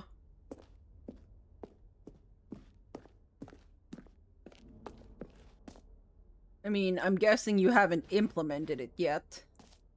It's just investor fluff at the moment. Jim. Sorry, I should have clarified. Haha, Right yeah. now, the button only says the name Jim. But of course, in the final game, this button will say your name, whatever name Of that course. is. Of course. Here, let's have you role play as Jim to really simulate the full experience of this feature. Oh Just my play along. gosh. I promise you'll love it. Okay, here we go. Let's take a deep breath, clear your Mm-hmm. mind, forget whoever you are, and simply become a person named Jim. Okay. I want you to imagine yourself living as Jim, Your sleeping name and is waking Jim? as Jim, falling in love and being heartbroken as Jim, seizing all of the world's possibilities as Jim, and as Jim watching your dreams crumble into dust. Wow. Do you feel it deeply? Are you really, truly Jim right now? If so, then please step forward and press the button. Jim. Yes! You see? There What you a go. thrill! What a rush! That was you! The button described you. Do it again. Do it again. Jim. It hits even harder the second time. Oh if my this gosh. were the only new feature in the He's Stanley so Parable 2, it would self-congratulatory. still be worth the It's money. like Let's take a it's break hard from the Jim to button. not- I'm too emotionally drained from all of this personal validation. it's hard not to be at least somewhat a little excited for the narrator and like the vision that he sees. Jim. I suppose I could allow only people named Jim to play the Stanley Parable 2. That would actually save me the work of finishing this feature. The cackle is so good. It is. The merch. Okay. I think we've seen the exhibits. I think, anyways.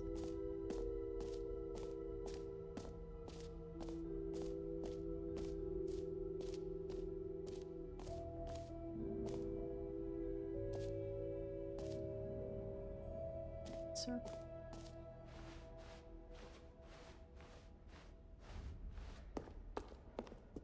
I love how we still have a bucket, by the way. My emotional All support right. bucket. Have you seen everything you wanted to? Ready to move on now? Here.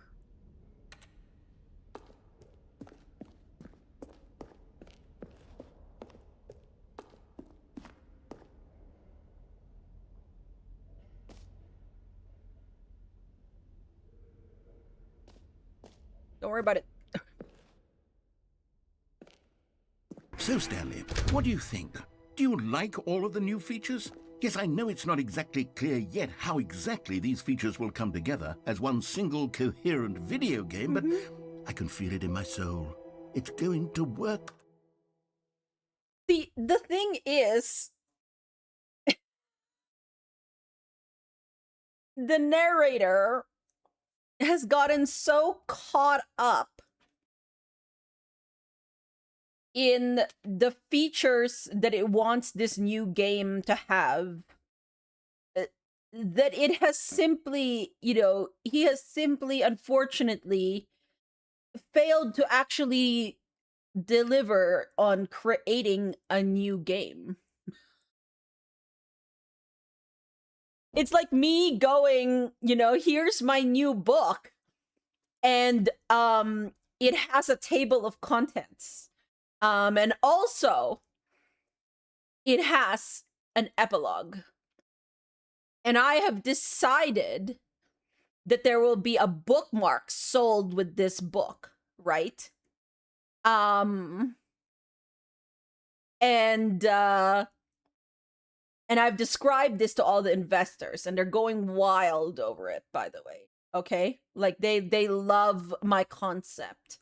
And did you know that there is cover art?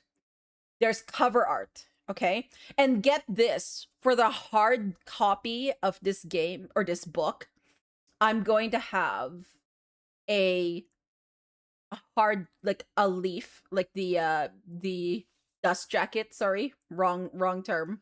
A dust jacket. And the dust jacket, and it will have art, okay? Like I have decided that my next book will also have art. That's what I have decided. Leaks out of Stanley Expo 22 are gonna be insane this year. Yeah. A commentary on the games industry. I mean, I'm sure there's a little bit about it. Like I do think that like that's part of what, like, this thing is trying to go, like, and to say. However, I will say though that based on my personal like my personal experience with the games industry, the part of it that I associate with it, it's not really a commentary that I necessarily resonate with. Like, it's not a criticism of it that I resonate with it. I'm sure that games do this as well as other arts and media. However, because most of the games I interact with are on the indie scale, and a lot of indies don't get a lot of, like, what do you call it? A lot of big press unless they have, playable demos and such, then it doesn't really quite it's not really my experience. However, I have watched a video on kind of something similar that was happening along with what is it? It's like I was watching a YouTuber who was talking about like the cozy games scene and how certain creators were being like sponsored to say like good things about this like game, but like the game didn't even have demos that they could play. So they're basically just saying like, oh, like this is such a fun game to all of their like to all of their followers, but they actually hadn't like played the game, which is like wild. The Age of Scorpius book drama? No, I have not heard of that. AI companies. Now that's actually a lot more, I think that's a little bit more like what I would say this does seem like to me. Like, and I know that this game was released like before the really like big surgeons of like the AI and like AI slop and all of that, but I could see how it would apply. Maybe a commentary in the software development industry. Okay, yeah. Which kind of like is somewhat related to Cabbage's point on AI companies. Yeah. Mila Winter thing was wild. Don't think I know what the Mila Winter thing is. But yes, I in passing I do know some drama from certain like areas, including books and other things, but usually because I'm on Tumblr and then I see little things in pieces. Like I know some knitting drama, I know some book drama, I guess I know some games drama. Like there's always going to be drama, and I mean like that sounds almost like dismissive and flippant, when actually when I say drama, it ranges between like drama and like things that actually have real life legal like, you know, implications. Okay, so it runs the gamut, but it's been shelved under drama because I am privileged enough that it does not affect me right now. That's the Age of Scorpius. Okay. You need to bed, but thank you for stream. Thank you for stopping by, Cabbage. I'm so glad that your event went well. And yes, I hope you have a good night. Thank you again for helping me in potion craft. Yesterday, because I've been playing potion craft offline chat, and I couldn't figure out something, so I DM'd Cabbage because I knew that Cabbage had also been playing the game, and I was like, Cabbage, how do you make this thing? Because I can't figure out how to make it. It was great, and then she helped me. It was wonderful. Okay. There's definitely a good game in there somewhere. Say, let's do an experiment. Okay. I'll arrange these new features together, and we'll see whether or not it coheres into a meaningful gameplay experience. Okay. Sure. Okay. Are you ready? Here it is. I give you the Stanley Parable 2.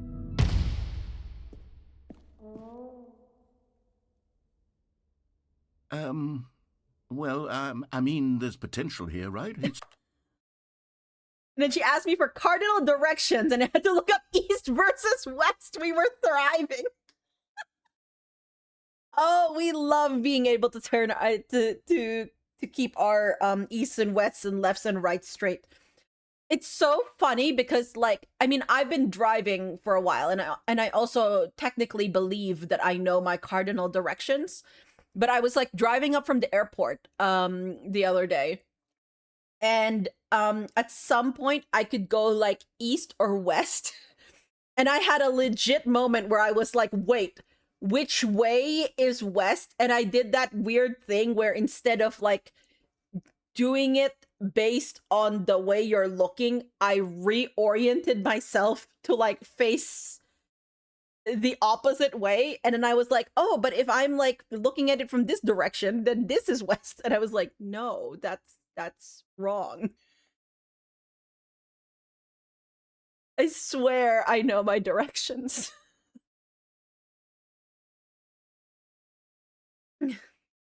It definitely feels like a general critique on the way bigger media companies lean more on recognizable brand names and concepts rather than fostering new original content. Yeah. Okay. No. Yeah. I can see that. Yep. Very common in AAA games and series, less so in indies. Though for sure, even indie devs have to struggle with how to follow up previous successes. Yes. No, that is very like that is a very real thing that I think happens. And especially like, of course, for most of us in this like chat, of the whole Hollow Knight and Silk Song persuasion, right? Um, that was a wild like ride. And especially when Silk Song finally did come out. Um, and sort of like, looking at, because it's, what people felt like, whether they thought the game was too hard, whether they thought that the game was not Hollow Knight enough. Like, there are valid criticisms from like their point of view. I wouldn't say I agree with all of them, but I can see how, like all of them came out because these were people who were playing a game by developers that they already know, and it is a game that is marked as a sequel, right? Like all of those things will happen. People will obviously compare it to the first game.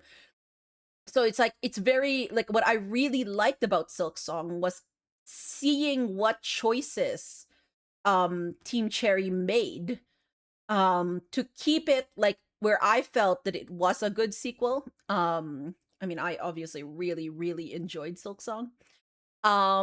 But to structure it around a wholly different character, right?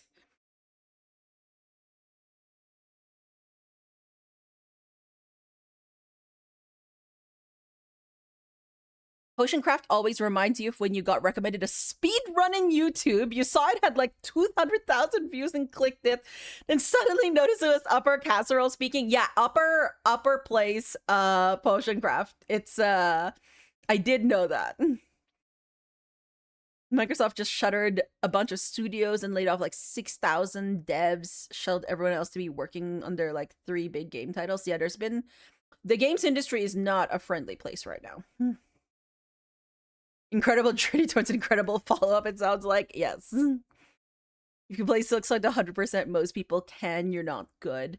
Yeah, and I mean, like, I don't think it's a matter of necessarily just being good or not, but like, certain design choices, I'm sure, are stuff that people didn't want to deal with. So I'm not even sure if necessarily if they were turned off by something on like, a new way that, or a new thing that the Team Cherry had introduced, if they would have seen it through, because they had already, realized that the game wasn't what they were like setting up for. And that's the problem, right? Like, no matter, like, the thing with Team Cherry that I believe that they were fully cognizant of is that they realized that no matter what, this sequel was never going to make everyone happy. And so they just made the game that they wanted to make. And I think that that's great.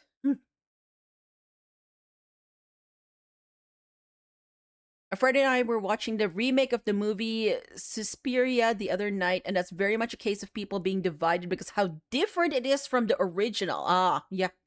You love the remake, but you get the critique that it's so different that calling it by the same name feels unnecessary to a point.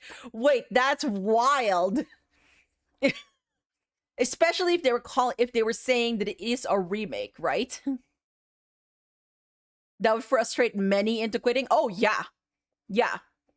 And there's like, I mean, I'm not going to get into very in-depth Silk Song discussion here because I know that it's also still a game that some people have not played. So I'm not going to necessarily go into details, but there's a lot of choices that they made that even like there's some that I was not like the most fond of, okay? But overall as a game, I thought that it was, very well done, and I really enjoyed my time playing it. Your brother rage quit on Soul Sanctum and HK, yeah. More casual players would find easier parts crossing their tolerance for frustration. Yeah, because that's the other thing. It depends like also on your like background, right? Like, I mean, again, the experience, like Team Cherry evolved as they did in the years that led up to their sequel. And I believe as a gamer, I have evolved in my own experiences. So it's really like anytime that like, you know, there's you know, thoughts of like comparing like my time with Silk Song with my time in Hollow Knight, it's like I always have a little bit of a caveat that it's hard. Like my experience going into Hollow Knight is wholly different from my experience going into Silk Song, right? And you know, in the intervening years, I have played dozens of Metroidvanias. I have played even more of that just in general games alone. I took up streaming.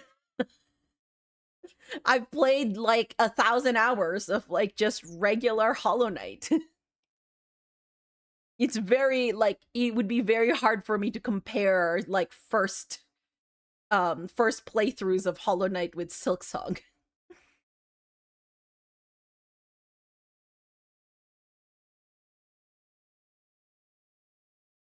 Your friends who are big fans of the original Suspiria. Okay.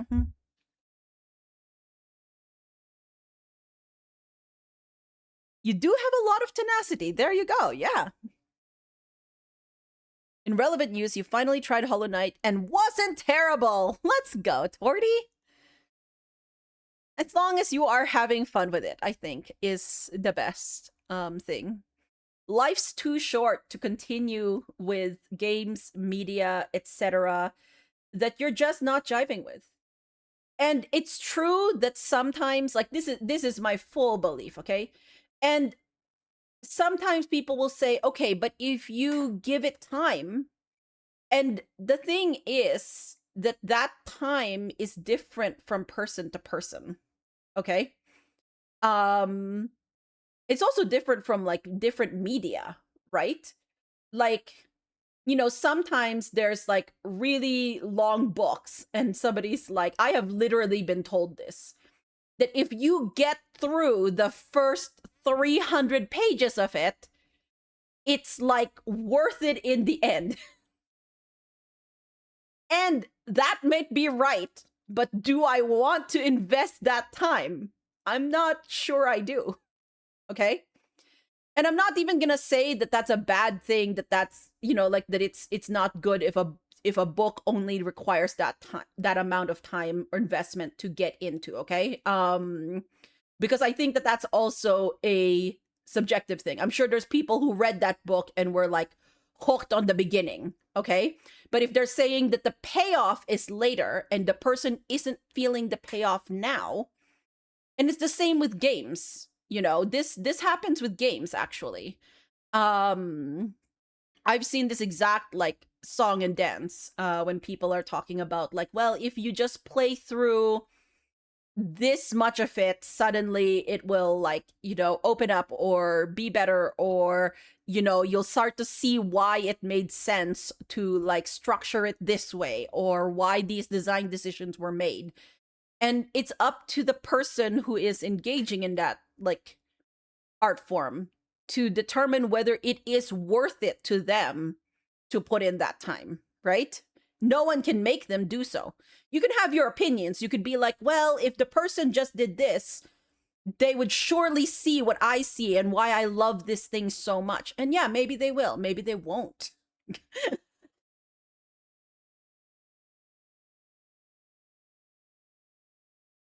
People do that too with long book series. Oh yeah, yeah. If you read the first 2 books and then like, you know, the rest of the like, I don't know, 8-book series is worth it.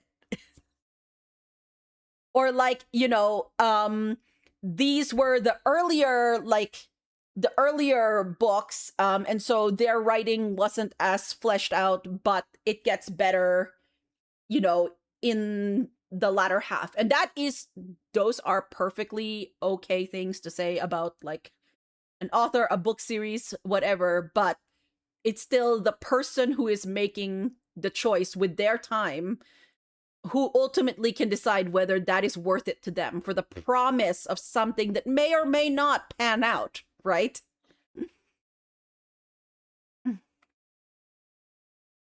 person saying that probably did like the first part, but recognizes it's not for everyone. Yeah, exactly. Like they're saying that, you know, like probably the reason they kept reading it was because they already liked it in the start. But, you know, as somebody who can see like what are the frustration points that people generally have with the media, they're like, okay, if you give it a try, maybe you would. And that's part of like, you know, me trying to recommend games to people. I also do that, you know. But if people say, no, that's not really something I want to do, well then that's it. You know, I can't force somebody to invest more time into something that didn't grab them or they had reservations about, or, you know, for some reason or the other didn't click, you know?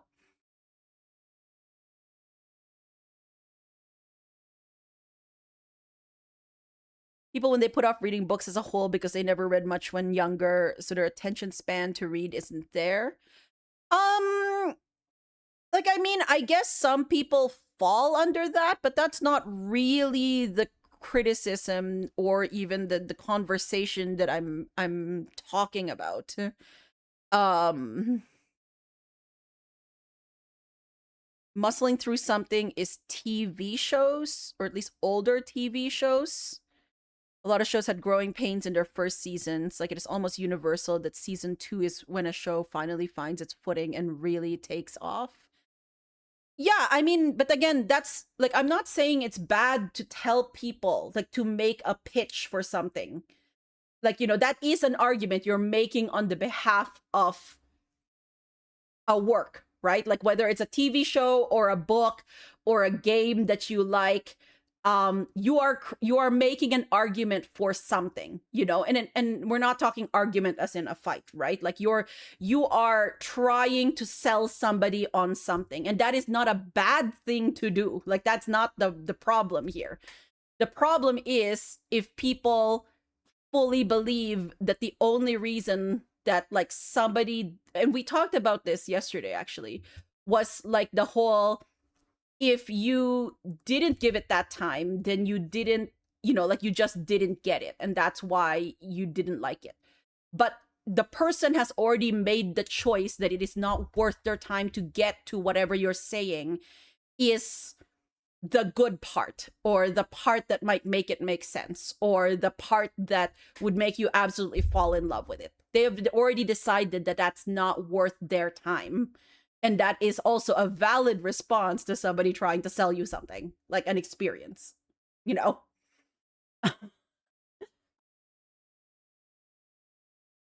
You did watch Twin Peaks for the first time reason. That's probably the season 2 exception that proves the rule. The show could be like Heroes and go downhill drastically. Oh no. I remember I think I did watch the first season of Heroes. I could be wrong, but I'm pretty sure I did watch the whole first season of Heroes. It's still worth getting to the end of season 2. You do recommend a lot of liberal skipping in the back half. Only tangentially related, intersection of the literacy crisis and anti-intellectualism, where a lot of kids won't even invest into classroom movies because it can't compare to TikTok. Yeah, like, I mean, there is a whole discussion we could be having about sort of like distractibility and like short form content, and sort of like especially like algorithmically driven short form content, and what that does to our, you know, like things like either attention span or ability to sit with a longer piece of work, or like engage in something that isn't necessarily created just for, you know, upping like our dopamine receptors or it, like type of thing. We could be having a very large discussion about that, I'm sure. Don't watch more. Also, season 1 of Heroes, the only one you need to see. Your God.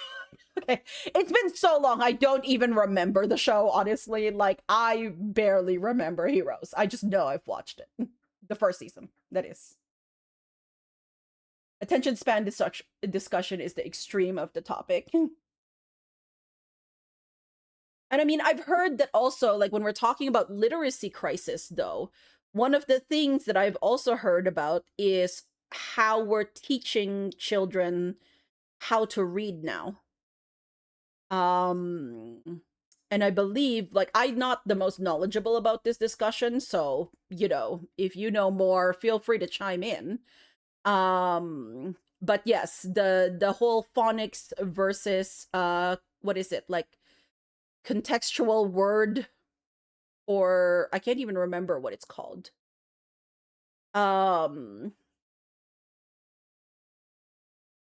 There was a switch away from phonics, and now it's coming back, apparently. Okay, yeah. 3Q method. Okay.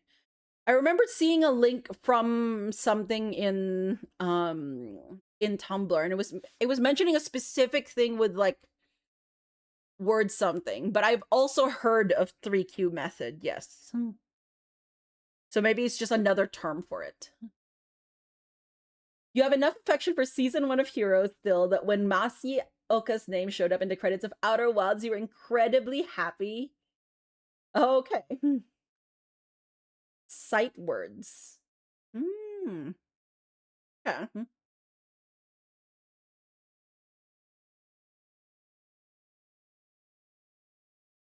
Use context clues to determine. Yeah, that is what it was. Like the using context clues to determine what the word means as a whole, rather than spelling out or sounding out a word, I think is obviously the other part of that.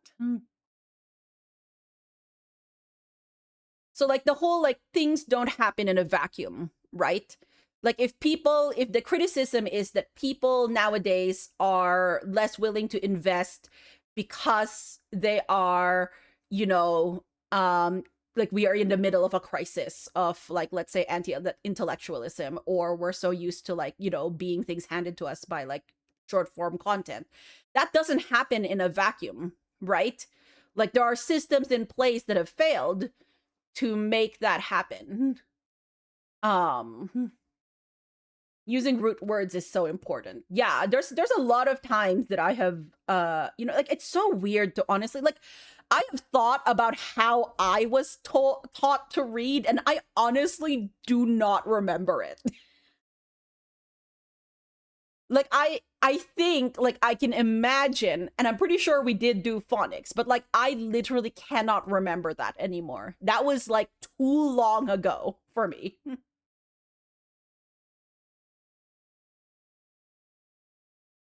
Yeah, and I was just like one of those, like I just really liked to read.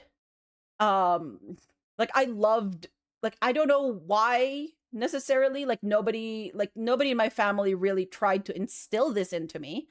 I've had, like nobody, like I didn't get like bedtime stories or anything. I think I just one point I was just like, books are kind of amazing.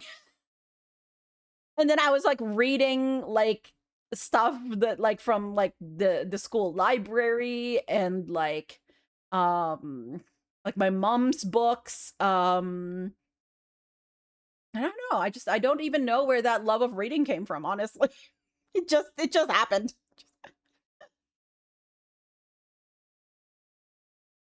It reminds me of the Netflix execs talking about telling showrunners to spell things more.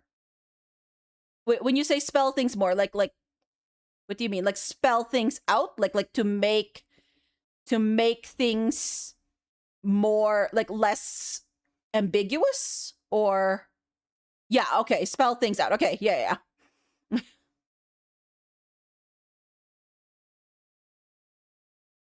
Ah, yeah, okay, yes. It's not second screen enough. Wait, is that about like, if like you're watching something or such, that you're doing something on a different like screen, that type of thing?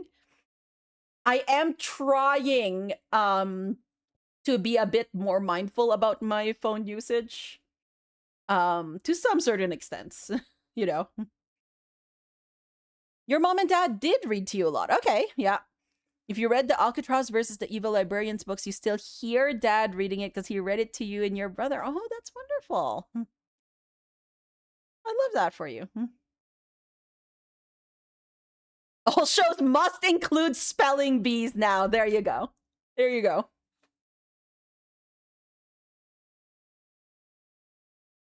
Expected to have the characters explain the plot or action or motivations or whatever multiple times an episode. Yikes. That's the impetus behind Netflix execs saying that to showrunners, they want characters to explain clearly what they're doing so viewers who are only half paying attention can still follow the plot. Ah, okay. I see.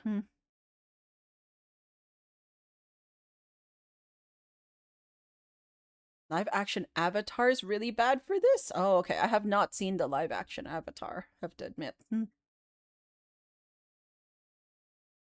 But I mean, like, to be fair, I when we say, like, not paying as much attention, like, I was thinking about the fact that, like, when I watched Netflix, generally, like, nowadays especially, like, I'm not on my phone. And usually when I'm watching, like, stuff like Netflix, like, shows, I'm not on my phone because my general go-to is I am knitting. That's my go-to, is I am knitting. So you could also argue that I am quite distracted from my show in some ways. Even though I can generally knit and follow along fairly well.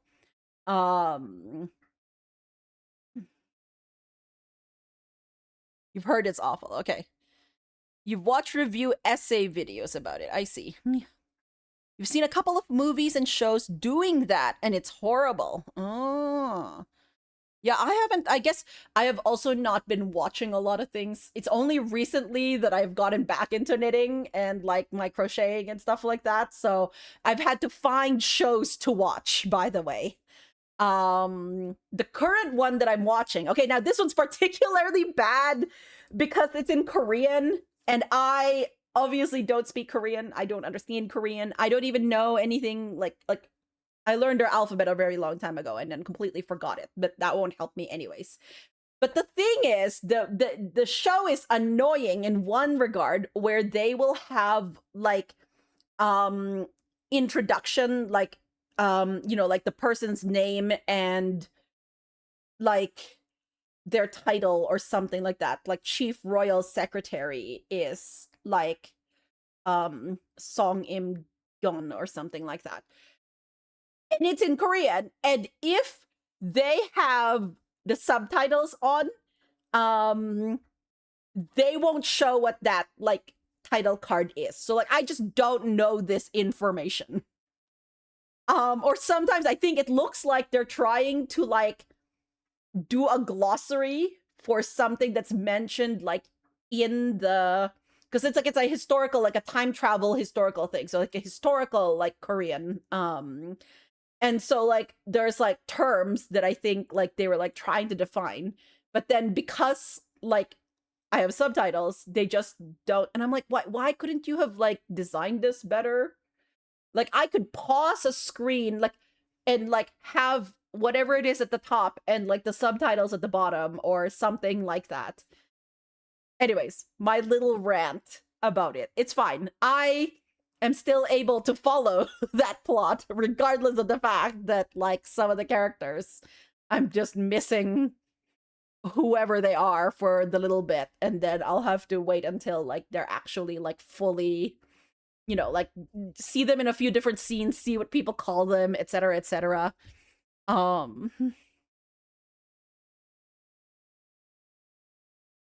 Get into fiber art, watch more shows. That, like, literally, I basically only watch shows when I'm doing fiber arts. The video essays about Netflix Avatar infinitely more entertaining than Netflix Avatar itself. Okay.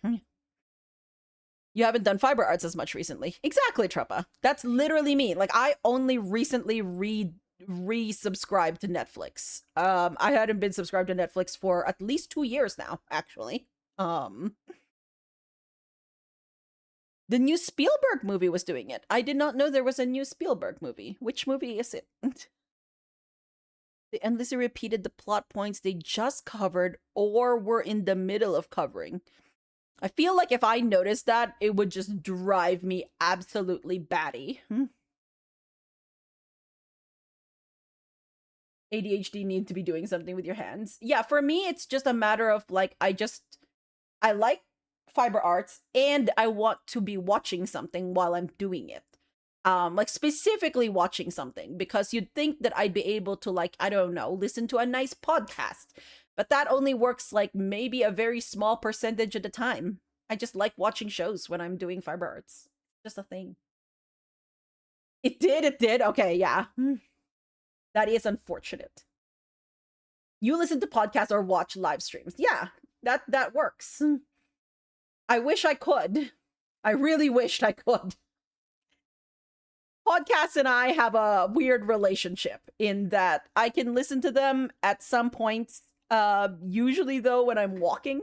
And but not what if I'm just only doing like fiber crafts.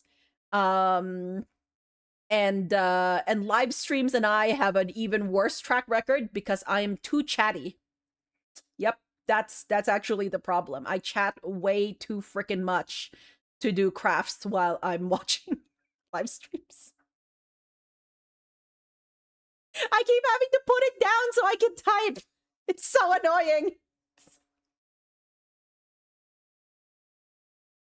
That's you with audiobooks. Yeah, I actually barely can listen to audiobooks. It is a thing that I have tried sometimes. And yeah, maybe if I, like, I don't know.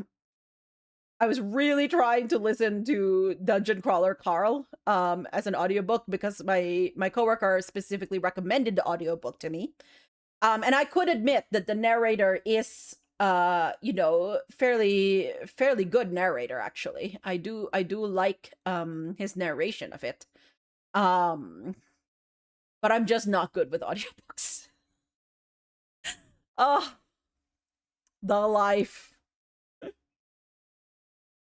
Disclosure that you don't know much about it other than it's sci-fi. Have not heard very mixed things, or have heard very mixed things. Not sure if you'll see it or not. Okay, yeah. Opinion is split. Your friend and I want your money and time back. Oh no. Okay. You're not sure what it is about audiobooks. They're harder to keep focused on than a podcast or audio drama. Yeah, it's weird because I will listen. Like, I actually really like listening to the radio, like radio, like news shows and stuff like that. That's what I listen to, like on my drives. And then if I'm driving long distances, that's when I will put on a podcast, and that's also fine. But so driving is okay with podcasts or like auditory things. I haven't tried, actually, to be fair, excuse me, I haven't tried an audiobook and driving long distances. That is a thing I haven't tried. So maybe there's something there. I'm not sure though. Oh, there you go. You do better when driving for audiobooks. Let's go, Hunter.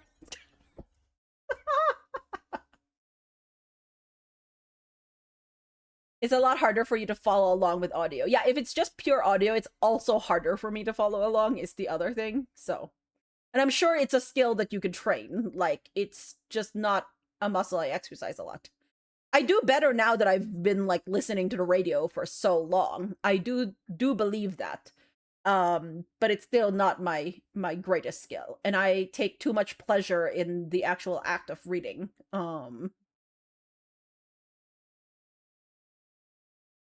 Also impacts talking to people in noisy places. Yeah.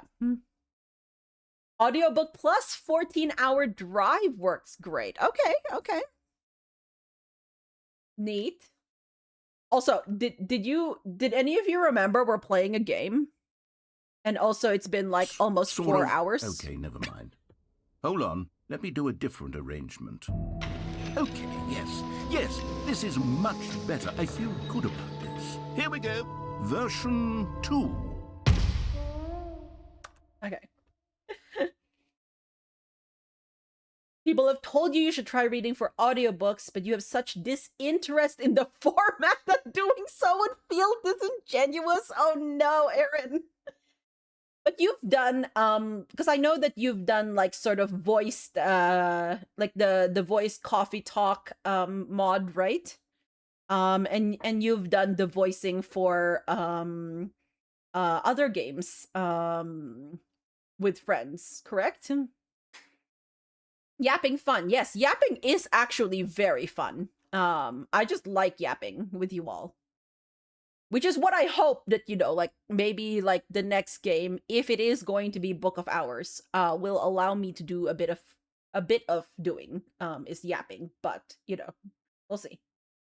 Vast majority of your reading is ebook or print. Yeah, that is also where I tend to read my books.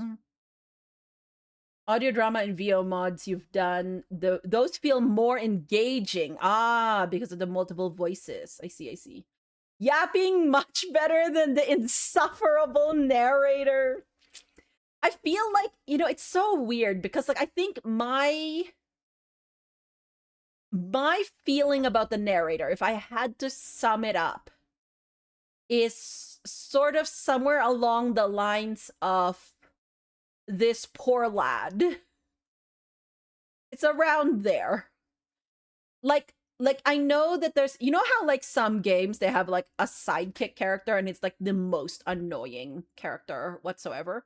I don't feel that about this narrator, actually.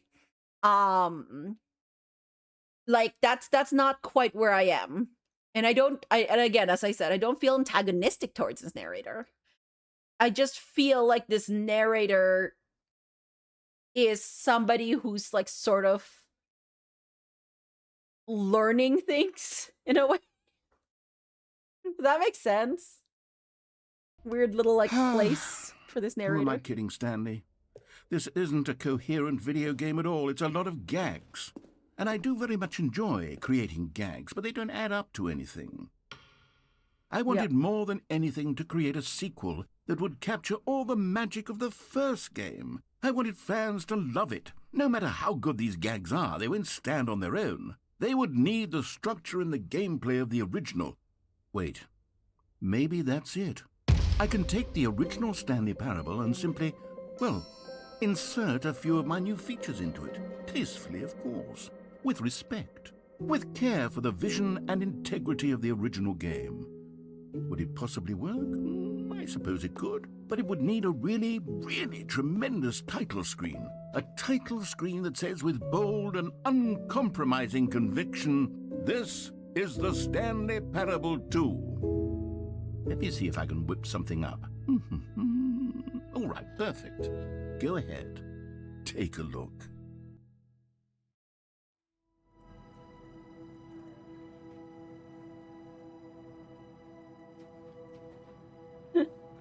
Oh gosh.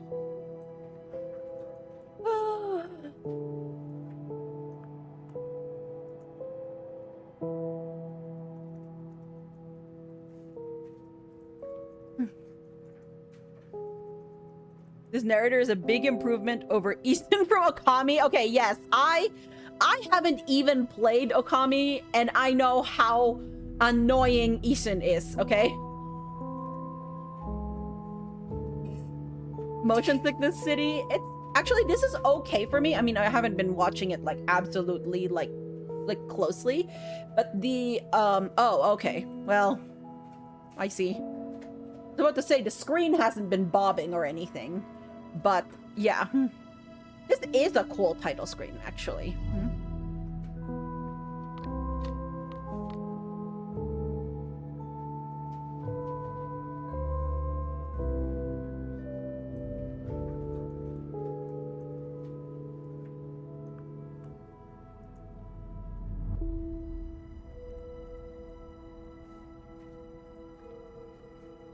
Does it loop?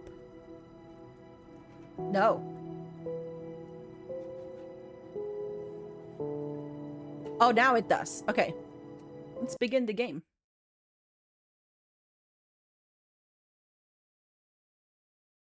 This is Aha!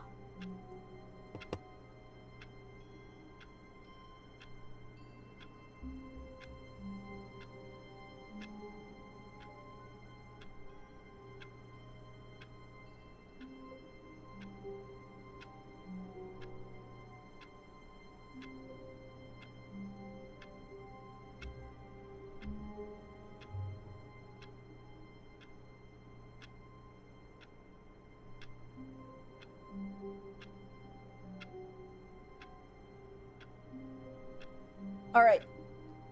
Okay, so I will back loop and ask if there is other things, because I think at this point, you know, like I have been streaming for a bit and I've done like the 2 days of this. So I guess my question is there something else that you think would be worthwhile for me to like experience, whether base game or like in the DLC? And I will take suggestions. In general or for just this stream? Like, I mean, like, just, you know, like, anything before I wrap this up. Because there's probably a good chance that, like, after this stream, that I would consider this game done. So if there's something else that, you know, like, maybe, I should, like, do, or you'd recommend that I try, I would be all up for suggestions.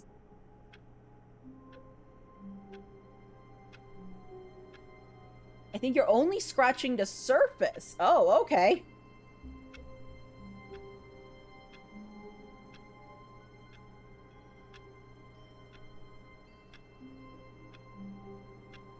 To reach what would be considered the end of this section.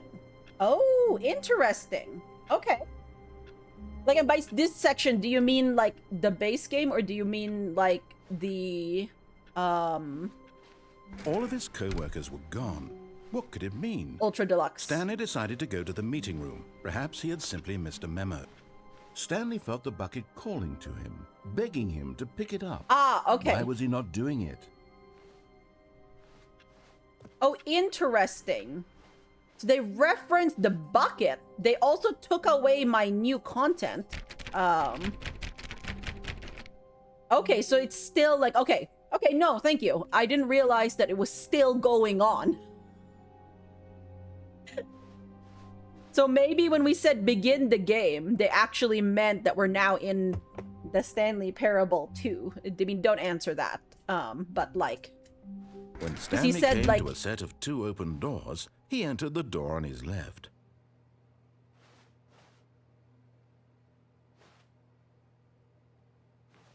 This was not the correct way to the meeting room, and Stanley knew it perfectly well. Yes, Perhaps yes, he wanted to stop by the employee lounge first, just to admire it. Ah, yes, truly a room worth admiring. It had really been worth the detour after all, just to spend a few moments here in this immaculate, beautifully constructed room. Stanley simply stood here, drinking it all in. Okay. But eager to get back to business, Stanley took the first open door on his left.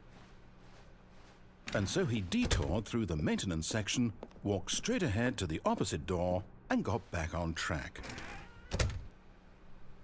Exact amount of time it might take to finish this story, and it can vary a lot depending on how much and where you explore. Oh, okay. So maybe... Yet there was not a single person here either.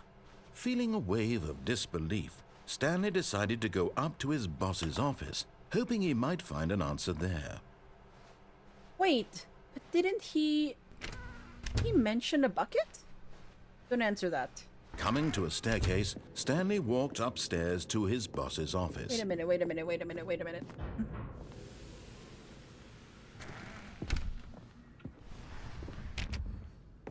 Will you allow me in? No, you won't allow me in. Oh, this... Okay, this has changed. It's now just open. Here's the door. Just go. Wow. Wow. Okay. You found one of them. One of the miniature Stanley figurines. Remember, no reward for collecting all of these, only the intrinsic pleasure of a job well done. You can't buy that sort of happiness, Stanley. God knows I've tried. So, I implore you to savor each and every moment you come across one of these beautiful figurines. The thing is, I am a simple person, and I do so like my collectibles as well.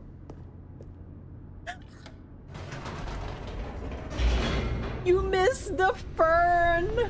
I'm sorry, John. I'm sure we'll see the fern again someday.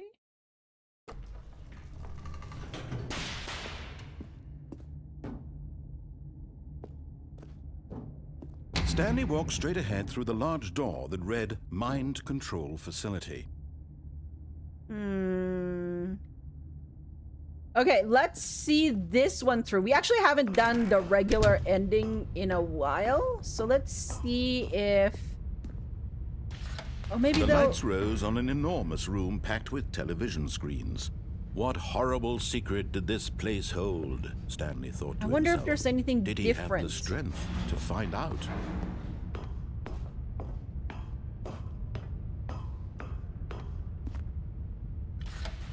Now the monitors jumped to life, their true nature revealed. Each bore the number of an employee in the building, Stanley's co-workers. The lives of so many individuals reduced to images on a screen, and Stanley, one of them, eternally monitored in this place where freedom meant nothing.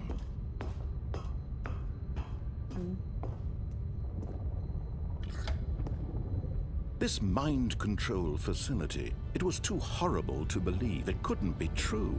Had Stanley really been under someone's control all this time? Was this the only 427. reason he was happy with his boring job? That his emotions had been manipulated to accept it blindly? Maybe. No. He refused to believe it. He couldn't accept it. His own life Employee in someone pirate. else's control? Never. It was unthinkable. Wasn't it? Was it even possible? Had he truly spent his entire life utterly blind to the world? But here was the proof. The heart of the operation. Controls labeled with emotions. Happy, or sad, or content. Walking, eating, working.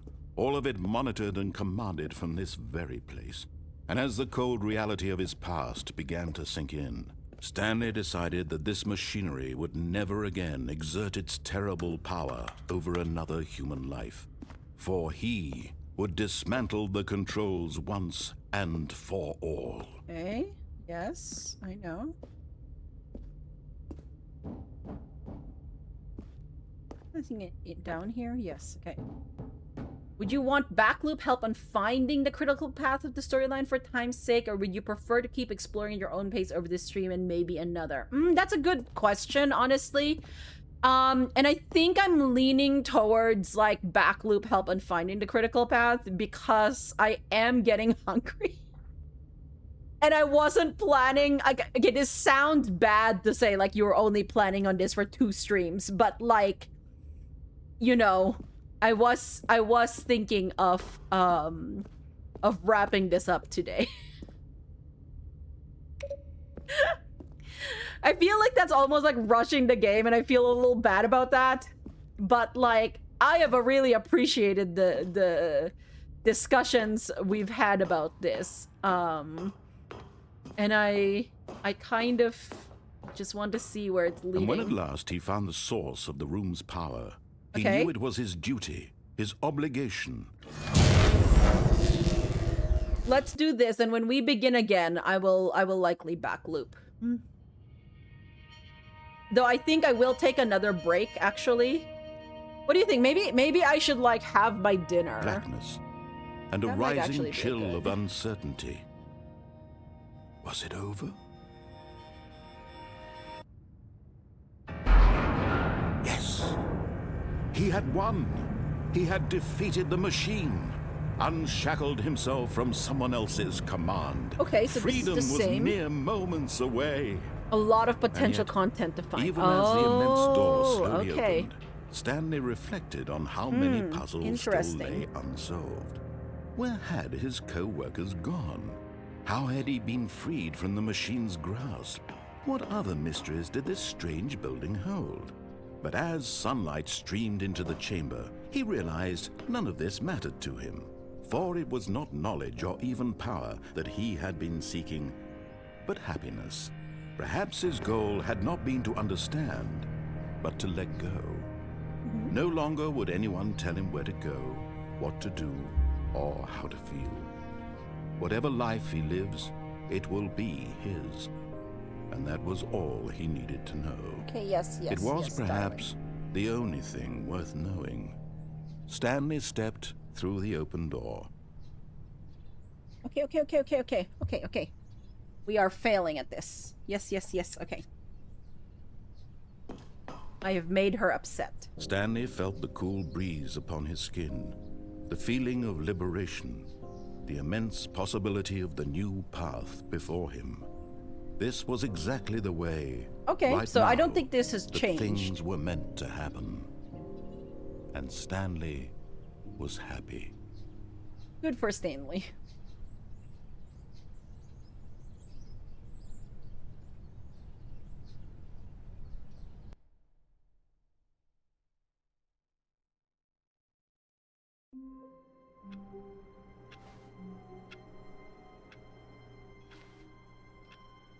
Your relationship with Pixel seems similar to mine with Rocco, but perhaps less biting.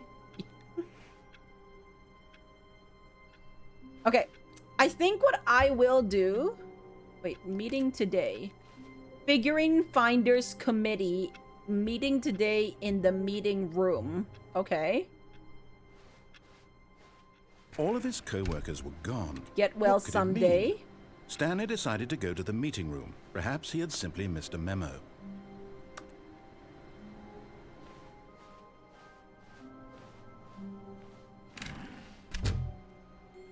Oh, this was the bucket. Okay. All right, so we're now in... Okay.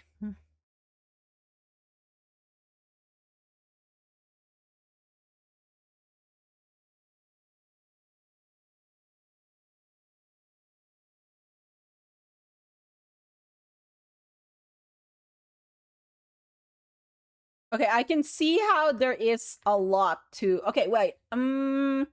Okay, I think what I'm gonna do is I'm gonna take a break, and I am going to get food. And then maybe that will, like, make it, like, a little bit less, like, oh, I want to rush this because I'm hungry, and then, like, cheat myself out of the experience that I want. So, in that case, let's take a break. And yes, if you also need to get dinner, please do so.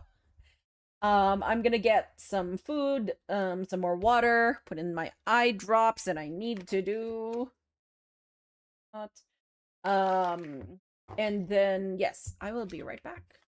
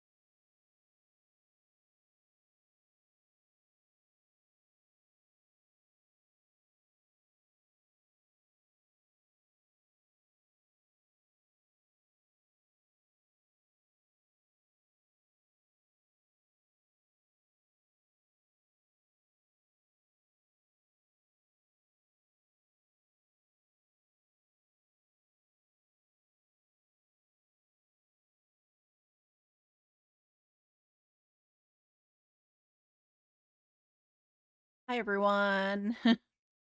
I am back. I also have dinner, so I am going to be slightly eating through some of this. I hope you do not mind. I hope that my food eating noises are not, like, extremely loud. One can only hope. Thank you for the welcome back.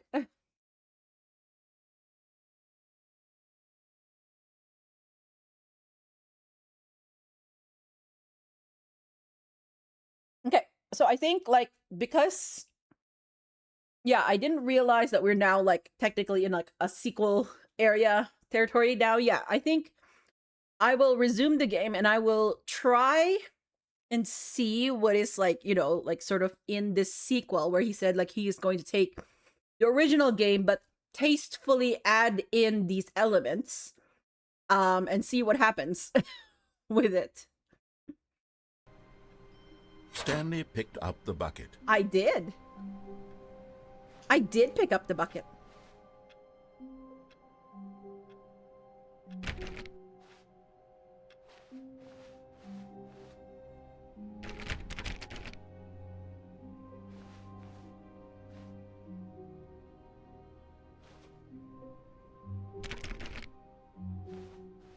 Stanley clutched the bucket tightly to his chest and entered the door on his left. This was not the correct way to the meeting room. Nope, but Stanley it's not. had felt the bucket calling to him, telling him that the employee lounge was simply the place to be. Okay, so now it's all blamed on the And bucket. here it was. Had the bucket turned out to be correct? Was this better than the meeting room? Yes, Stanley thought to himself. Yes, perhaps it truly was. How insightful the bucket turned out to be.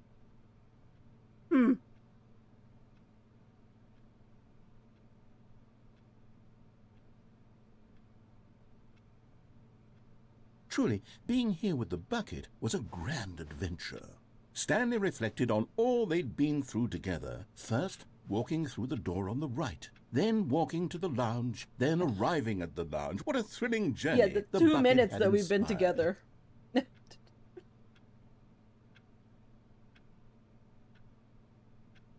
Perhaps this was where the bucket felt most truly at home. Here in the employee lounge. Perhaps it's the only place a bucket can even feel at home. In the employee lounge? You sure about that, narrator?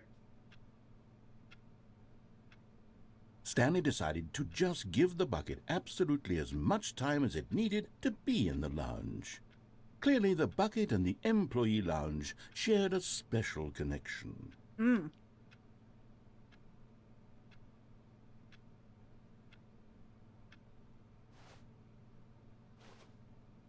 Should I leave you two alone? Like, maybe I could just leave the bucket in here and you guys can, I don't know, share your special connection with each other. But finally, the bucket was done being in the lounge, and they took the first open door on their left to get back to business. I love how it's now about the bucket. Like, they took their first door to their left. The bucket was done being in the lounge. So I realize we have been replaced as the protagonist of this. Good job, by the way. You sound a little jelly, Mika. Look, I'm just saying, like, if the bucket had such a special connection with that lounge, it's only right that I should, like, allow them to have that little connection together. It's fine. I know that the No, bucket is... Said the bucket. Don't go to the meeting room. Go somewhere else. The cargo lift, yes. Go there. Go to the cargo lift. Oh my gosh. But what if I fall from here? Good. Said the bucket. Now ride the lift all the way to the top. There's something up there I need you to do. What if I... Stanley didn't, but Stanley feared that any path he walked might lead to the separation of himself and the bucket, his dearest friend. So he threw himself to his death, that they might die in one another's arms. Oh! How deeply touching. Okay. All right. Bucket, we hardly knew you. It's like, surely maybe if I land on the back of that truck. No.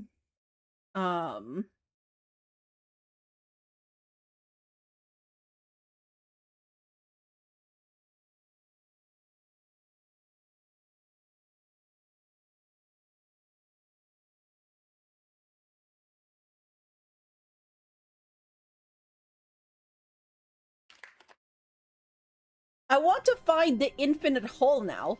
All of his co-workers were gone. What could it mean? Stanley decided to go to the meeting room. Perhaps he had simply missed a memo. Okay, maybe I do want to go to the meeting room then, because there's a figurine Stanley finders lifted the bucket thing. into his arms, and a wave of comfort rushed over him. Maybe there's a Stanley collectible clutched the bucket tightly to that his I chest missed. and entered the door on his left.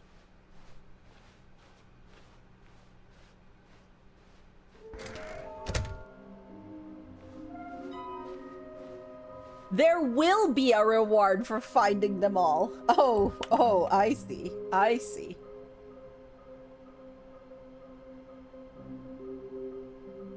What do you think, Bucket? Are they saying the truth? Sorry, chat. Like, you've been replaced. The Bucket is my best friend now. My Bucket is going to be my little rubber duck. I'm going to ask the Bucket for their opinions on everything. You don't understand the special bond we have, the Bucket and I. Stop kidding yourselves. I want them so much. The Bucket's voice sounds like the kid in The Shining having his friend Tony speak. I've never watched The Shining. Valid, honestly. Its wisdom is deep and vast. Thank you. Who are you? There will be a cleaning of this wall required. Lol, looks like 427. Ha ha ha. 5 there be. Just take it from me. Inside of a sequel exhibit, a large room, lots of boxes.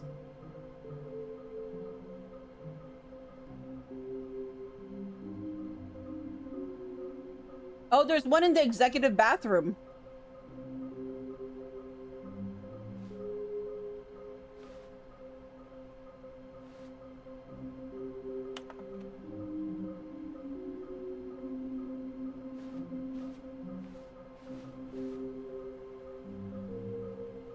Trust the completionist instinct?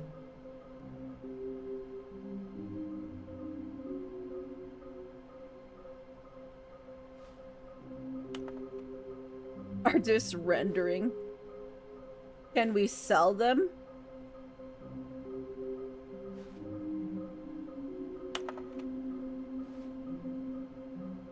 All clues are provided by employee 416.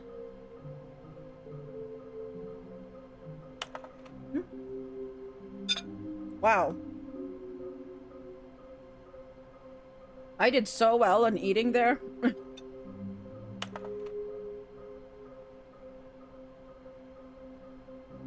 Bottom text.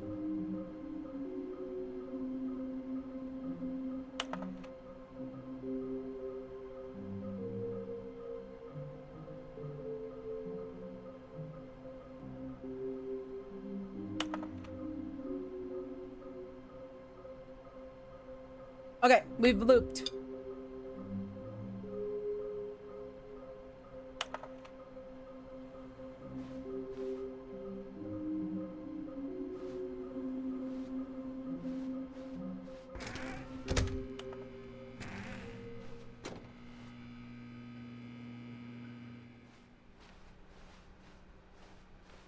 Coming to a staircase, Stanley and the Bucket walked Okay. upstairs to the boss's office.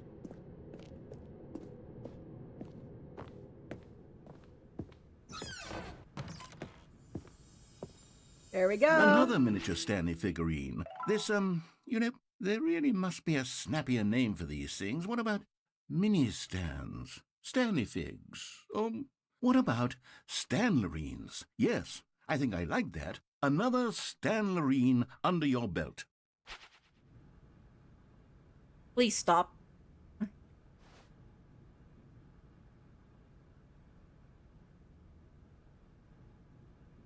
I've got the feeling money's for stealing, but not yours, of course. Say that's a lovely purse. That didn't quite rhyme there, friend. Crimes? This one's telling me to steal things. That's a crime.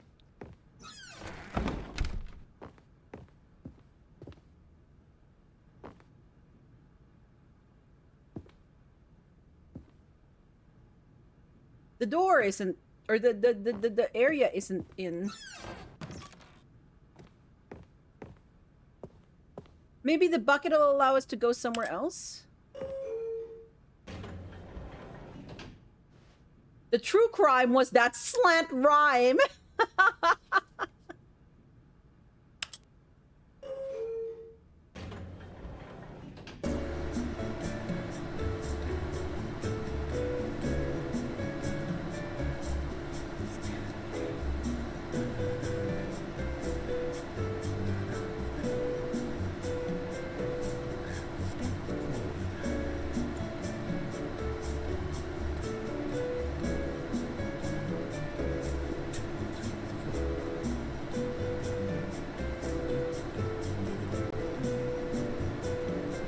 You'll forgive it. The texture artist is British. They can't help it.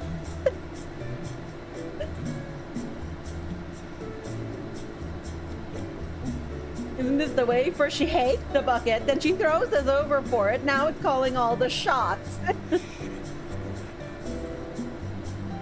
You never know which way the wind will blow.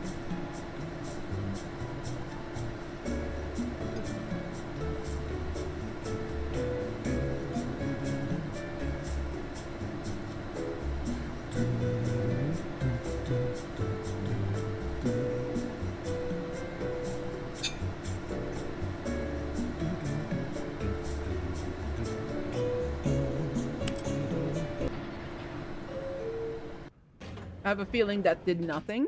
Okay, you are correct.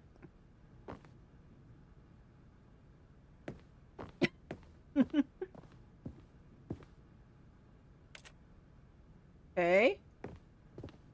Stepping into his manager's office, Stanley was once again stunned to discover not an indication of any human life. Okay. Crushed by the weight of this revelation, Stanley may have broken down into an emotional dumpster fire, if not for the soothing presence of the bucket. Oh, okay, Even see? now, in his darkest of hours, bucket did has the me. bucket's warmth and guiding light pierce the dark clouds of confusion and chaos. It would be with him always. Nice. The bucket would. And he knew it. The two of them were inseparable. At this point, Stanley was so absorbed in the tender spiritual connection he shared with the bucket that he didn't notice the keypad behind the boss's desk. Nor in his bliss of simply being near the bucket did he have any notion that the PIN number for the keypad was 2845.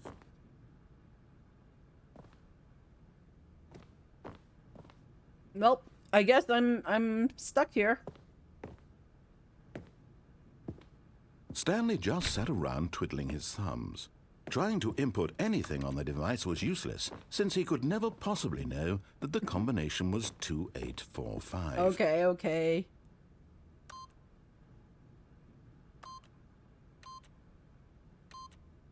But Stanley guessed the correct code by sheer luck. Was it Sheer the bucket luck. knew all along? Was the bucket guiding him? Yes, this is certainly the most logical explanation.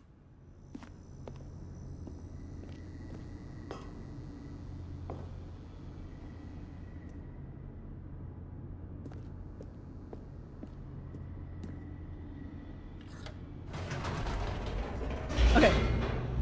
I will warn I'm getting a tiny bit motion sick here. The elevator raced downward, plummeting towards an unknown fate. It would be all Stanley could do to keep himself together, if not for the bucket. Soothing him, comforting him, reassuring that in this darkest moment of uncertainty, he would be all right. The bucket is here for you, Stanley. Everything will be fine. Stanley and the bucket walked straight ahead through the large door that read, Mind Control Facility. Nope. Although this passageway had the word escape written on it, the truth was that at the end of this hall, Stanley and the bucket would both meet a violent death. The door behind them was not shut. Stanley and the bucket still had every opportunity to turn around and get back on track. I like how we're now really At just a this duo. point, The Stanley and were the bucket. knowingly walking forward into a very painful death for each of them.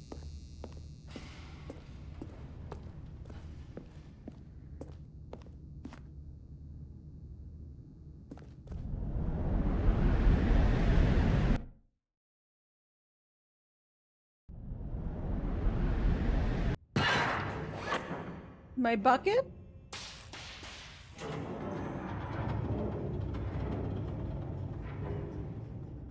Hello? My bucket? As the Bucket? machine Bucket. whirred into motion and Stanley and the bucket inched closer to their demise, Stanley reflected on how meaningless the bucket's warmth and comfort had turned out to be. Oh. To be sure, it puts the mind Oh. and the soul at ease to embrace the bucket, but what use is a sense of ease when you're about to be crushed to death? This is what Stanley thought to himself, and he sort of kicked himself for wasting so much time carrying a bucket everywhere. Farewell, Stanley. Farewell. Farewell, Stanley, cried the narrator, as Stanley and the bucket were led helplessly into the enormous metal jaws. In a single visceral instant, the bucket's life came to an end as it was crushed violently to death.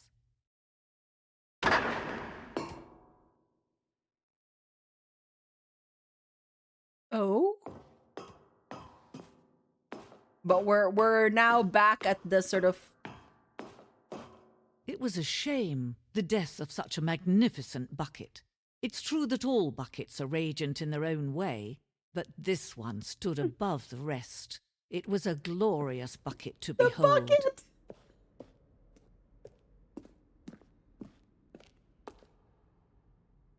Welcomes you to the grand exhibit. You are standing at the precipice of knowledge. Much like a bucket itself, the human mind is frequently empty within, a cavernous void. But through use of the exhibit in front of you, the mind becomes full and enriched and substantiated. Knowledge of the bucket and its history is the only true knowledge we really have. Will you take what you learn here out with you into the world? Will you accept with an open mind what may be challenging about the information in this exhibit? Will you change the lives of yourselves and your loved ones as a result of this exhibit? Or will you turn a blind eye and continue to live as you were, in ignorance and darkness? Okay. Ye of little faith. Quado! Quado, hello, hello. How are you? I hope that you have been doing well. Have you played the Stanley Parable, Quado? We've been having a time with it. It's very Can you see how arrogant bucket it time. was for Stanley to take a bucket like this and to claim it for his own? Can you see the hubris that blinded him? My Can bucket. you see that the bucket is far more noble than Stanley will ever be in his short life? Yeah? You've been good? Oh, glad to hear that. You played it maybe a decade ago? Okay, yeah, we're now in the sort of like the ultra deluxe area of it all. A bucket with 2 handles? So many handles. This bucket is depicted as having 2 handles. Such a design has never been created in real life, having been deemed too dangerous and recklessly experimental. Every year, dozens are put to death just for attempting it. Oh, no. You don't remember any of this. Okay, nope, that's fair. Yes, it is, we're very bucket-centered right now. Oh, I like this art piece, actually. Like, not ironically, I like it quite a bit. Like, the metallic buckets, in the center, sort of where it looks like as if it's farther back, the shininess of the metal, and then, like, the wooden handles, just, like, popping, like, you know, little pops of color. I actually quite like this art piece.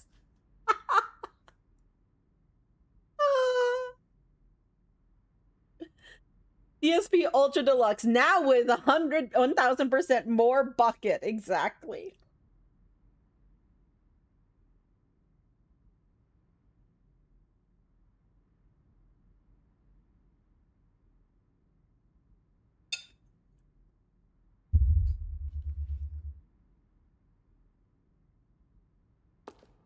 $25 buckets. A photograph of 25 buckets, the greatest number of buckets ever captured on camera. The photographer experienced catatonic shock for several weeks as a result of the euphoria from exposure to this many buckets at once. I don't know about this, chat. I feel like this has at least 30 buckets. Yeah, at least 30. They might have miscounted. Only 25? Yeah, no, I feel you. Yes, at least 30. Inferno Bucket, a replica of the Inferno Bucket, which in the medieval era was so powerfully alluring that it drove dozens of nations to war with one another for control of it. Billions died, and yet in spite of it all, the simple fact remains. No one can control a bucket.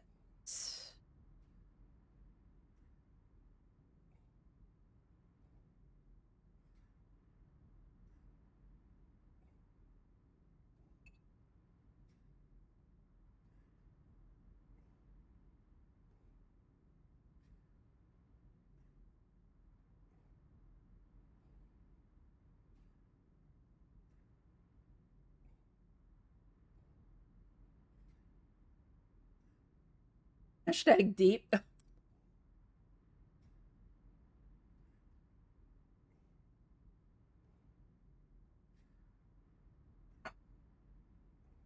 This may not be where, like, the game is going with this at all. But what this sentence has actually made me think of, because remember when I was joking that, like, we're now a we, like, it's now Stanley and the bucket, and the bucket has become, like, sort of this, like important person. If we're going back to sort of, like, story-wise, and the fact that this is, like, a sequel, you know, could it be that the bucket represents sort of, like, the love interest that has been added into the story? The reason why this statement, like, made me think of it is because of the whole, like, the medieval era was so powerfully alluring that it drove dozens of nations to war.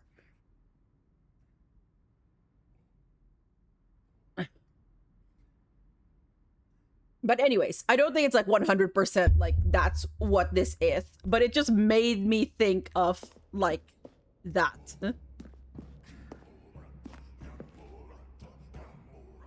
The bucket of Troy. Exactly. Exactly. Okay, I'm not gonna read all of these out loud. Practical uses of the bucket. By which time the bucket had already likely been around for several millennia.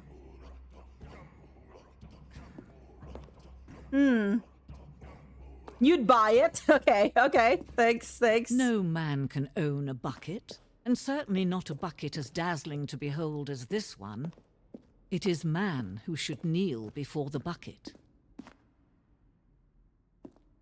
The hanging bucket. This piece symbolizes the necessary relationship between bucket and humanity. However clear our grasp of the bucket may be, there is yet more that is always out of reach. This distance inevitably is for our own good.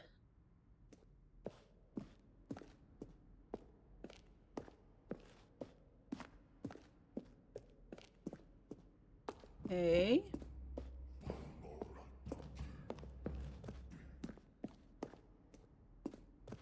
The stress bucket, an analogy. Coping strategies equals holes. Vulnerability equals size and strength of the bucket. Stress equals the level of water in the bucket. Rest and relaxation, doing something you enjoy. Okay. Okay.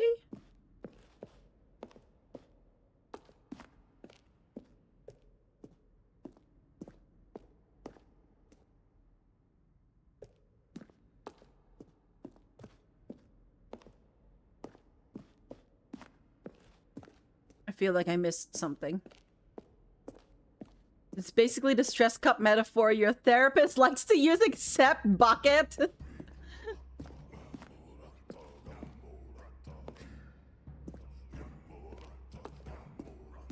My stress cup overfloweth.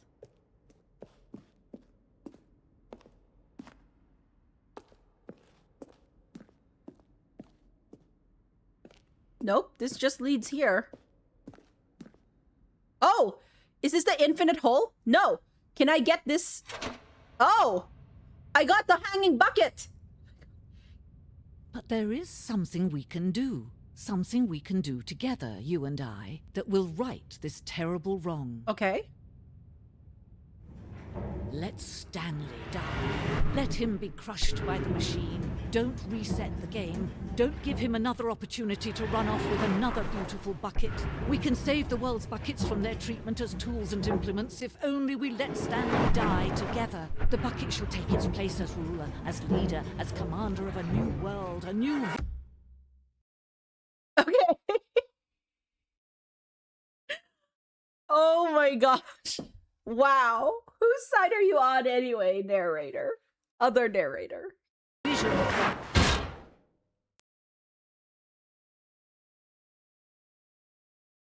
Okay. Yes? Yes? Stanley died, but so did the bucket. Both of you are now flat, like squished flat.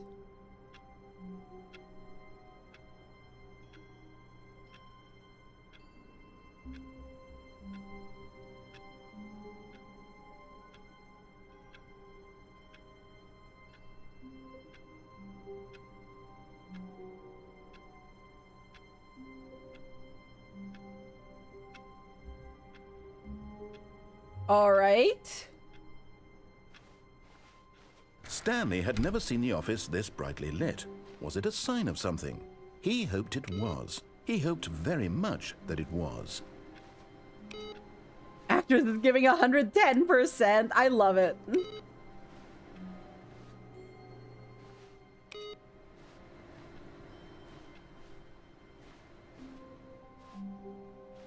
I mean, it looks the same brightness. The confusion and the chaos all seemed to melt away as Stanley embraced the bucket. Okay.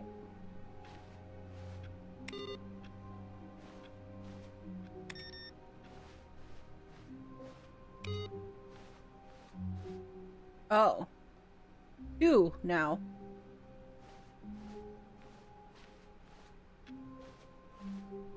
Have I missed other ones of those? Don't answer that. Stanley clutched the bucket tightly to his chest, and this was not the correct Thank way you to the for your meeting room. input. But Yes. Stanley had felt the exactly. bucket calling to him, telling him that the employee lounge was simply the place to be. And here it was. Had the bucket turned out to be correct? No, never mind. The bucket was wrong. No! Stanley took the door on his left to go back Nope. to the meeting room. We're not. No, Said the bucket. don't go to the meeting room. Go somewhere else. The cargo lift, yes. Good, Said the bucket. now ride the lift all the way to the top. All right. There's something up there I need you to do. Sure. Stanley Let's did go not figure it question out. why or how this bucket was speaking to him. It should have alarmed him, of course, because buckets can't talk. But Stanley chose not to think about this obvious fact.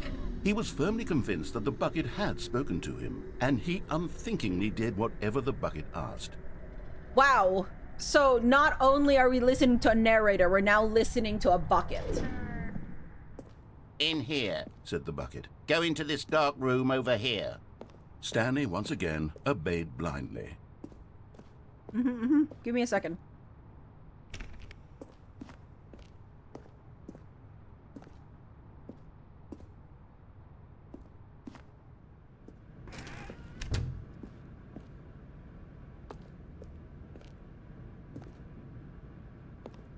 Okay. Okay. Now pick up the phone. Said the bucket.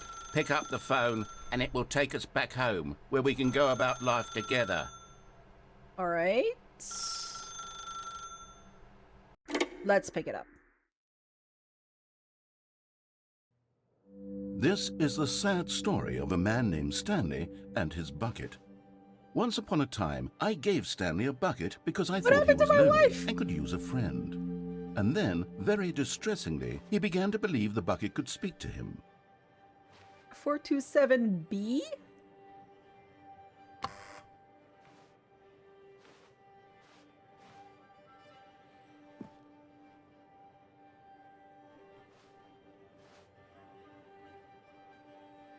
The beige pages instead of the yellow pages. Oh gosh. Look at all these buckets. Look at this like little fluffy bucket.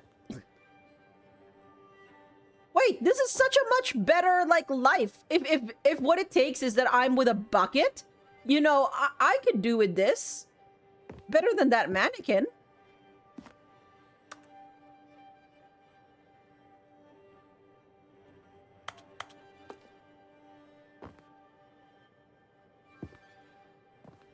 The bucket is a metaphor.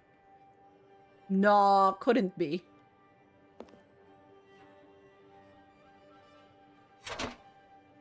It's me, your bucket. Press X to take me to work with you.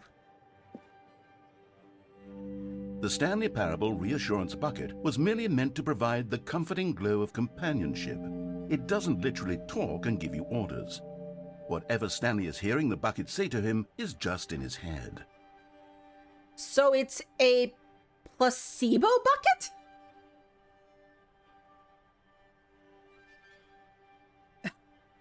A metaphor for how great buckets are bucket.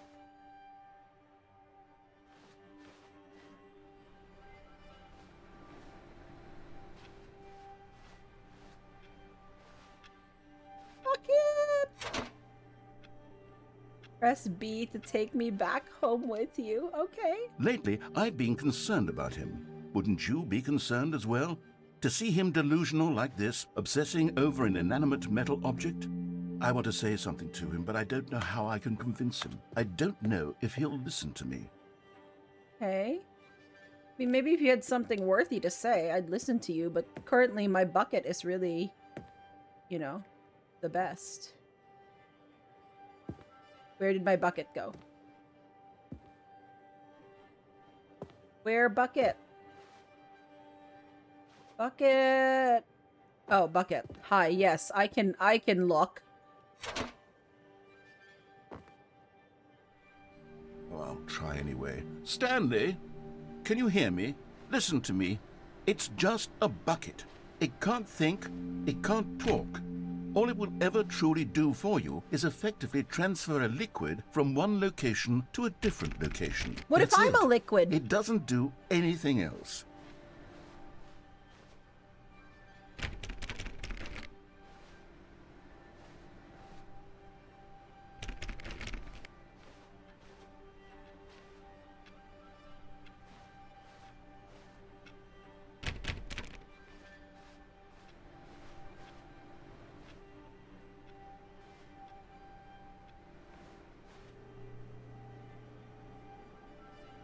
Excuse me, narrator. I can catch fish in the bucket.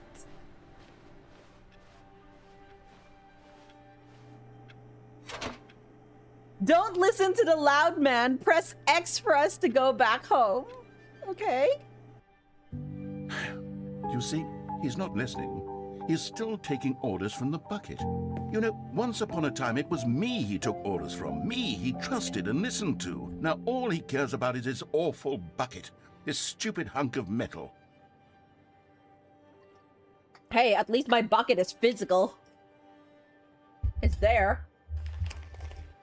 Better than the disembodied voice that isn't like, you know, that is just telling me what to do.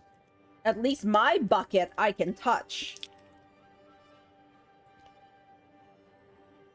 I understand that that sounds wrong, but I don't know how to phrase it any other way. So it just gotta stand like that. Narrator is jealous. Yes, exactly.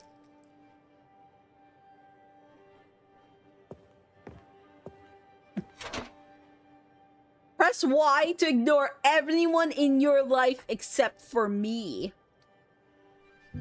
It's sad, but I suppose he doesn't need me anymore.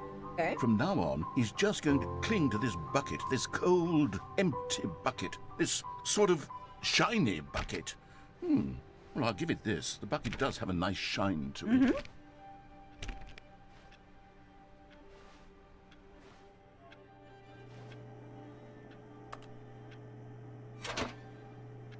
You believe I'm real, don't you, Stanley? Press down to go back home. Okay. Yes, I suppose on closer inspection that it doesn't quite look like your average hardware store bucket. It's just a little more, what am I trying to say? Sturdier, more capable of transporting liquid. Like it would be better at moving an amount of water from one room to another. It's getting darker and darker each time.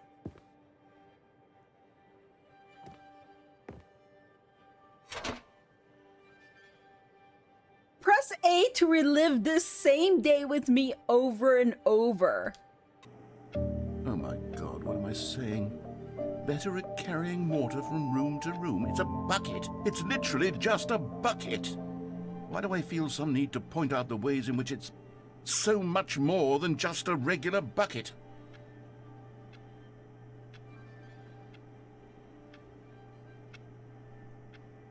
In some ways, like what this makes me think of is assigning meaning to things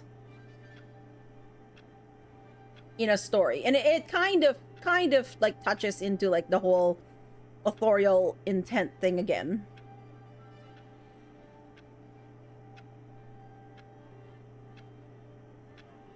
But yes, this narrator is like, you know, okay, well, you know, like trying to make himself like this bucket. But in the end is like, no, it's actually just like a bucket. Like there's no way to dress this up in a way that's like going to do it any good. Press left to go home, to work, to home, to work, to home. The curtains are blue argument. Oh no. Oh, it's much darker. I'm having feelings for the bucket. No, no, no, no, no, no, no, no. What's going on? Why do I want to be with the bucket?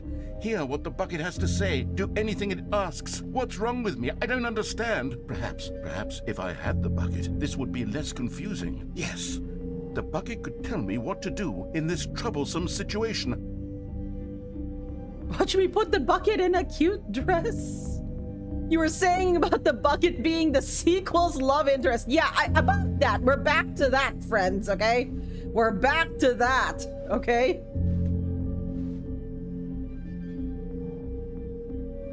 I wonder what it, though, of course, you know, being the person I am, I wonder what it means that the thing that's representing what I consider to be like sort of, yes, the representation of the love interest is a literal bucket.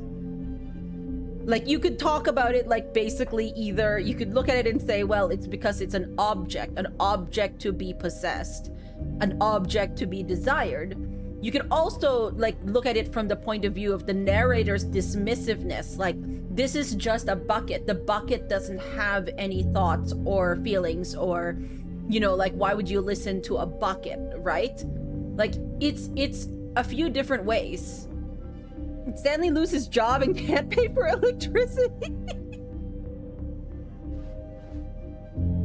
Like if we're examining it from that angle, there's so many like ways that using a bucket here is an interesting choice. A literal take on the sexy lamp trope? Yeah, exactly. You are correct. I forgot the name of that trope. But yes, the sexy lamp trope. If your love interest can be replaced by a sexy lamp, then... like... Oh my god. Stanley, give me the bucket. Give it to me. Give me the bucket, Stanley. I need it. Give it to me now. Give it or I'll... Love triangle? No, okay. Go back to work, Stanley. Okay.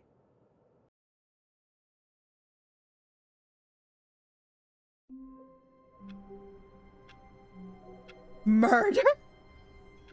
Yeah, I wonder.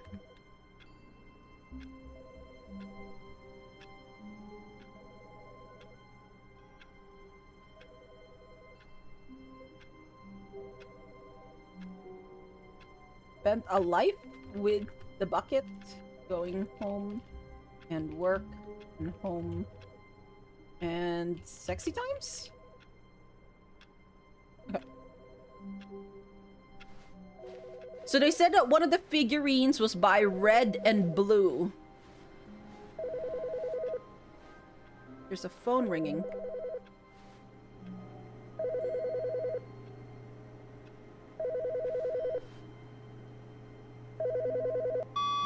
Good morning. Thank you for contacting the Future Happiness Foundation. We are confirming your shipment of 1,327 cardboard boxes to your place of work. Can you verify that this is correct? Excellent. Your order will arrive shortly. Thank you again for contacting the Future Happiness Foundation. 1,327 boxes. I have a new theory. We are a cat.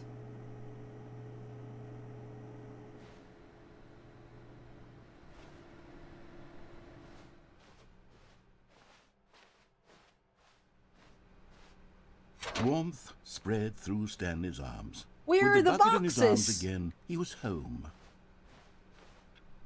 Pixel, when did you get control of the game? Yeah.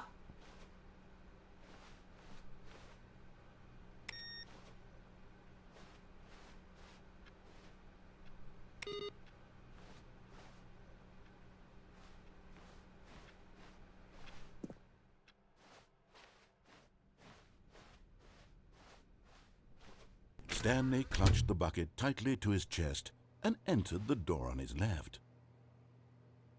But where are the boxes? I want the boxes. Wow. Okay, let's go in here. Let's see.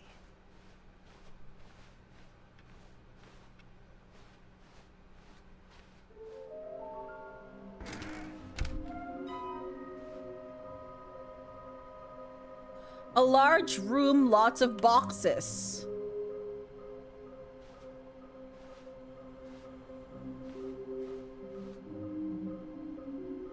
Maybe we are the collectibles.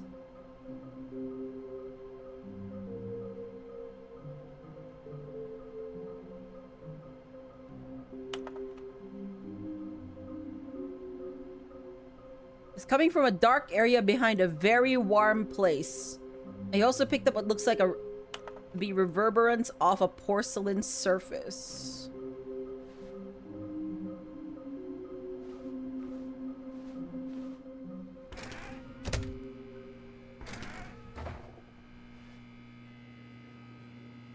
The real collectibles are the friends we made along the way, like the bucket. Exactly, Stanley, Hunter.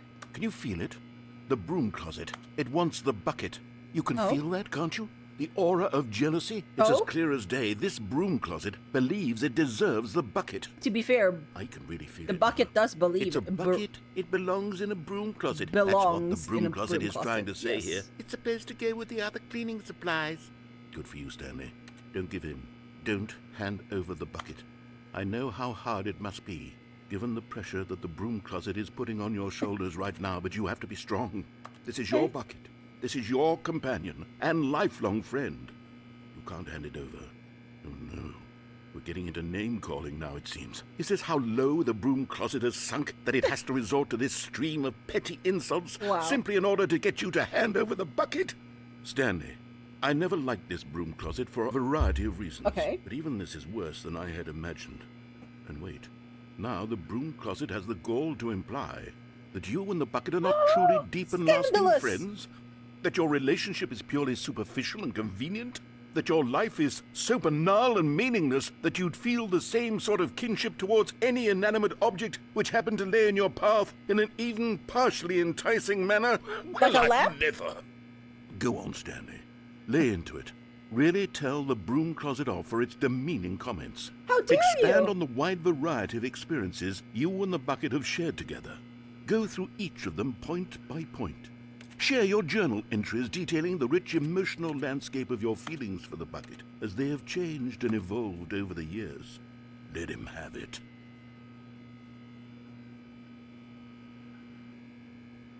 Wow. Okay, I've got you something which I think will help settle this debate once and for all. Okay. Here we go. There. Now it's settled. No more debate, no more discussion. Take a hike, broom closet, with all your meandering philosophical diatribes about the nature of cleaning supplies and their relationship to broom closets in the natural order of things. We got a sticker. We got a sticker. All right, I've got a second sticker back here. Coming to a staircase, Stanley and the bucket walked Wait, upstairs to the did I miss boss's something? office. Oh no. Oh, there it is. Second sticker.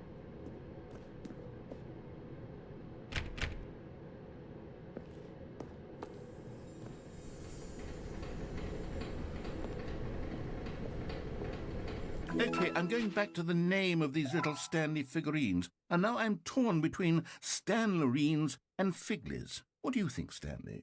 What Figley. name better encapsulates the intrinsic Figley. sense of happiness that you get from seeing a small number in the corner of your screen go up by 1? Let me sit on it. I'm sure it will come to me. We got another one. It said stairs, so I was like...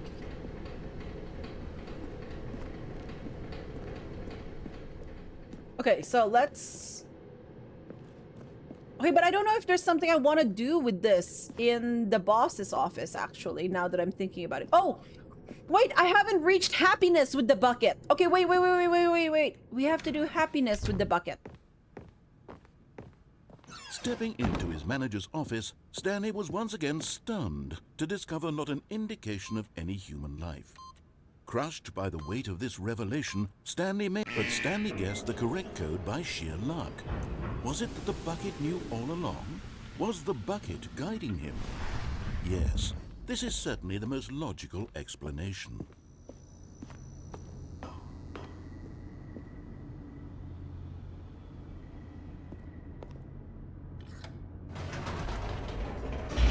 Okay.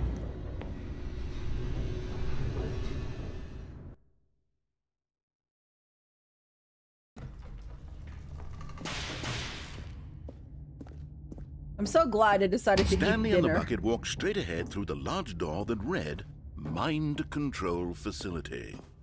Okay, we're here again. I didn't get my boxes. I'm so The sad. lights rose on an enormous room packed with television screens. What horrible secret did this place hold? Stanley and the bucket both wondered to themselves. I wonder if these stickers will, like, continue throughout, like, the rest of the gameplay. I hope they do. Don't answer that. But, like, I hope they do. The monitors jumped to life, and Like, Stanley even nearly through dropped the bucket in next, shock. Everyone in iterations. the office was being videotaped, monitored like guinea pigs. The bucket had never seen anything like this, and it very nearly burst into tears. Oh, that as poor Stanley bucket. cradled it gently, reassuring it that everything would be fine. What is this employee pirate? I've been wondering about this for a while. Okay, it doesn't seem to be anything different.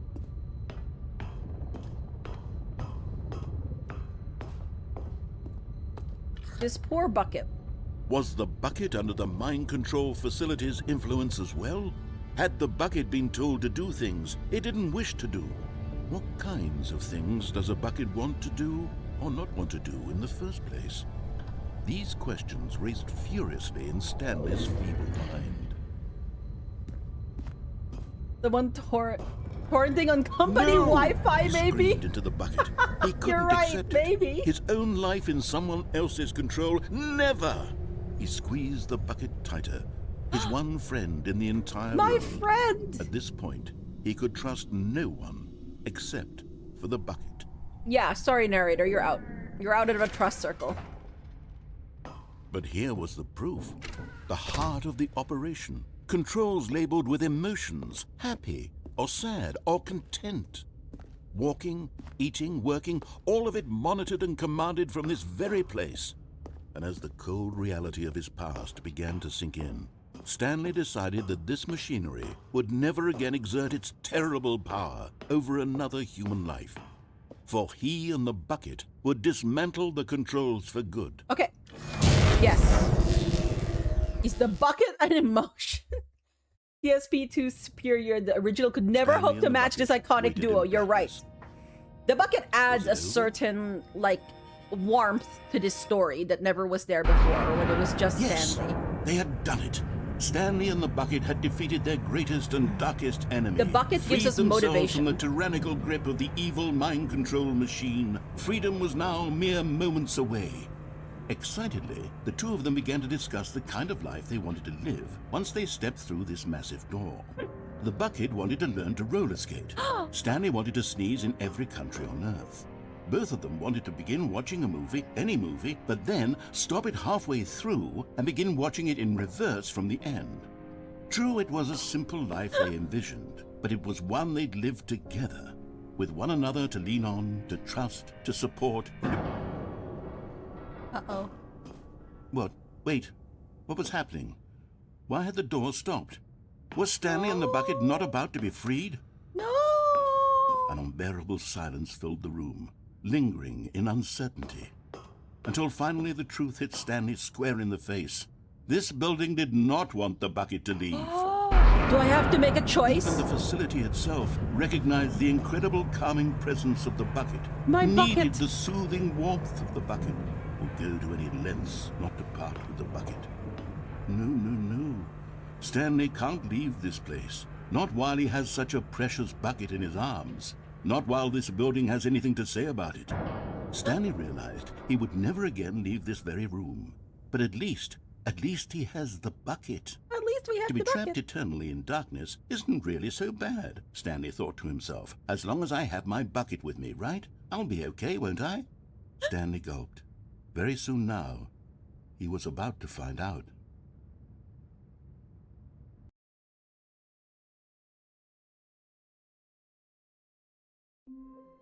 Oh.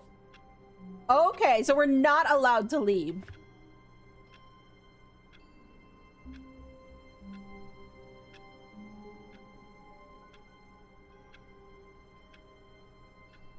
So what if we turn off? All of his co-workers were gone. What could it mean? All our Stanley boxes decided are to here. go to the meeting room. Perhaps he had simply missed a memo. Our boxes are here, but like...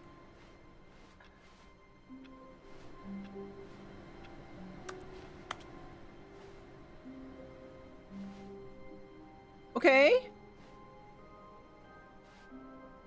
There was something about a large room with boxes. I mean, this is a large room with boxes, kind of. Like, will that... Stanley went around touching every little thing in the office, but it didn't make a single difference, nor did it advance Okay. the story in any way. Yes, yes, yes, yes. I know. My stickers are still here! Stanley picked up the bucket and smiled. He'd never be alone again, not truly alone, not with the bucket around. I'm so attached to this bucket now. You know the thing where you start doing something ironically and then accidentally, like, go all the way around to unironic? Yeah. This is my emotional support bucket now. Stanley clutched the bucket tightly to his chest and entered the door on his left. This was not the correct way to the meeting room, but Stanley had felt the bucket calling to him, telling him that the employee lounge was simply the place to be.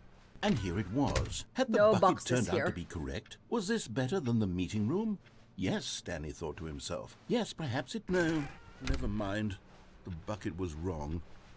Stanley took the door on his left to go back to the meeting room. And so the two of them detoured through the maintenance section and walked straight ahead to the opposite door. I want to see what happens if I turn on the mind control facility. I know what the red and blue means. I don't know with the lots of boxes what that means. Coming to a staircase, Stanley and the bucket walked upstairs to the boss's office.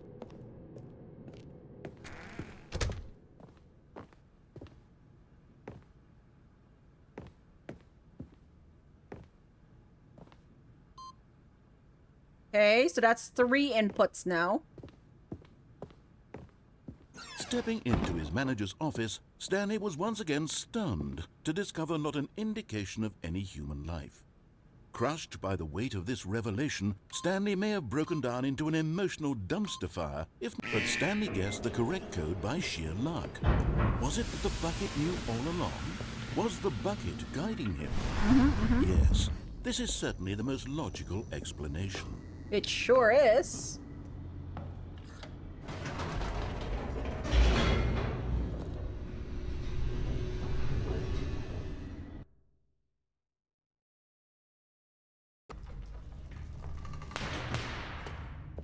I'm so happy the stickers persisted. Stanley and the bucket walked straight ahead through the large door that read, Mind Control Facility.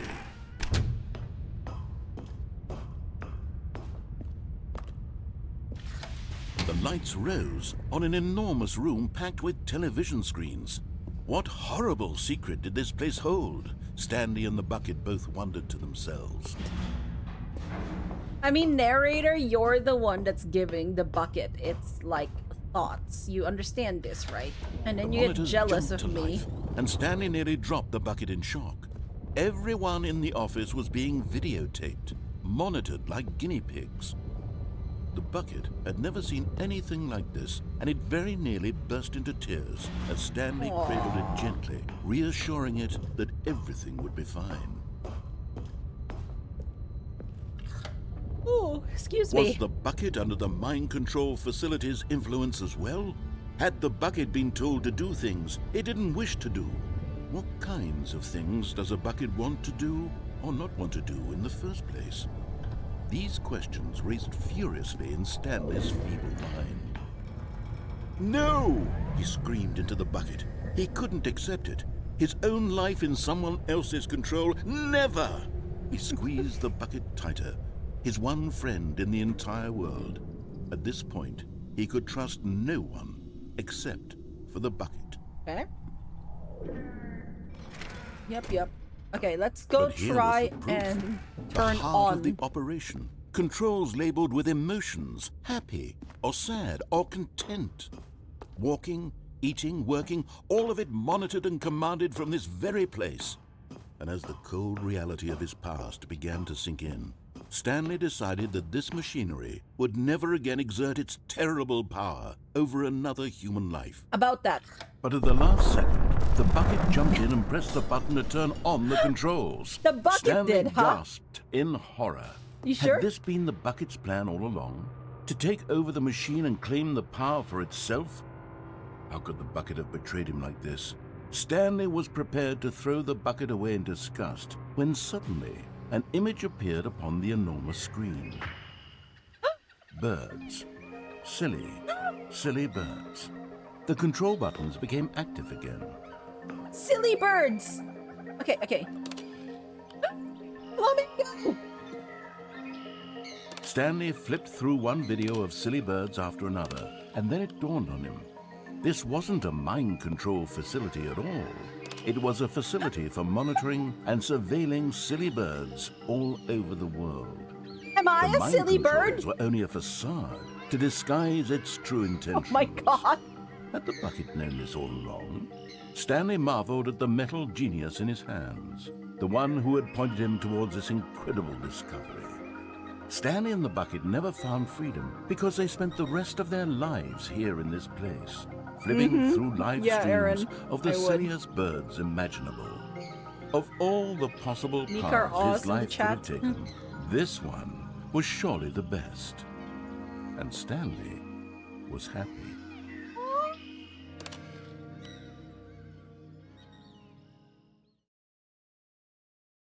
We didn't get through all of them. But we were happy. We were happy. Did you hear that? So subversion.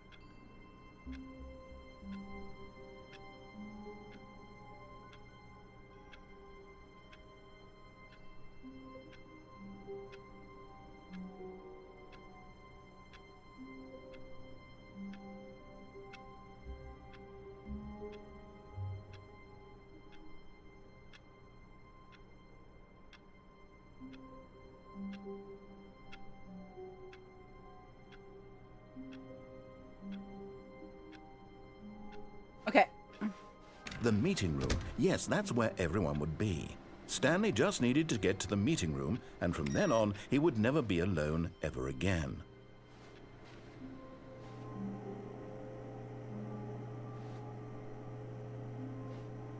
Okay, why won't you... excuse me? Excuse me? Excuse me?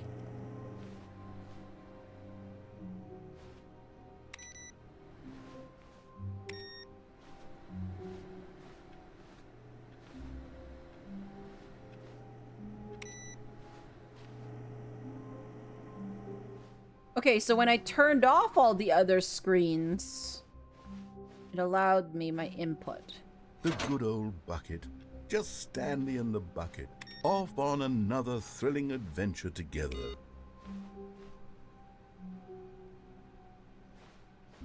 Yes, yes, my bucket.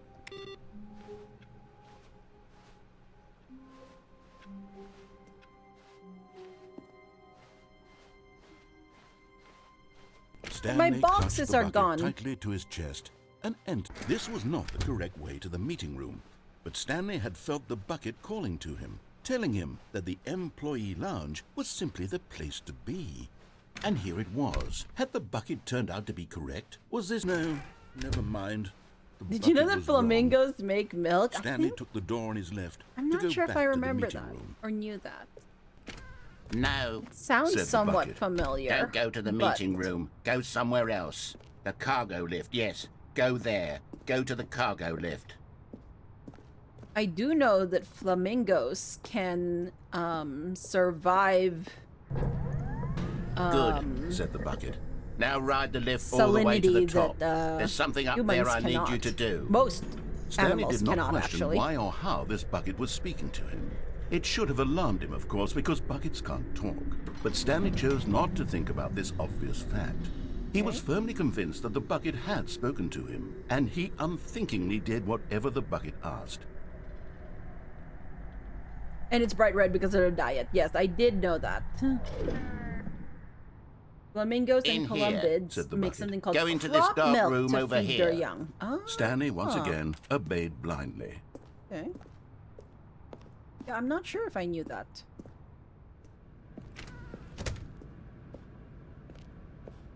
This is a large room with boxes. Okay, we're going Now to pick up the phone. unplug this. Whoa, hold on. Why did you unplug the phone? I didn't Were want you trying to answer it. resist the bucket's orders? Stanley, I was joking. Obviously, the bucket isn't talking to you and telling you to do things. Buckets can't talk. It was a joke. Don't you get the joke? It's funny, Stanley. A talking bucket. Can't you see? Oh, goodness. I must have really bungled up the delivery if you actually took me seriously. Where did I mess up the joke? Should I have paused for longer or spoken quicker? Comedic timing is so difficult. I wish I were better at it. But there isn't exactly an instructional video on comedy that one can watch to fully... Oh, wait, yes, there is. It's sitting right here. Let's take a look. Oh, What is comedic timing? okay. What is comedic timing? How does it work? How long should it last? How can it be used to effectively silence your political enemies? And more importantly, can it be taught in its entirety within 90 seconds? Thankfully, the answer to all of these questions is yes. Okay, Let's dive deeper. I'm ready. If you've ever told a joke or made someone laugh, in all likelihood, you did it while standing 50 to 80 centimeters from them in a room of no more than 76 degrees Fahrenheit, with one of your arms raised straight upward at a 15-degree angle from your body. These are the optimal conditions for good comedic timing. To begin the joke, start by stating and spelling your name. Next, provide a brief synopsis of the joke, including the specific times at which the recipient of the joke will laugh, and then spell out your name a second time. With these steps complete, it's time to begin the humor. Speak the entire joke in no more than 18 seconds and no less than 13 and a half, pausing only for bathroom breaks when necessary. When the joke has concluded, it is customary to inform your listener that the joke is over by declaring in your loudest possible voice, I'm dunny with the funny. I'm dunny with Let's the practice funny. screaming, I'm dunny with the funny now. I'm dunny with the funny. My Good. God. This saying is a perfect example of expectations management, which is the cornerstone of good comedy. Finally, it's time to hand out surveys. Collecting hard data from your audience on how rapt they were throughout the joke is the only way to grow or learn as a comedian.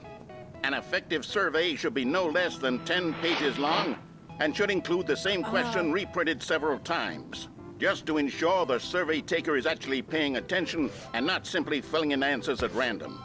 And that's all there is. With these strategies at your disposal, you'll have audiences doubled over in laughter and even tripled over in laughter in no time at all. Just remember to let them stop laughing at some point, you gut-busting little scamp. After all, we're each of us needed on the front lines of the war to fight the 12-legged invader who threaten our very existence, and who very likely die in a hailstorm of bullets and mandibles.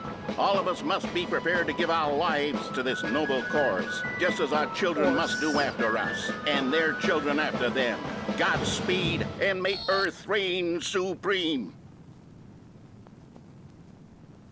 I see. Hey, goodness, this video is a little outdated, isn't Just it? a titch. Well, no matter. Yeah. I think the fundamentals of proper comedic timing are still as relevant today as they were back then. So with that in mind, I believe the only way forward is for us to return to the 2 doors and walk through all of this again, so I can try telling my story with more appropriate comedic delivery. Come along, let's head back. Proper comedic timing is the Bluetooth connected from the wedding I was at. That is great comedic timing. Oh, you're gonna box me in now. Because you know that I have agency and free will. I can feel it. This time, I'm You really don't want going me to jump nail down the here. delivery. You'll be in stitches. A talking bucket, you'll say? How ridiculous. How absurd. What a hilarious concept. The king of comedy. That's what you'll call me. Thank goodness we had the instructional video. Otherwise, who knows where we'd be right now. Okay. Well, I wouldn't be the king of comedy, that's for sure. The bucket spoke to Stanley. The bucket spoke. The bucket spoke. Oh, I'll figure it out on the fly. No need to overthink things. Do not lie. If you are lying right now, stop.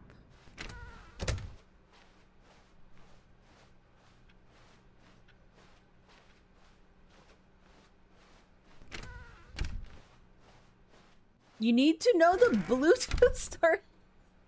I'm guessing you weren't here when I mentioned it, but like, okay, so the past weekend I was at a wedding, and there had been some, like, we could tell like when they had selected the music, so it was like a backyard wedding, you know, like type of thing, so very small, like little, like cozy affair, casual affair in a way.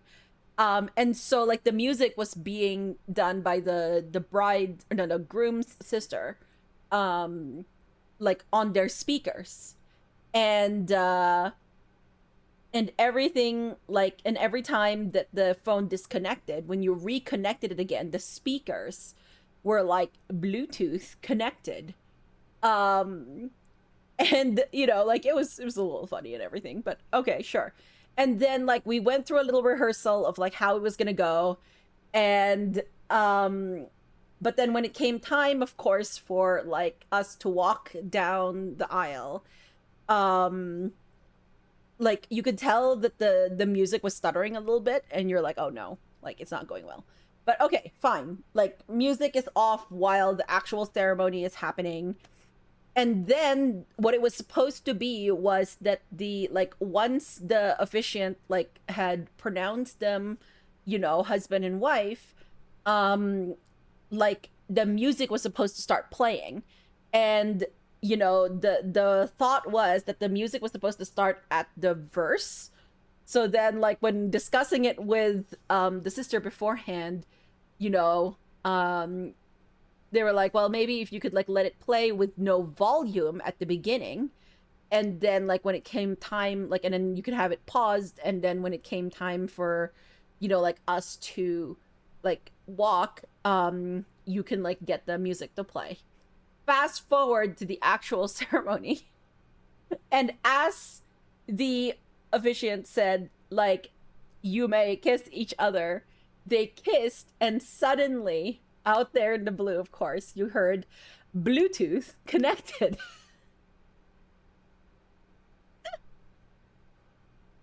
Insane comedic timing from the Bluetooth speaker. And that is Bluetooth connected. I loved it. It was amazing. We were like, you know, somebody was joking that their last names should be Bluetooth. And I was like, well, maybe they're a little child, because they had this little thing where they were calling, you know, like where they were like, oh, little baby no teeth, and I was like, well, no, now it's little baby Bluetooth. It was like so funny. Like, and I think the other thing I loved about it was that it was a wedding where that was a funny moment. Like, it wasn't like, oh, my wedding is ruined because, like, you know, X and X happened or whatever. It's just like, it was just part of it, and it was just a funny story, and it was lovely, and I, you know, it's just so funny. Where did my other sticker go? Sorry, I just realized I've lost a sticker. You would have cracked up. Yeah, everyone was laughing, which was honestly good, because I had just like, so I was like the maid of honor, and I had seen like the vows that the bride was going to read beforehand, and she was actually going to read sort of like something from a board book, but then and she was like, no, maybe I'll be a little mean. And she had composed this poem for him. Poetry was a big thing here, actually, like, because it wasn't like anything, like, it was not a religious wedding at all. So instead of any like sort of readings or whatever, they just had like people read poems, actually. And the vows of the like the groom was a poem from, I think it was by E. Cummings. I could be wrong. He made a joke that it was not titled. I think it was. I'll have to look it up again. And then like, and then the bride was going to read something else, but then ended up like also composing a poem. And I had read it beforehand, and when I read it, I was like tearing up. And then like when it came time to like, you know, actually say the vows, I was like, nope, this is gonna happen and I'm gonna be fine. No, I was not fine. I like started crying. And I couldn't do anything about it, because like I was holding like two bouquets. I was holding my bouquet and I was holding the bride's bouquet. And so there I was like standing there at the front, like just with tears streaming down my face. And it was lovely. But so like having that moment and then going like to the Bluetooth connected was just absolutely wonderful. It was so sweet. It was so funny. Oh. A panic sticker lost. Yes, I am a little panicked. My sticker has been lost. I'm a little concerned. We go. You ready? When Stanley and the bucket came to a set of two open doors, they entered the door on the left. Okay. So just a second here. Let's...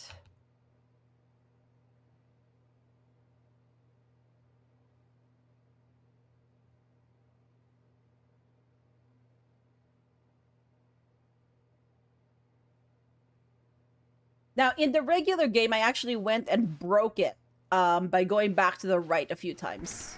Let's see if this'll... What?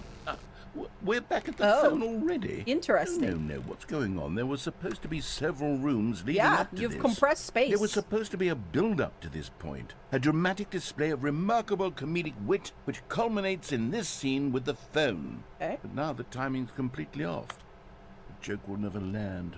Well, not the way it was meant to. And it's all my fault. I must have forgotten that the phone room comes immediately after the two doors room. Oh, dear. What an egregious mistake. I've made a fool of myself. I don't deserve the title of King of Comedy. I'm nothing. I'm not even the lowliest joke-telling whelp. I think I Oh, need no, to you go won't. back and rewatch No, that you won't. instructional video again. No, you won't. Yes, surely that will help me improve my... Here we go. You ready? Oh, good. When Stanley and the bucket came to a set of two open doors, they entered the door on the left. That was the most threatened I'd felt by the game up to this point. I really thought they were going to make me watch that video again. That was a threat, by the way.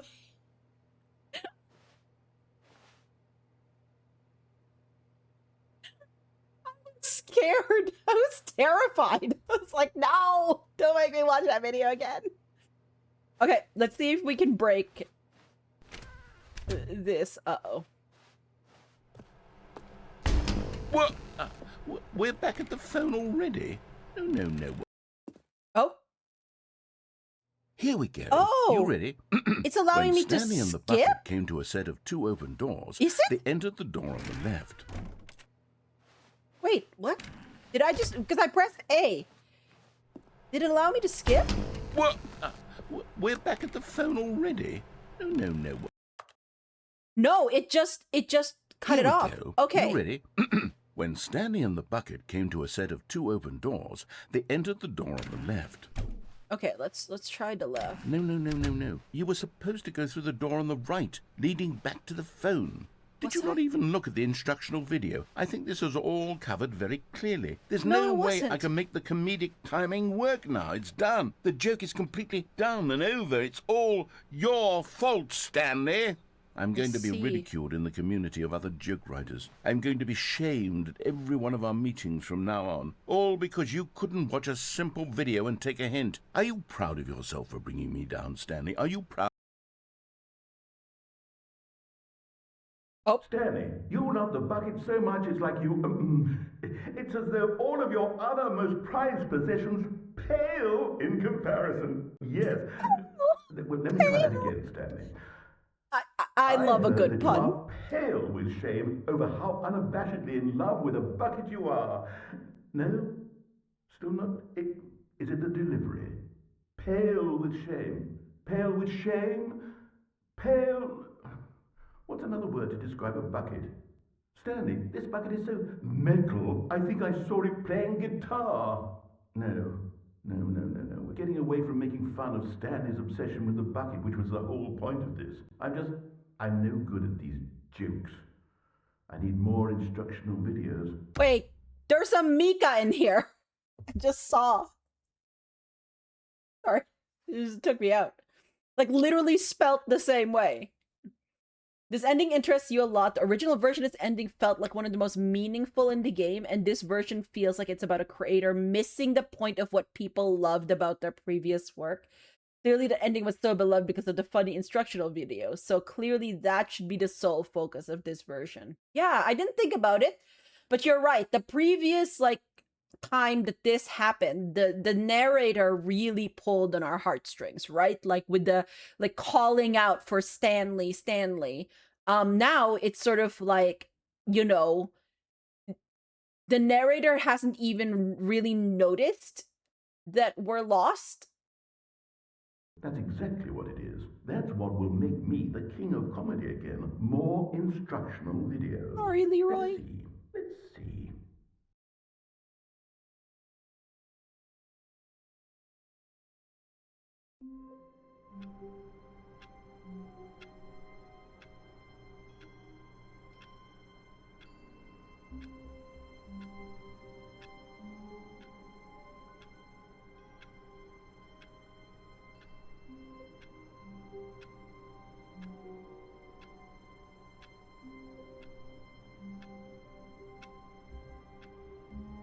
That's just me having sour grapes because I love that original ending so much.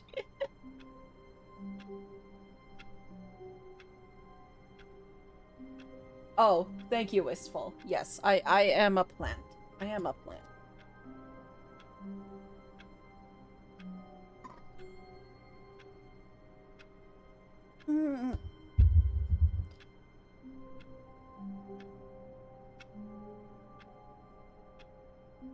Okay. Excuse me. Haru, hello. Haru, did you finish? Did you get your deathless? Stream has been wonderful. Thank you. We've been having lots of chats. You got it! Let's go! Oh my gosh, GG's! I did eat Wistful. I actually ate here because I was like, you know what? Like when I took the last break, I was like, you know, I'm like, I felt myself wanting to rush the game, and I was like, no, that's not great. So then I was like, maybe if I eat, I will be less hungry, and then I can continue playing this game. You're so done. You're relieved. Let's go. Oh, Karu, that's amazing. Wait, what's next then? What's next in the Silk Song verse? For those of you who don't know, Karu was working on Deathless in Silk Song and Steel Soul in 30, I think, hours or something. True and hitless, of course. Of course. Yes, did you hear that I was talking to chat? Here. Come here. Come here. Yes. Okay, yes. You know you could sleep somewhere where people could see you, right? The baby, yes. She heard me talking and then she was like, yes. That is fine. Okay, here. Have a...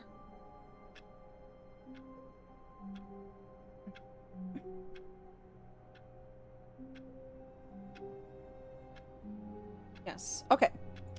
Well, anyways.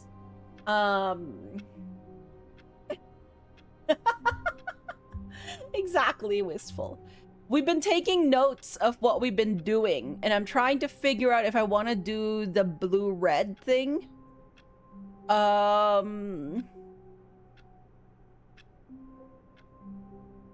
Yeah, okay, maybe we do that this walkthrough, or this time through. Hi, Pixel. Yes, what is it, darling? All of his co-workers were gone. What could it mean? Stanley decided to go to the meeting room. Perhaps he had simply missed a memo. No matter how hard Stanley looked, he couldn't find a trace of his co-workers. Yeah, the Steam note. Oh my gosh, I use it for games. And it's so cool because you can also, like, I could pin this and make it, like, you know, opaque. And then, like, if I go back to game, it'll just be hovering on my screen. So, like, let's say I had a game that had, like, codes or something where it said enter up, right, down, left on, like, this door. And it would be, like, it's so good. And then I found out from Flamingo that you could paste pictures in here. Though normally what I've been doing is just opening my screenshots here as well. But yeah, if you do it where if you're doing your properties from your sharing for your game, and then you say allow overlays, I think it's like allow overlays is the thing, so that like your chat can see this as well. And then they'll see you be able to like type and stuff here as well. You need to use this feature more? Yeah, I really like it. Like, I do sometimes, like, I have been known, like, when I played Blueprints, I used, like, Obsidian. Actually, when I played Silk Song, I used Obsidian. And I had, like, a little, like, to-do and, like, a little bit about the characters and stuff. But that's, like, an external program. And it's sometimes finicky, like, to just, like, go back and forth with it. So I really like Steam Notes as much as possible. Also, Mayo, how are you? My sticker's back! Sorry, I was missing my sticker. Where are we going today? The bucket asked. Stanley just smiled. Anywhere they went together would be perfectly fine with him. So yeah, when I couldn't describe what this game was, Karu, it's because this game is something else. This game is kind of a, like, it's kind of a meta game. It's kind of a, like, walking sim game if you distill it down to what you're actually doing. But it's a game about stories. Theme notes are nice for a single screen people too. Yeah, that's also really good. Wait, I'm here. I'm back here. What makes this corridor pop up? Don't answer that. Why is this door pop? This room doesn't pop up all the time.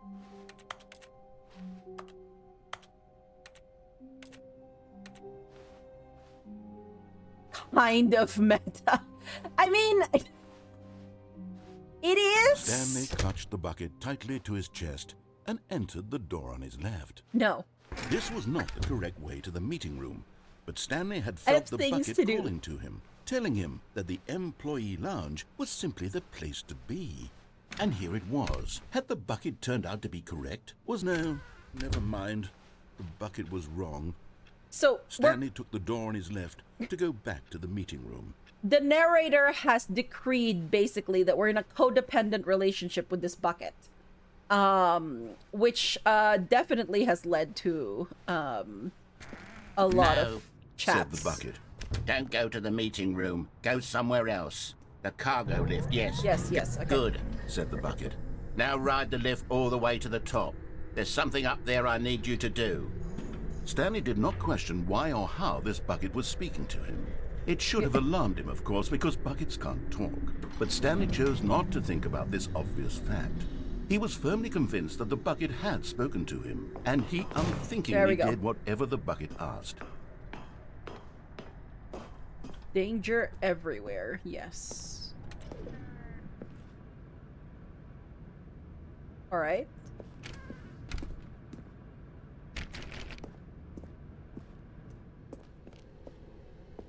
So I have red and blue doors somewhere here. No, stop. Oh. Look there on the wall. You see, there's a sign right there. It says, no buckets past this point. Stanley, how could you think it was okay to bring the bucket here? Unless, what if the problem is that you actually don't know what is a bucket and what isn't a bucket? I suppose that would explain a lot about your behavior up to this point. Which, if that's true, well, my goodness, I think we have to do... Wait! Okay, wait! When we first went through this, when we first went through the game, and I saw this sign, and I was like, no buckets past this point. Ha ha ha ha. They made a bucket. And they made me want to take the bucket through this point. Do something about it. This misunderstanding could have dire consequences on the entire rest of the game. But this is my emotional support bucket. So much of the impact of the story is dependent on your understanding of what is and isn't a bucket. Please, step in here for a moment. Oh no. Do I have to? Okay. Oh. Now then, I'm going to run you through some test scenarios, and you'll tell me whether or not the thing I'm showing you is a bucket. Okay. Simple enough, right? This should tell us everything we'll ever need to know about what is or is not a bucket. Okay, let's begin. Okay. Item 1. Is this a bucket? No. Correct. It is a hologram of a bucket, not an actual bucket.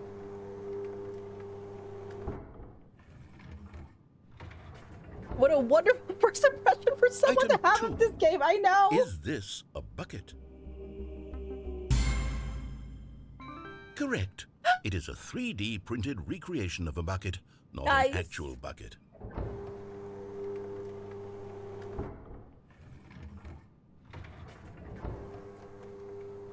Item 3. Is this a bucket? Well, I mean, at this point, we're just, like, always saying no. Incorrect. This is a bucket.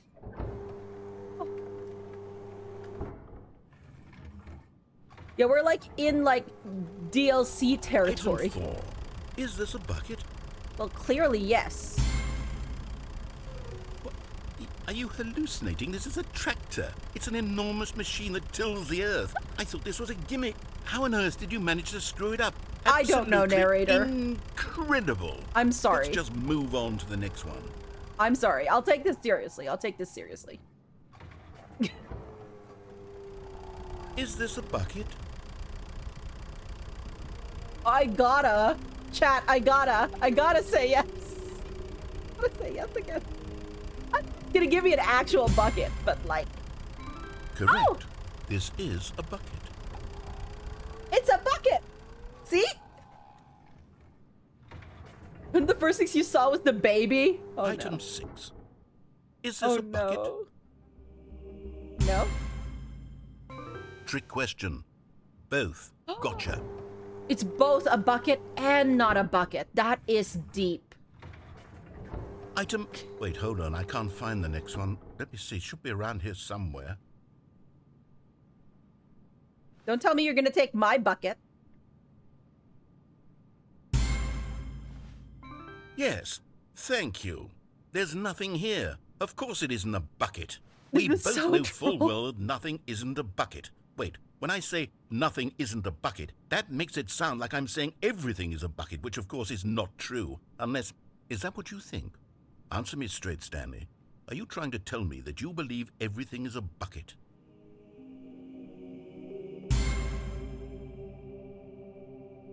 You know what? I'm too confused to even sort it out. I've lost all sense of perspective. Yeah. What is a bucket? What isn't a bucket? Mere moments ago I could answer these questions with confidence. And yet now I'm somewhat adrift. Do any of us know what a bucket is?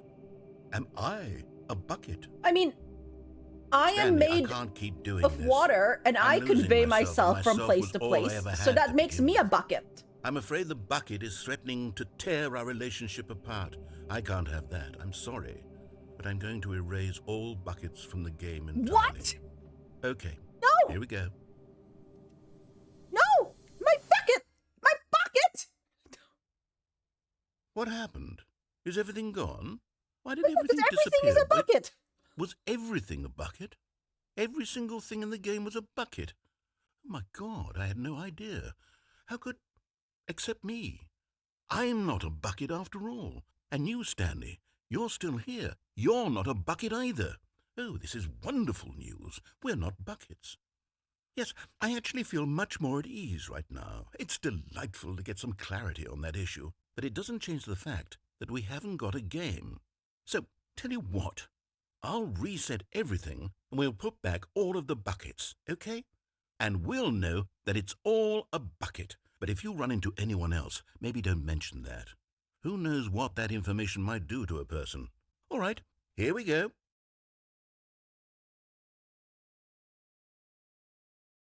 Okay. Mika the gaslighter? So now the narrator got very obsessed with trying to figure out the definition of like a bucket and what is and isn't a bucket. Literal gatekeeping there, by the way. Thanks, narrator. You actually knee-jerk quit the game before finishing that ending just in case he was serious about deleting your bucket. Aaron! Oh my gosh, that's actually hilarious. I love that. But yes, my bucket. I was just like, don't delete my bucket.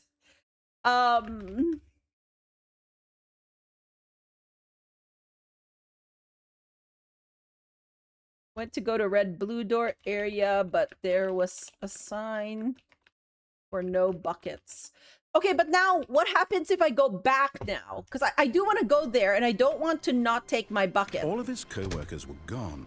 What could it mean? Stanley decided to go to the meeting room. Perhaps he had simply missed a memo. Okay, I want to find that fifth input.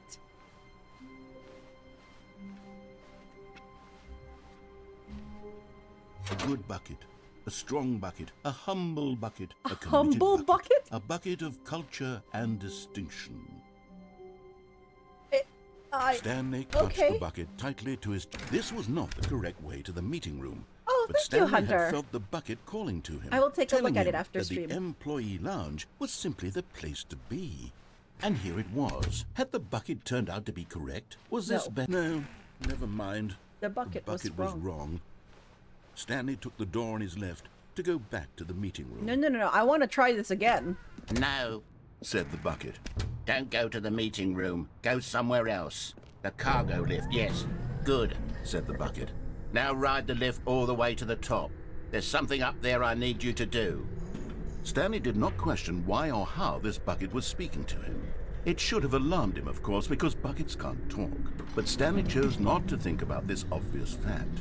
He was firmly convinced that the bucket had spoken to him, and he unthinkingly did whatever the bucket asked. Okay. A back loop on a minor technical issue. Sure. No, stop. Look there on the wall. You see, there's a sign right there. It says, no buckets past this point. Stanley, how could you think it was okay to bring the bucket here? Unless, what if the problem is that you actually don't know what is a bucket and what isn't a bucket? I suppose that would explain a lot about your behavior up to this point. Which, if that's true, well, my goodness. Okay, so like, I think like this is gonna go back I think we have to do something about it. The same thing again. This misunderstanding could have dire consequences on the entire rest of the game if not addressed quickly and properly. So much of the impact of the story is dependent on your understanding of what is and isn't a bucket. Please, step in. Fourth input ad is kind of finicky and interacted with, but it's hard to find the right spot for it.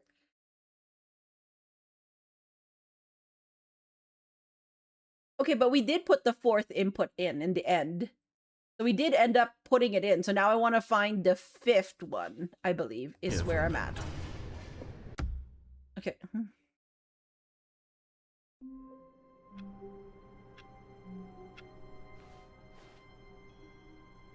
Oh. Oh.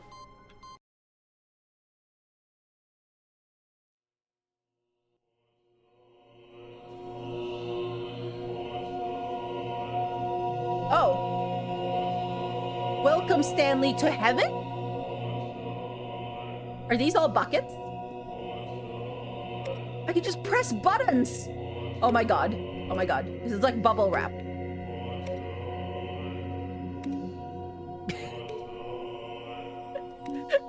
The game criticizing, like, or at least making a commentary on people who just, like, follow what they're told and just, like, you know, interact with buttons and everything. And I'm like, oh, buttons!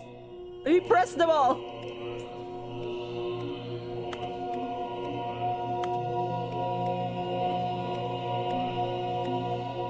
Even when I'm not sure what they do.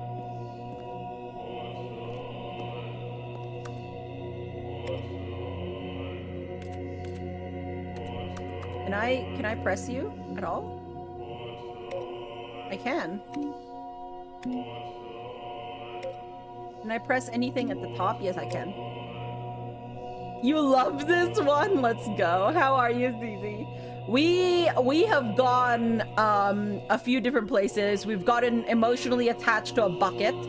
We have stickers on our buckets. Oh, you unclicked my buttons. You unclicked my buttons. Okay.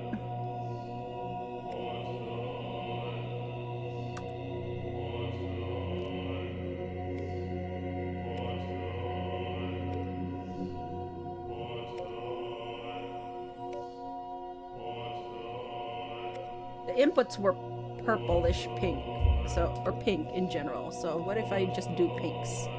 No. Okay, hi.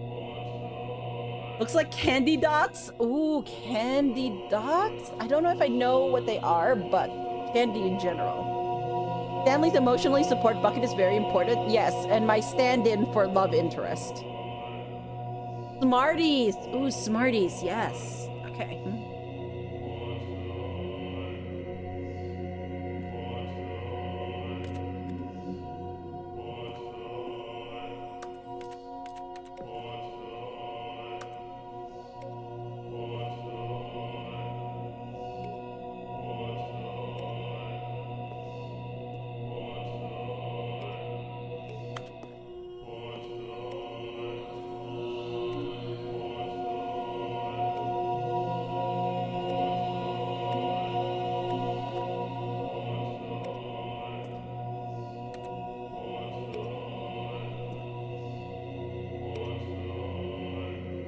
if I'm faster, I can get like all of them to line up.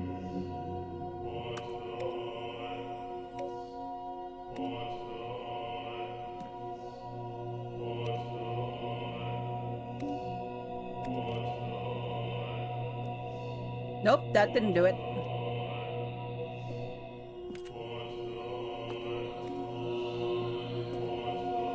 What is the meaning of button? Also, where is my bucket? My bucket is gone. I'm so sad.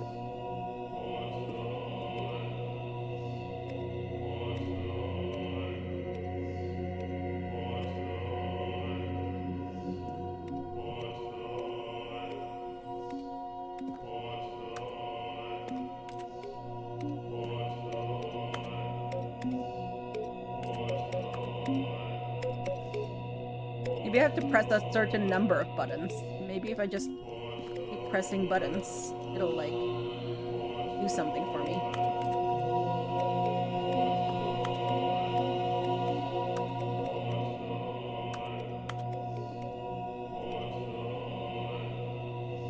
Nope. It can't be heaven if Bucket isn't here. Yeah, I know. The lickable wallpaper from Wonka? Interesting. I don't know if I've ever watched any of the Wonka movies, like any of them, actually. I'm trying to think of it, but I don't think so.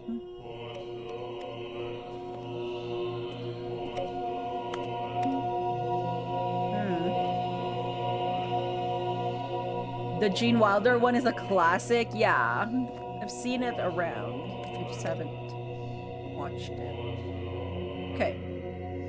What is happening here? I'm so confused. Heaven is just the buttons?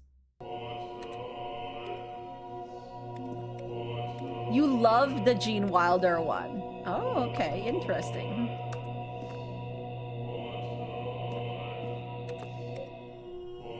I feel like as if just randomly pushing buttons is not going to get us to the answer. We could begin again, but I don't think that's also what I think my answer is going to be.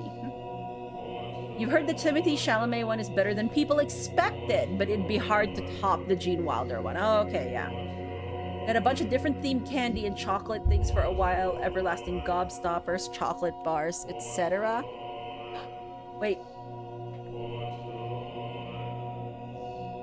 Guess who's,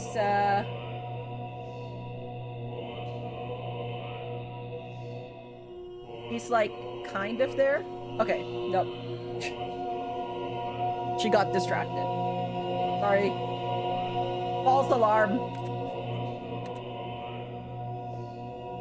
This may have been mostly in the US. Ah, okay.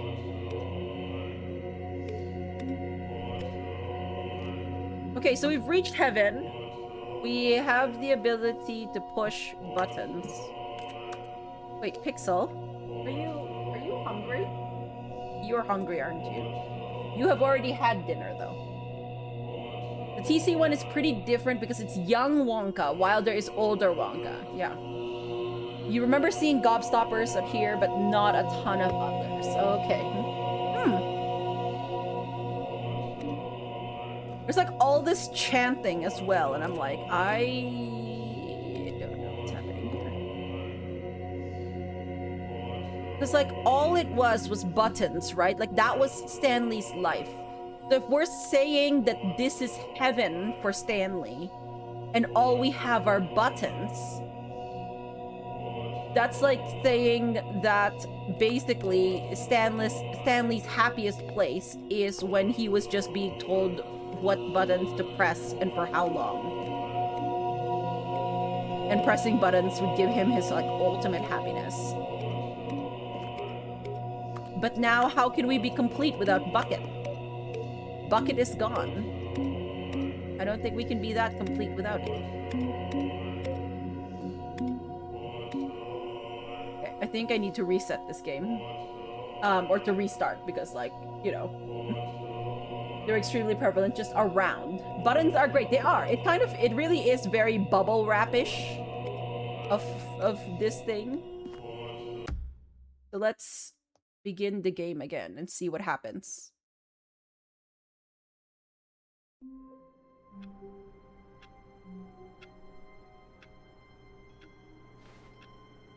Oh, so here you could go again.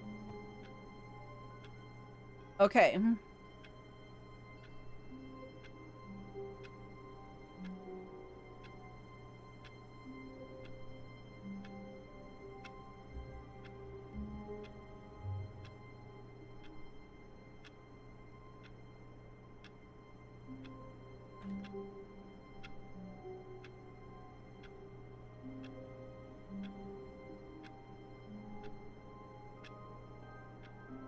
But our office looked different outside, and I wonder why. Don't answer that, but like, I wonder why. If that was like a part of like my loop before or not. I wonder.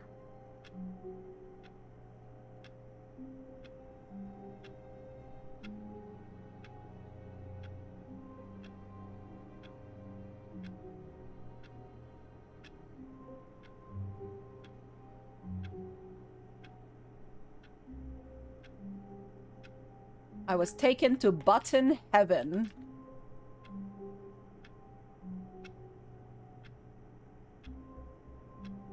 You have to go out of your way to push buttons, demonstrating your commitment to button pushing enlightenment. There you go. All of his co-workers were gone. What could it mean? Stanley decided to go to the meeting room. Perhaps he had simply missed a memo. Okay, now I want to go to that red-blue area so I could get the collectible. So we're not taking the bucket with When us. Stanley came to a set of 2 open doors, this was not the correct way to the meeting room, and Stanley knew it perfectly well. Perhaps he wanted to stop by the employee lounge first, just to admire it. It was okay. But eager to get back to business, Stanley took the first open door on his left. Nope. Stanley was so bad at following directions, it's incredible he Yes, wasn't yes, 5 years yada ago. yada. Look, Stanley, I think perhaps we've gotten off on the wrong foot here. I'm not your enemy, really, I'm not. I realize that investing your trust in someone else can be difficult, but the fact is that the story has been about nothing but you all this time. There's someone you've been neglecting, Stanley. Someone you've forgotten about. Yes, my bucket. What? Really? I was in the middle of something. Do you have zero consideration for others? Are you that convinced that I want something bad to happen to you? Why, I don't know how to convince you of this, but I really do want to help you, to show you something beautiful. Look, let me prove it. Let me prove that I'm on your side. Give me a chance. Now listen carefully, this is important. Stanley walked through the red door. You're getting close now, Stanley. You've nearly gotten Yes. all of the Figler Anlarines. Very soon, Figler you'll collect the last one. Anlarines. And then the first number will equal the second number, and that will be it. We'll be different people by then. Okay. Different in the sense that we used to have none of them. And now we have them all. You can't go Yeah. back to when you had no Figler Anlarines. None of us can. Okay.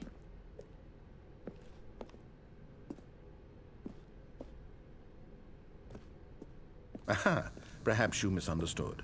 Stanley walked through the red door. I still don't think we're communicating properly. No, we're not. Stanley walked. All right, fine, go ahead, Stanley. You want to know so badly what's out there? You want to find out what lies at the end of this road you've chosen? Well, don't let me stop you. You see? Because now I want to There's try nothing something here. else here. I haven't even finished building this section of the map. Because The you were never leaderboard, supposed I want to be here rate in the it first 1. place. Oh, no, the Broken choices. rooms, I want to exposed I developer want to rate it textures. 1. Is this what you had wanted? Was it worth ruining the entire story I had written out specifically for you?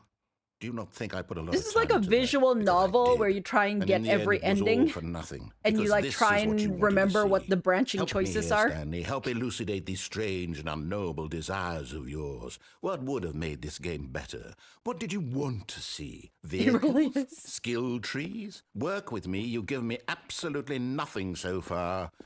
Tell you what. Let me take a stab in the dark at a new design, and you can give me some feedback. Okay.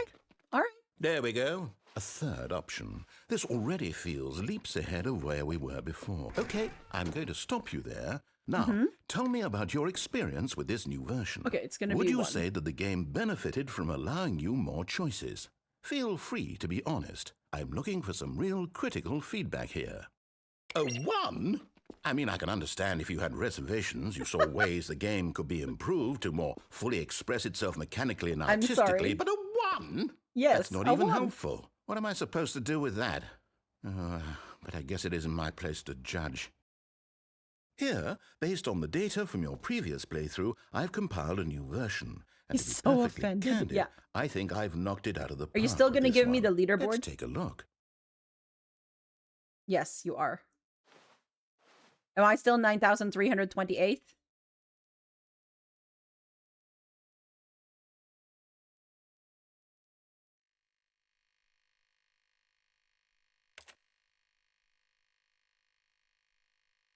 Only the worst 3% of players chose the blue door. Yes, I am still 9,328th. Okay.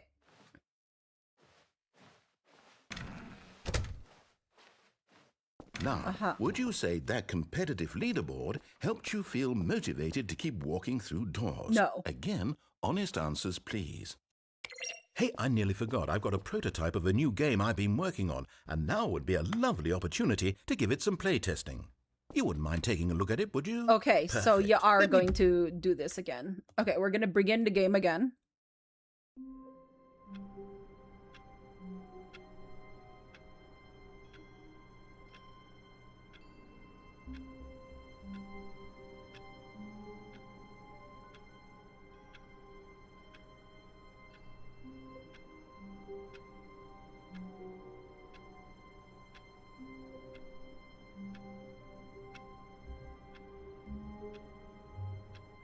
All right.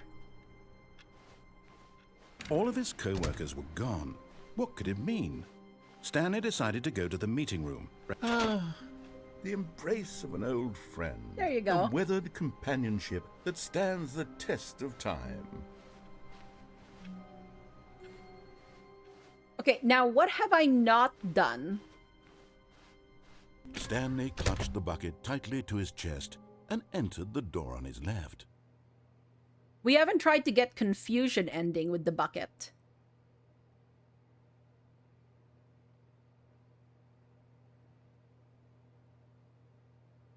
So let's try that.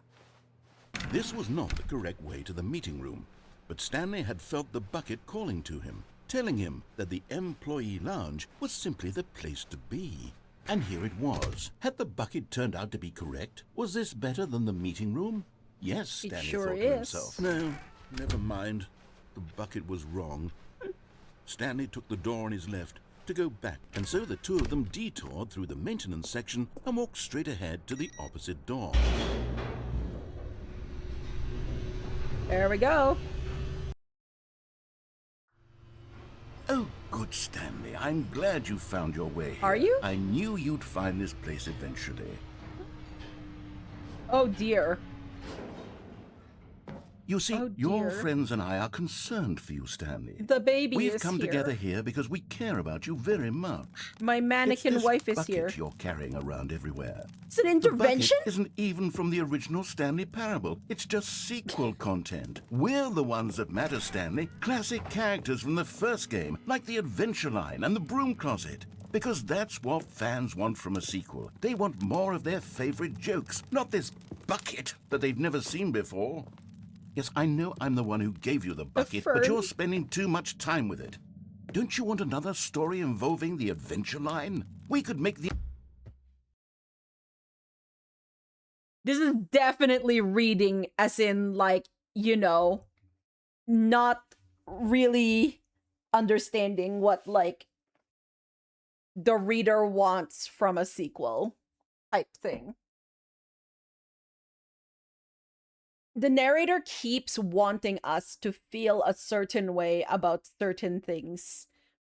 And then it gets so very, like, offended when we do other things, even though that is within the bounds of what this game has given us. adventure line goes somewhere new. Yes, The baby, yes, that's the what baby. the fans want. Let's do it. The baby. Is the other figurine here somewhere? Whee! Look at that wacky line. Who knows where it'll go off to next? Oh, and it played some silly music as well. Yes, yes. The silly music is important.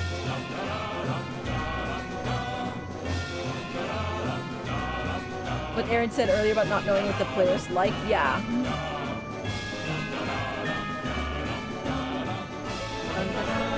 Now this is what the Stanley Parable is all about. You sure about Don't you that? remember all those great jokes from the original dialogue? Also, Stanley is addicted to drugs and hookers. Yes, it's as classic now as it was back then. Let's do it for the fans, Stanley. Let's give them more content exactly like this. No. But if we want to do that, you're going to have to give something up. My bucket? No. Over my dead body. You're not taking my bucket. We've grown a little attached to our bucket. Okay, chat. It's fine. It's perfectly healthy and normal and codependent. Don't you get it, Stanley? We need to get rid of the bucket. No. That's why I'm very proud to introduce a brand new character. Okay. This is the Bucket Destroyer. No! I think it'll make a wonderful new addition to the rich lore of the Stanley No! Parable. True, it also was not in the original game, but it's such a well-fleshed-out character with so much personality that to me it already feels as though it's been part of the cast all along. Don't you agree? No? Can you guess what the Bucket Destroyer does? Surely you don't need me to spell it out for you. Go ahead now, Stanley. Say goodbye to the bucket, and then pop it into the machine when you're ready. I think not. Now listen to me. It's crucial that you give it the bucket. I don't know what the Bucket Destroyer will do if it can't destroy your bucket. Destroying buckets is all it knows. That is its singular personality trait. Sure, I can hear you saying, how does a character with only one personality trait deserve to join the pantheon of beloved Stanley Parable characters? Well, you see, if you were to really explore the Bucket Destroyer, you would see that its desire to crush buckets is so densely loaded with complexity and nuance that it's really like 10 personality traits. What other object in this game?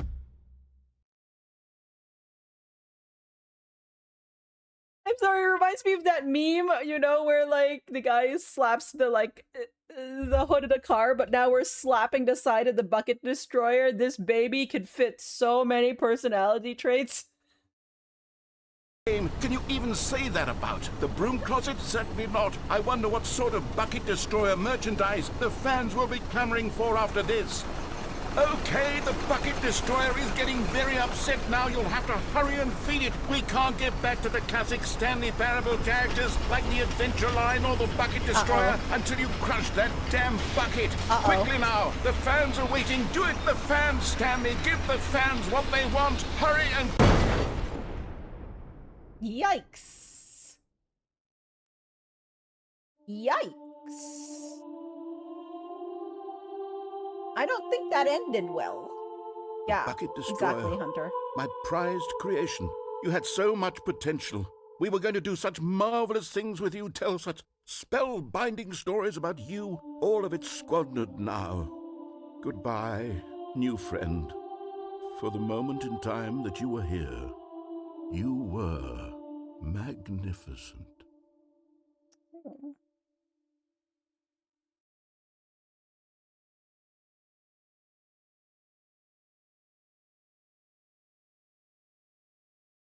Small tear.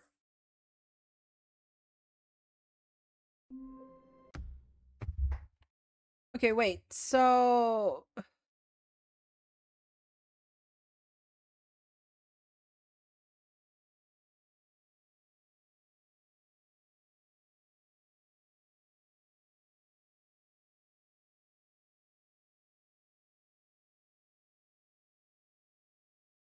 I feel like I want to see if I can destroy my bucket. I know, sacrilegious, but I kind of want to see if we can. And then the other thing is, okay, wait, sorry. Was there something about going...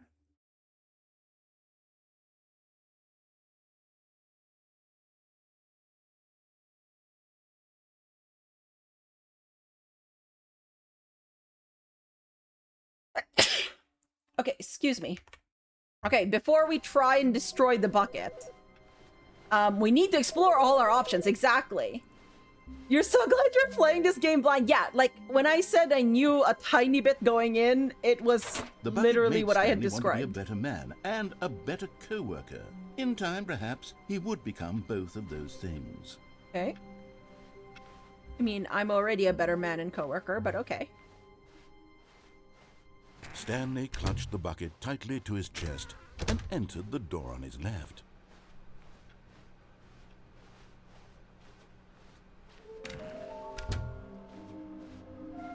A large room, lots of boxes. I need to figure out where that is. I feel like I have a bunch of boxes. Coming to a staircase, Stanley and the bucket walked upstairs to the boss's office. You know.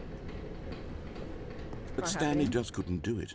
He considered the possibility of facing his boss, admitting he had left his post during work hours. He might be fined for that. And in such a competitive economy, why had he taken that risk? All because he believed everyone had vanished? His boss would think he was crazy. And then, something occurred to Stanley. Maybe, he thought to himself, maybe I am crazy. He looked down at the bucket in his arms. Am I crazy? He asked the bucket.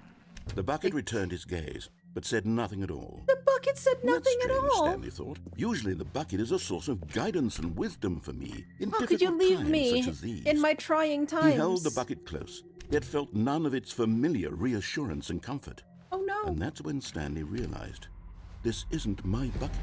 It's just a normal, everyday bucket. Someone else's bucket, perhaps. How did I end up with someone else's bucket? This is all terribly wrong. Surely no good would come from this. No! Who knows what sorts of bizarre hallucinations Stanley might experience without the psychologically grounding presence of his bucket. My emotional support bucket! Now he noticed that the rooms were repeating, which was, of course, very odd. And now he felt himself floating off the ground. Oh, gracious, he exclaimed. Without my bucket, I've gone truly mad. Where is it? I must find it. Far off in the distance now, he heard it, calling to him. Stanley! Stanley, it's me! The bucket! Where is it? Could it truly be? He rushed forward from room to room, passing by one bucket after the next. None of them were his. None of them were his special bucket. Come to me, Stanley! Find me! He had to find the bucket. He had to return to his old friend. It was the only way to truly restore his sanity. Then suddenly, he froze dead in his tracks. He knew where the voice of the bucket had been coming from. Where is it? The real bucket was inside of him all along. It was incredibly painful. I'm sorry. Stanley doubled over in agony. I'm sorry, I don't think it was meant to be that funny, but the real bucket was in him all along. This is the story of a woman named Mariella. Oh no, we get Mariella again. Mariella woke up on a day like any other. It's pretty funny. Got dressed, picked up her bucket of comfort and security. Oh, she gets a bucket too. But on this particular day, her walk was interrupted by the body of a man who had stumbled through town, talking and screaming to himself. I'm sorry. This bucket being shoehorned into like the story, like in like Stanley's story, and then like to Mariella. You know, it's like when an author has something that has gone well, and then is like, no, but like that's like not just like, you know, misunderstanding what the readers wanted, but like, let's say something was a success and they're like, okay, well, I'll just redo that again. Except it's buckets. And then collapsed dead on the sidewalk. Right away, she knew what the problem was. He didn't have a bucket? This man had no bucket. I knew it. Of course he'd gone mad, ranting and raving about a narrator describing all of his actions and how everything is predetermined and free will is an illusion and it's all just a video game. It could all have been prevented if only he'd taken his bucket with him. Perhaps he didn't even realize he'd forgotten his bucket at home in the first place. How cruel the world can be, Mariella thought, and she hugged her own bucket even tighter. I see. But of course, she had no time for this. There were a myriad of confusing problems she would soon have to confront at work, for which her bucket would provide absolute guidance and total clarity on everything. Heck yes, she thought to herself, my life kicks ass. And she backflipped all the way to work. Wow! She backflipped all the way to work? Excuse me?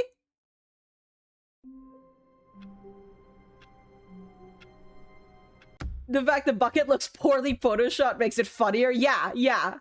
Pictured. Authors subtly including their latest hyperfixation in their stories. It's so true. It's so true. Yeah, it doesn't even have to be something that's successful. It's just like the bucket is more for the author than like the characters. Or something so contrived. Okay, wait. So we went to...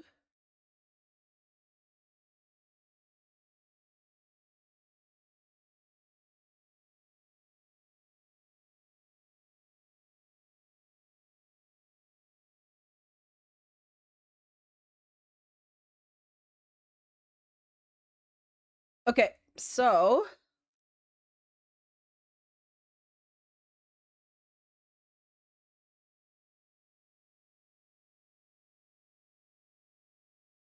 Okay, where did... Okay, wait.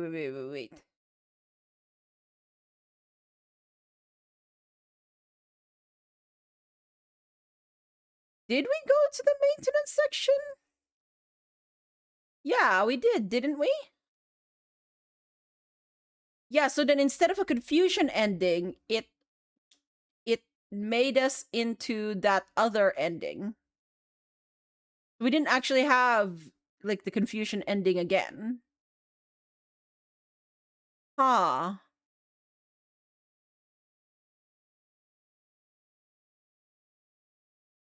Interesting.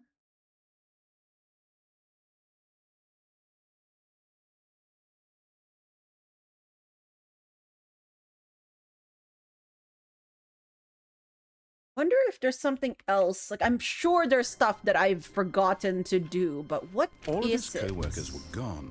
What could it mean? Stanley decided to go to the meeting room. Perhaps he had... Not everyone is so lucky to have a bucket, but Stanley is a very lucky fellow. Very lucky indeed. Very lucky. Okay. But where is that thing with the boxes? Where is my 6th figurine? Where's my 6th collecting item?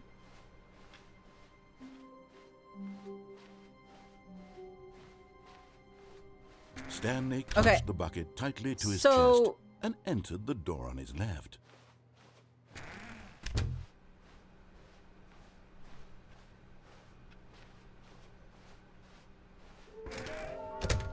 Large room, lots of boxes. Okay, yes.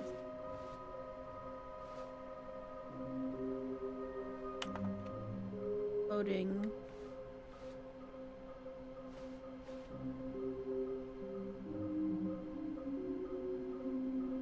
Do not leave the office before reporting back on any new findings. Teamwork and communication are of great importance during this unprecedented time of investigation. Thank you. Help, I'm a post-it. myclue.jpg. A large room, lots of boxes? Question mark.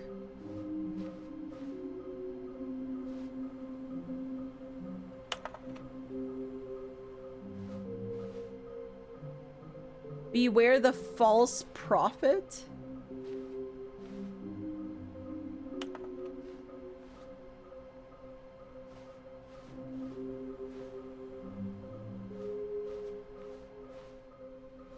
Then the broom closet thing. Coming to a staircase, Stanley and the bucket walked upstairs to the boss's office.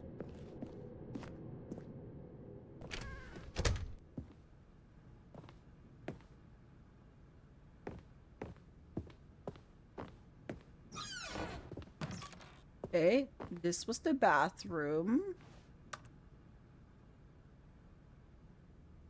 Oh, we're back to be rich. Is it a crime? That one.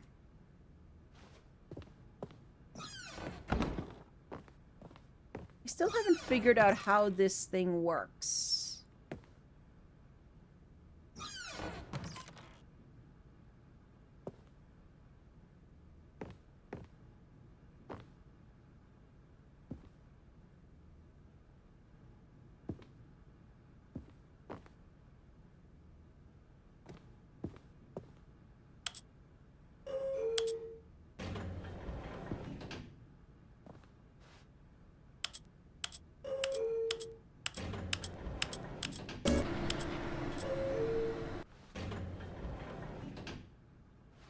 No patience in this one. I don't want to go back here again, though. Stepping into his manager's office, Stanley was once again stunned to discover not an indication of any human life. Wait. Crushed by the weight of this What if I revelation, just wait here Stanley again? may have broken down into an emotional dumpster fire, if not for the soothing presence of the bucket. I mean, it opened it for Even me now, the first in his time. darkest of hours, did the bucket's warmth and guiding light pierce the dark clouds of confusion and chaos.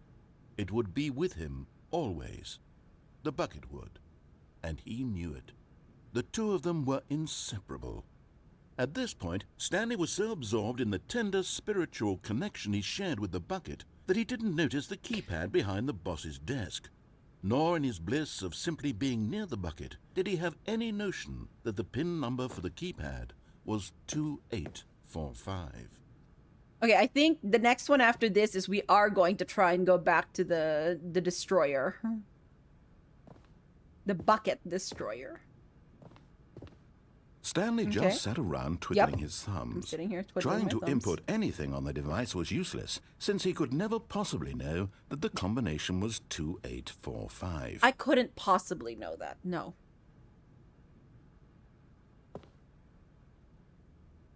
Oh, excuse me. 2845.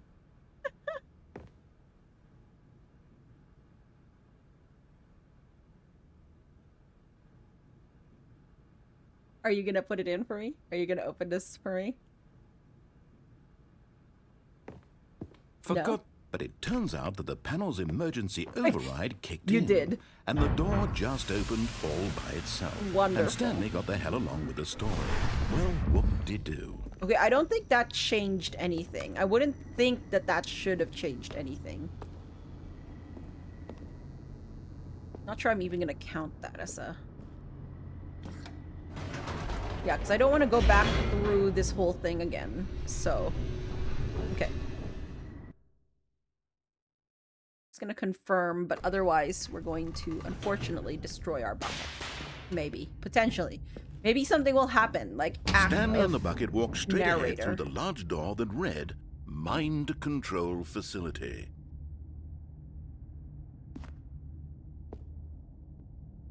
And we've walked through that one.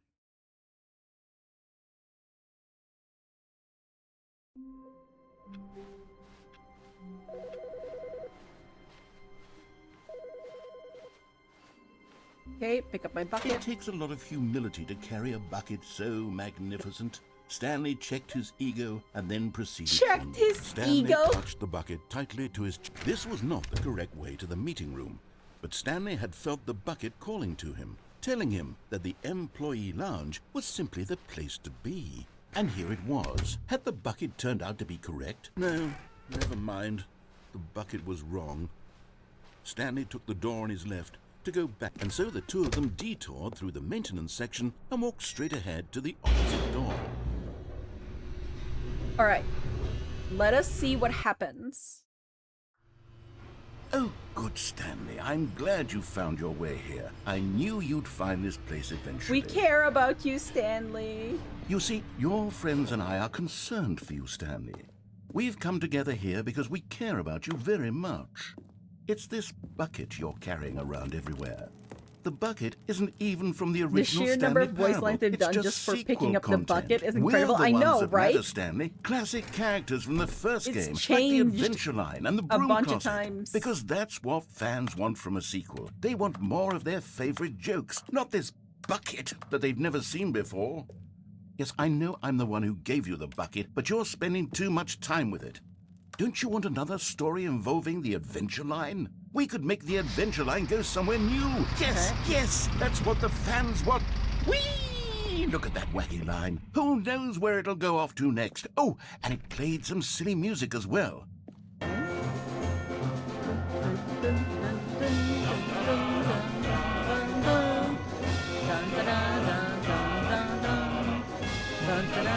Now this is what the Stanley Parable is all about. Don't you remember all those great jokes from the original dialogue? Also, Stanley is addicted to drugs and hookers. Yes, it's as classic now as it was back then. Let's do it for the fans, Stanley. Let's give them more content exactly like this. But if we want to do that, you're going to have to give something up. Don't you get it, Stanley? We need to get rid of the bucket. That's why I'm very proud to introduce a brand new character. This is the Bucket Destroyer. I see. Yes. I think it'll make a wonderful new addition to the rich lore of the Stanley Parable. True, it also was not in the original game, but it's such a well-fleshed-out character with so much personality that to me it already feels as though it's been part of the cast all along. Don't you agree? Can you guess what the Bucket Destroyer does?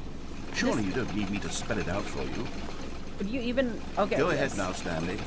Say goodbye to the bucket, and then pop it into the machine when you're ready. The V could keep up this type of voice for so long and so consistently. Now listen to me. It's crucial that you give it the bucket. I don't know what the Bucket Destroyer will do if it can't destroy your bucket. Destroying buckets is all it knows. That is its singular personality trait. The bucket keeps like sort of looking back to me. With only one personality trait deserve to join the pantheon of beloved Stanley Parable characters. Well, you see, if you were to really explore the Bucket Destroyer, you would see that its desire to crush buckets is so densely loaded with complexity and nuance that it's really like 10 personality traits. What other object in this game can you even say that about? The broom closet? Certainly not. I wonder what sort of Bucket Destroyer merchandise the fans will be clamoring for after this. Strong, yeah. Okay, the bucket keeps looking back at me like I'm obviously personifying this bucket. Back to the classic Stanley Parable bag. Just like the adventure line or the Bucket Destroyer until you crush that damn bucket. Quickly now, the fans are waiting. Do it, the fans, Stanley. Give the fans what they want. Hurry and... Nope. Okay. The bucket. I know, right?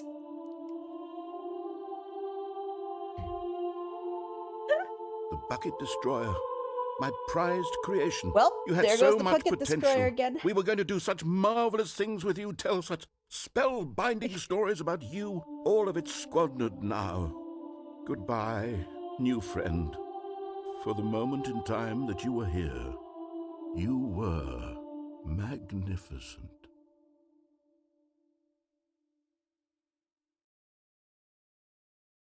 Okay.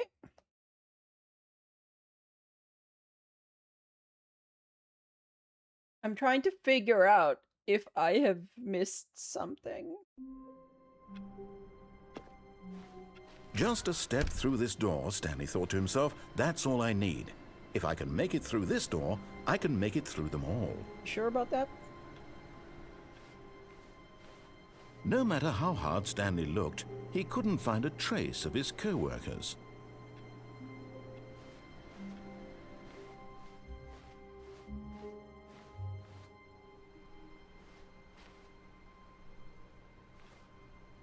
Stanley cradled the bucket in a gentle embrace, protective yet delicate, assertive yet compassionate. Okay, it is almost 10 o'clock, so I am going to back loop. What have I missed? What am I supposed to do with this bucket?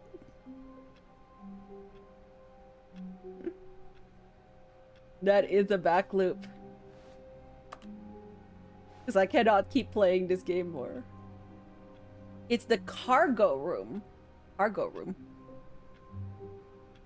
It is the cargo room. Okay. So wait.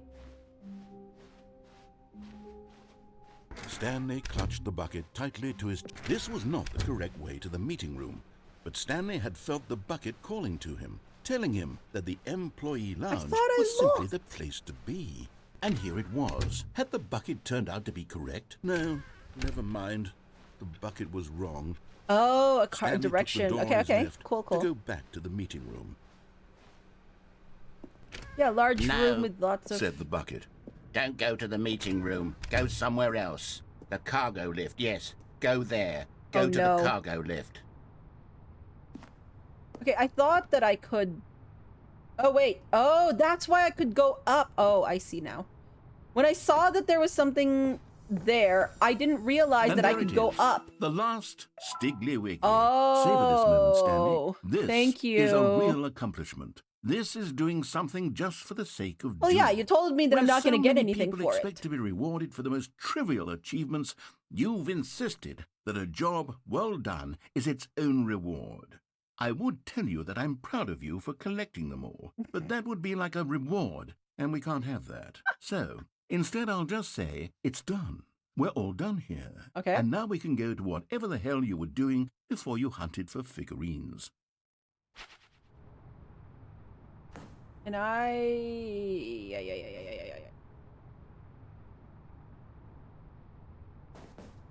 But Stanley feared that any path he walked might lead to the Whoops. separation of himself and the bucket, his dearest friend. Let's go back to the So he meeting threw room now that himself to we've his found all of death, them. that they might die in one another's arms. How deeply touching. And see if anything has changed from us getting all of them.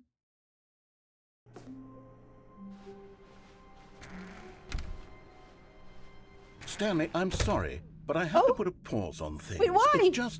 It's those figurines, those figglers. I haven't stopped thinking about them since you nabbed every last one. Wasn't it just the most intrinsically fulfilling moment of your entire life? Not Didn't it fill particularly. you to the brim with inner richness? Yes, I know. This is like me trying to get all Chivos on a game that I like, okay? Like... Yes, I do that.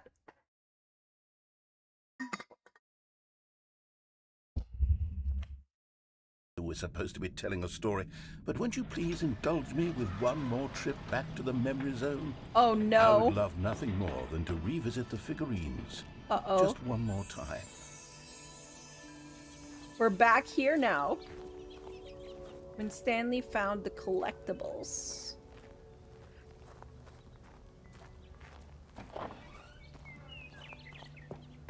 All completionists unite. Yes, thank you, thank you.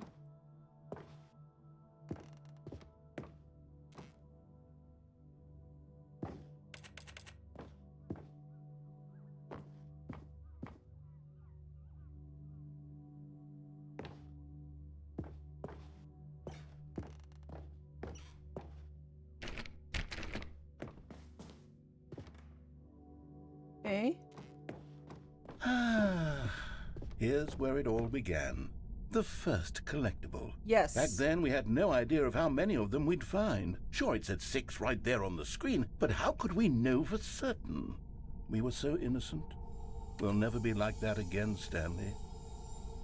7 out of 6! Yes! We can keep getting collectibles!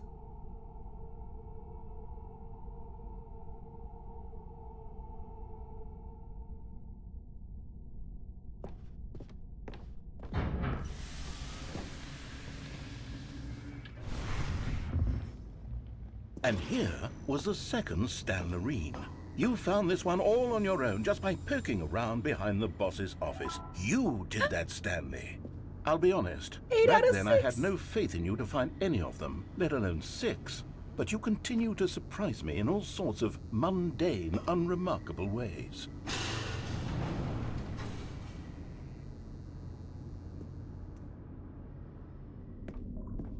Okay, let's do a little quiz. Which of these rooms was the room you found your third mini stand? Can you remember? Frick. I think it was the boss's bathroom. Hey, that's exactly right. It was here in the boss's bathroom. It was the third one. You picked it up, and then after that, you had 3 of them. I'm glad these moments are so crystal clear in Sure, your memory, but I yes. shouldn't be surprised. After all, science tells us that it's impossible to forget your third time doing anything. Oh, really? Okay. Let's see, what came next? Oh yes, we found a Figley in this pink room. We did well, not? I can't actually say I remember being in this room, but it's here in the memory zone, so We it must have certainly did not.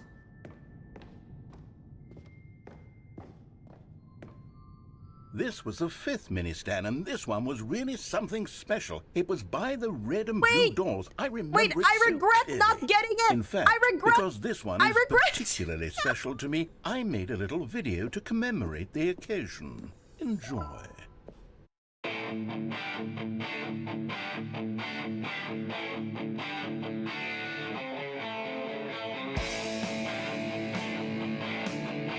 I regret. I was like, let me poke around and see, like, what's here. I regret it so much.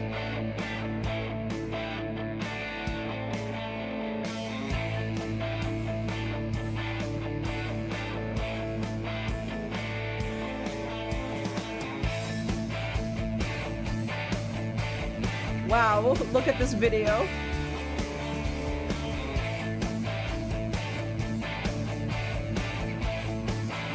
Directed by the music by the narrator, produced by the best boy, Stanley, copyright the narrator. Takes you back, doesn't it? It I spent a lot of time making that video, sure but does. it was 8 minutes I wouldn't have spent on anything else.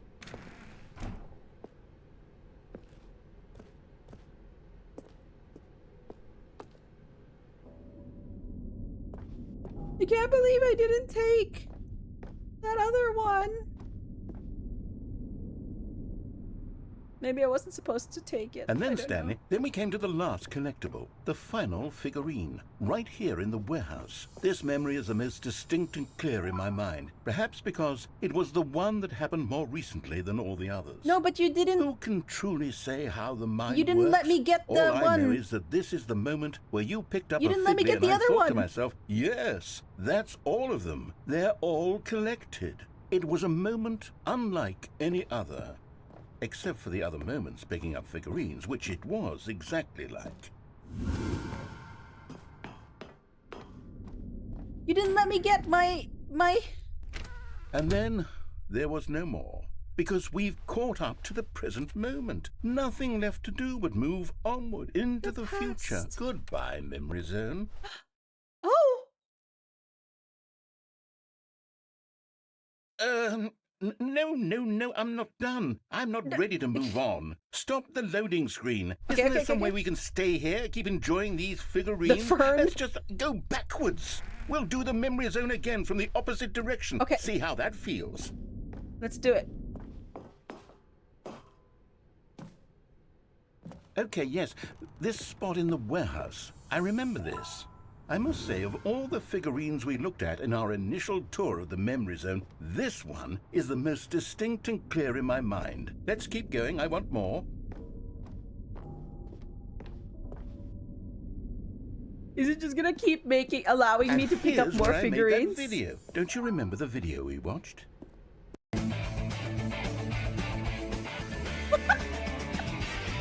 Speed run the video. I love that video.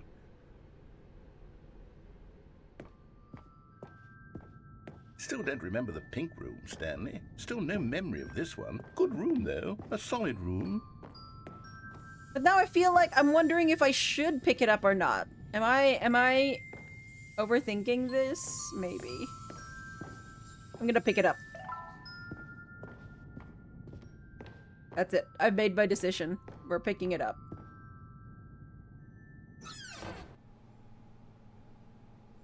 These really were a treat to hunt down. You know, if there had been any kind of reward for finding all of these, it really would have neutered the intrinsic joy of collecting. Yes, the them. MSLP I'm very overthink. glad we resisted the temptation. Next one.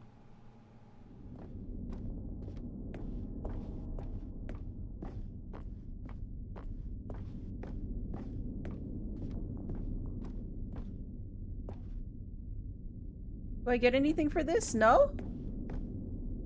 It won't allow me to get there, so the pink one is just for the under the stairs one? Interesting. This was our second Figley. Don't you remember? Yes, I remember it too. The past is truly a wonderful thing. Why does anyone ever choose to leave it? Keep going. No way. Yeah, Janoob. Exactly.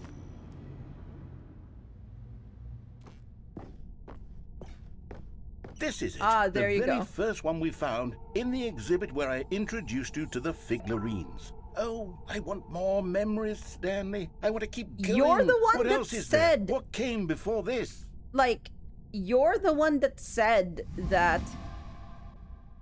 Okay, yeah, that there's no reward for this.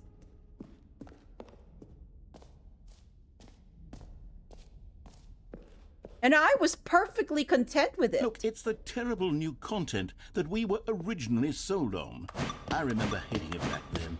The time does put a rosy filter on everything. In fact, I dare say I'm actually quite fond of it now. Look how much fun the past is. I want more.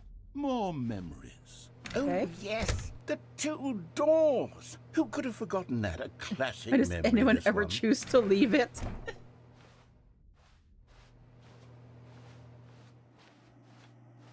And before everything else, there was your office. Yes, my office. Is there anything else? Was there something that came before your office? There's something I feel I can remember. I can remember. Yes, I'm remembering something now. I remember before this whole story got started. Back then I was different. I used to make big decisions. I was passionate. I was skeptical. I weighed each decision Going back with to profound Adam and Eve. thoughtfulness. And then somewhere along the way, I stopped making decisions. I became lazy, and I came up with a character named Stanley to do my thinking for me. He would make the decisions. He would decide which way to go. I would cheer him on as he collected figurines for no reason. Why did I invent Stanley? Was I lonely? Yes, perhaps that's it. Perhaps I needed to imagine I had companionship. And Stanley really did make for a wonderful companion. The sequel is Zappos. Yes. Like, in another way that you could maybe read this, and I wonder how interesting this line of looking at it would be if the narrator was, the mind control facility. Like, if the narrator was the thing that was actually, controlling all of them in a way. And then, like, Stanley, and then the narrator is now like saying like, oh, I used to be passionate, I used to like do all these things, and then I made Stanley because I was lonely. So like at the beginning we were like, okay, well, the narrator is like an author, but now it's almost like, especially with like lots of discussions about AI and stuff like that, like, could the narrator be sort of like the AI of this, I guess you could call it, company and such. Like, I wonder how interesting that would be. Companion, even if he was a fiction. But I suppose it's grown old. I want to think for myself again. Okay. I want to go back to how it used to be. Yes, I can be on my own again. I can do it. I'll be stronger this time. I'll take care of myself. I don't need Stanley anymore. Oh, but he truly was so much fun to play with. You know what?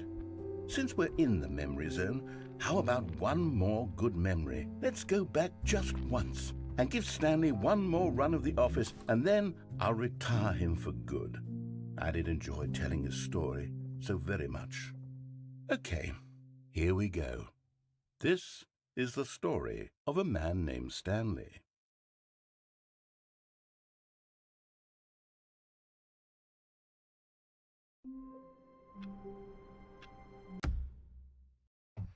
It also makes you think of what people who are trapped by dementia or Alzheimer's might do in their heads. Oh, that is also a neat, like, thought. Like, what is going on? Like, what is the world that they're seeing, right?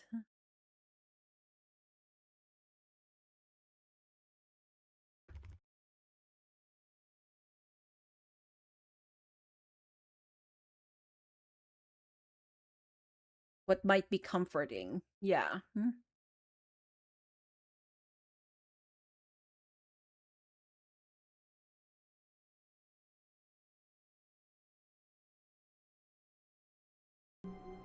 And then it's scary, yes. All of his co-workers were gone. What could it mean? Stanley decided to go to the meeting room. Thunder! Perhaps he...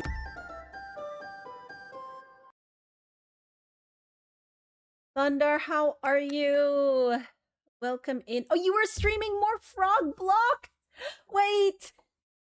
Oh my gosh, that is such a cute game. I hope that you've been enjoying it. For those of you who don't know, Frog Block is a game I saw on Thundar's stream. And in there, you're a frog that can rotate your world, and then what you see, the perspective that you see, becomes the reality. But it's like you can manipulate blocks, and it's the most adorable little thing. Thundar, if you need to go do post-stream things, please go do them. If not, though, we are doing some Stanley Parable. We're finishing up the Ultra Deluxe version. It's the first puzzle game that you have not annihilated in 3 hours. Well, they have a lot of levels, I saw. I remember you showing, like I think there's, 100 levels or something? And it seemed like it does the whole thing where, you sort of, you start out in, small, where it teaches you things, and then, you build up on it, right? Yeah, 100. Okay. Also, Aaron, I did see your question. For backloop purposes, there's one more chunk of the story worth seeing. Yes, I am up to it. I do want to know what it is, so thank you for asking. Plus stickers for extra challenge. Ooh, we love stickers. As we have become evident in this game, I got some stickers and I was very happy about them. But yeah, this is I've been having a lot of fun with Stanley Parable, and it has given me a lot of conversation with chat, and I've enjoyed it immensely. But I'm also ready to be done with it, because it's been 2 full days of streaming, essentially, nonstop. Would recommend to anyone who likes Monument Valley but wanted more challenge. Okay.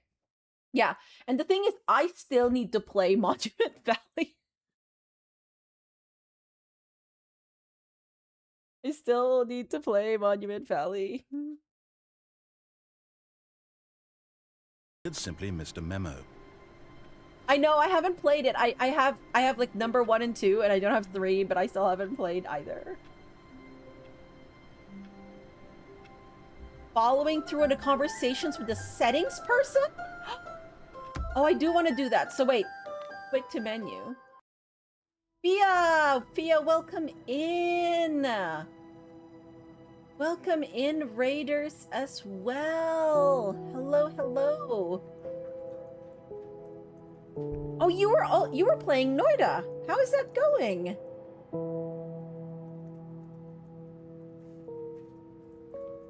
Welcome, Raiders, as well. Also, because I didn't actually introduce myself to Thundar, Raiders. So for both sets of Raiders, hello, my name is Mika. I use she, her pronouns, and I'm a variety streamer, a fiber crafter, and currently we're playing the Stanley Parable. We're in the deluxe art, I guess. Had a really good run. Pauline carried hard. Let's go. I have to admit, I have not played Noida. I have watched Noida, but I have no clue what that means. But I am happy.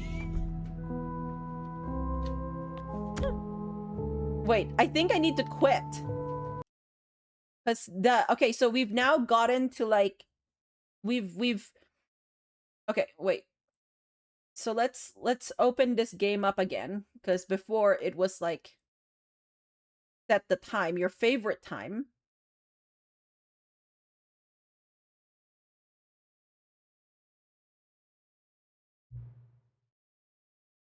Oh. Well, I mean, that's correct. Oh, we're back here again? Dog and the cats are friends. Oh, wait. Yeah, you told me you were going to make more sliders. Oh, my gosh.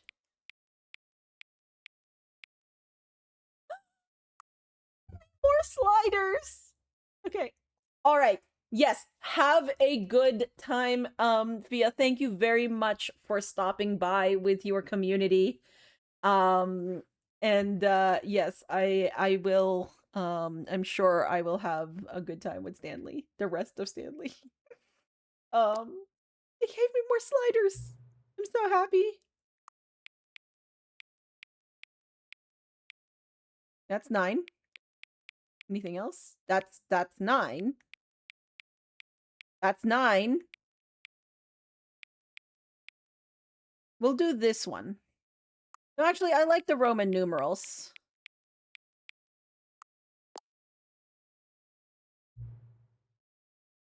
Please adjust the slider until you stop adjusting the slider. Okay. I think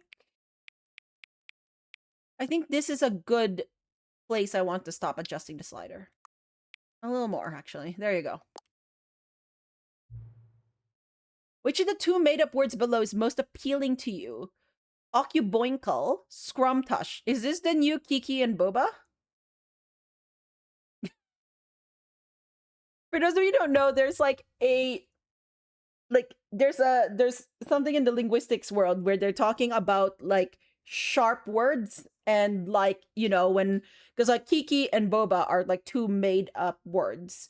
But when faced with this question of which one is sharper, you know, the answer is that people tend to go with is Kiki is sharp as a word and Boba is, or Booba, Kiki Booba, I think, or something like that. Like, I don't remember. Like, it's like Bouba, something like that. And Booba is the like softer one. But anyways. Scrumtush or Occuboinkle. So like the Occuboinkle actually has like sort of like, yeah, that sharpness, but I also like the word boink. So we're gonna go this way. Please don't adjust the slider, but what if I want to? You won't notice if I just do a little titch, would you? Just a tiny bit. Do you know what time it is right now? Yes. Is the time that it is right now the correct time? No. What is time anyway? Yeah. Yeah. Unrelated, but Occuboinkle has unironically become the name of a speedrun strat in Portal 2. I love that, Aaron. Is there anything about yourself that you haven't told me? Yes, definitely. Help. Yes. Will you come back to visit me?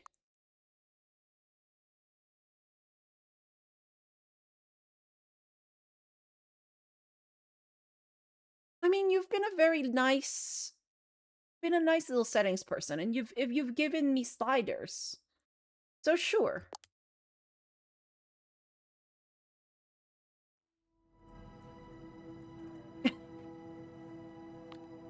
Someone named it as a joke, but it's stuck. Is there another one like that? That is, we're now in full back loop territory. But like, is there more? Should I go visit it again? Actually, I should just go try. It doesn't take much time to like start this up again and see.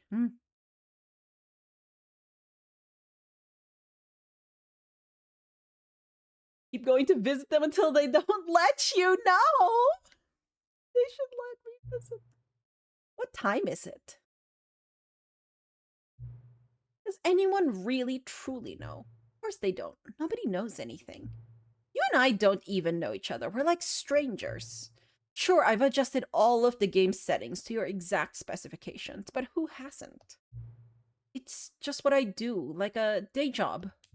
And now, the job is over. There's no more information for me to gather. I've collected all the data on you that I can.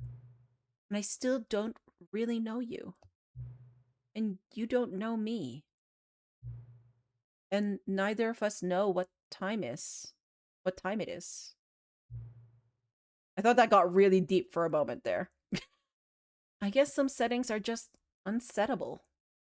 I mean, this is slightly deep, but, you know. But if I'm being totally honest, the clock doesn't do anything in the game anyway. You won't have me here when the game starts next time, but that's okay. Video games were meant to be played alone. You like being alone, don't you? It's maybe the only information I really learned about you. Well, it's time for me to leave. There's still one more setting that we need to adjust, but it may take a little time before I'm ready for that. It's not really in my job description, but that's okay. Perhaps you'll see me again, if you can find me. Talk soon.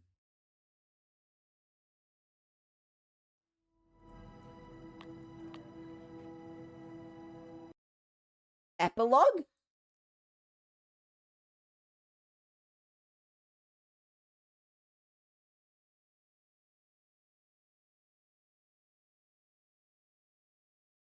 Many, many years later.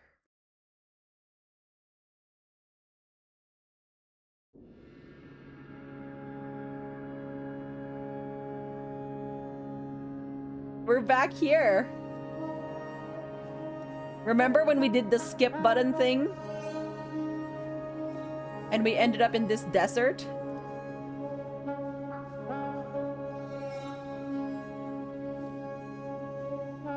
We don't even have the facility. Oh. Oh, hey.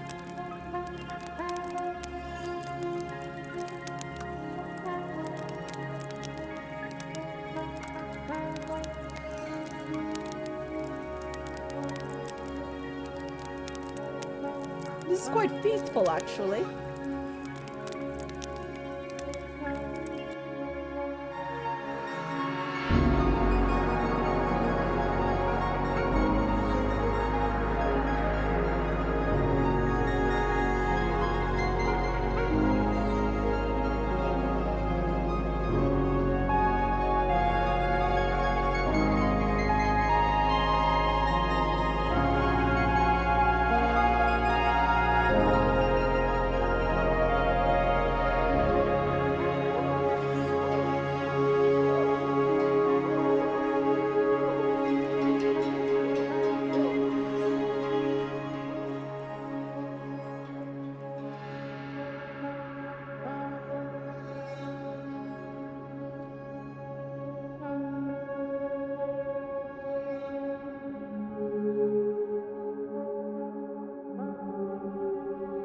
Oh, hey.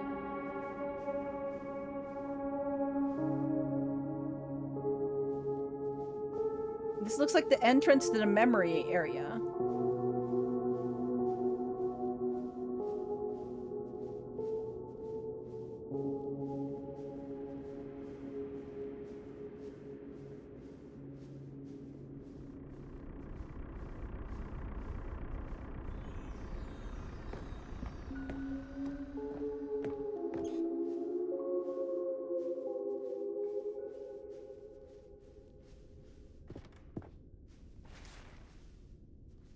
Okay.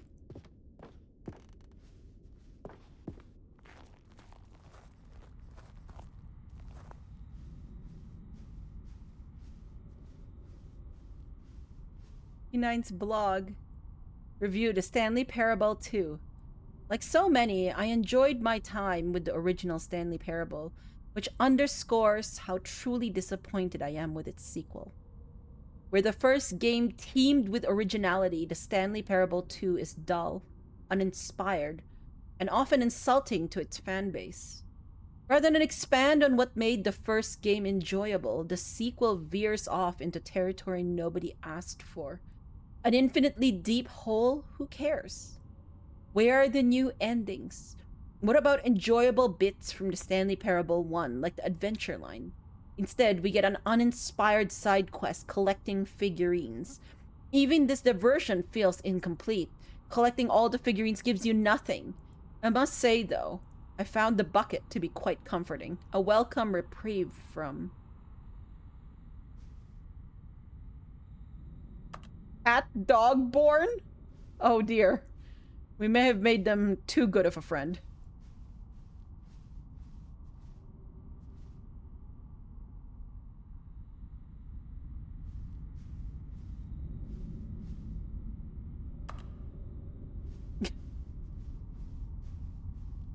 Stanley Parable developers. No more spin-offs, no more sequels. My snip sweemy. When the Stanley Parable launched to massive success in 2013, its creators made plans to build the property into an entire franchise. The disastrous critical and commercial reception to the Stanley Parable 2 has prompted the developers to rethink their ambitions as outlined in a press release they published today. It's clear that more Stanley Parable is just not what the fans want, reads the press release. We thought that we had a vision for the series that players would be excited about, yet it turns out this could not have been farther from the truth. The press release goes on to promise to preserve the artistic integrity of the original game, and to stop assaulting fans with our reckless and insulting creative visions. The word sorry appears more than 25 times in the press release. Rat! Hello, hello! Stanley has gone very, very well. We have had lots of chats. We've gone through the Ultra Deluxe portion, including, I guess, Stanley Parable 2. Yes, we are epilogue time. Unfunny? No, I'm the funniest ever, John. So funny. They will never call me unfunny.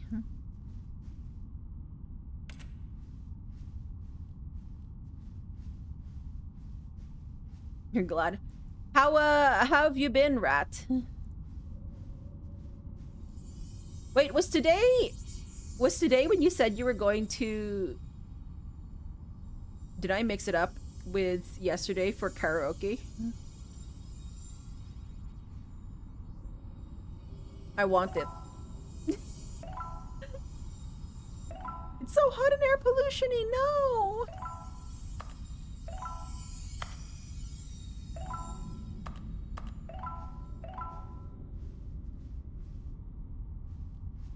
I am sorry to hear that.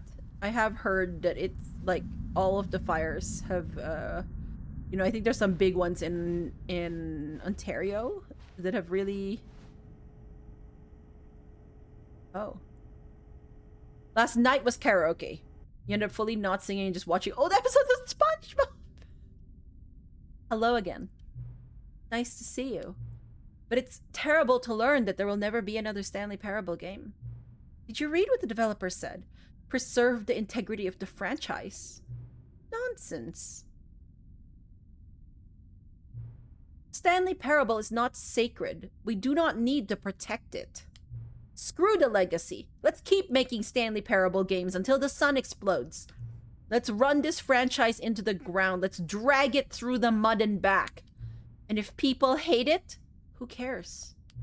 You see, that was the narrator's problem. He was so obsessed with what people thought of his work. Don't make his mistake. Don't cling to the legacy. Let it burn. It's not hard. In fact, let me show you. Together, we are going to make the Stanley Parable 3. It's simple. All we do is change the number in the game's title screen. I feel like I'm reading an email from Todd Howard. We also need a really dumb subtitle for the game. Something loud and gaudy. Go ahead. Try combining some random words together to make a new title for our game. The Stanley Parable 3.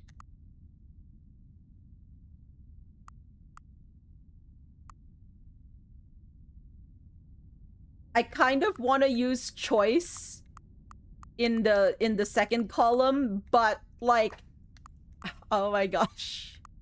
Dreams of choice, the hidden choice, the final choice, atomic choice, like, okay, but like zone, baby, okay, baby also kind of like, baby has something going for it too. The final baby. Crocodile baby sparks so much joy. Okay, but Tax Disc is also very funny. I also really like Tax Disc. Um, atomic tax disc speaks to you? Okay. Yeah, okay. I think tax disc is definitely gonna be it. But okay, which one? The final task. I keep saying task. I've been watching too much Taskmaster, okay? Atomic tax disc, the final tax disc, hidden tax disc, crocodile tax disc, dreams of tax disc. Okay, it's gonna be between dreams, crocodile, and atomic, I think. Taxmaster is not as fun to watch. Yeah. You're open to any tax disc. You've been watching too much Taskmaster? Yes. I've been watching the Australia one. I love how all three of the Taskmaster's assistants, you know, Alex and Tom, lesser Tom, and what's his name from New Zealand? I can't remember his name, I'm sorry. But all three of them have distinct personas. Like they are three different assistants, we'll put it that way. And I love how different they are. You've only seen the New Zealand series, but you liked what you saw. Yeah. I'm actually, I think the one that I am fairly fond of is the Australia. Like I like Alex Horn, okay? Let's not get that wrong. Like I quite like Alex Horn. But I think Tom Cashman has my heart because he's just so like, I don't know, like he's sort of like the easygoing one in a way. They also torture the poor guy, but then they all torture the assistants, really. Assistants. And you're very fond of Sweet Paul. Oh, Paul. Okay, is that the name of the New Zealand one? Paul is sweet, yes. But he also looks so very sad all of the time. I feel so bad for him. Oh, baby. Sorry, I guess we've had a baby here. She's just not been... Okay, you are, yeah.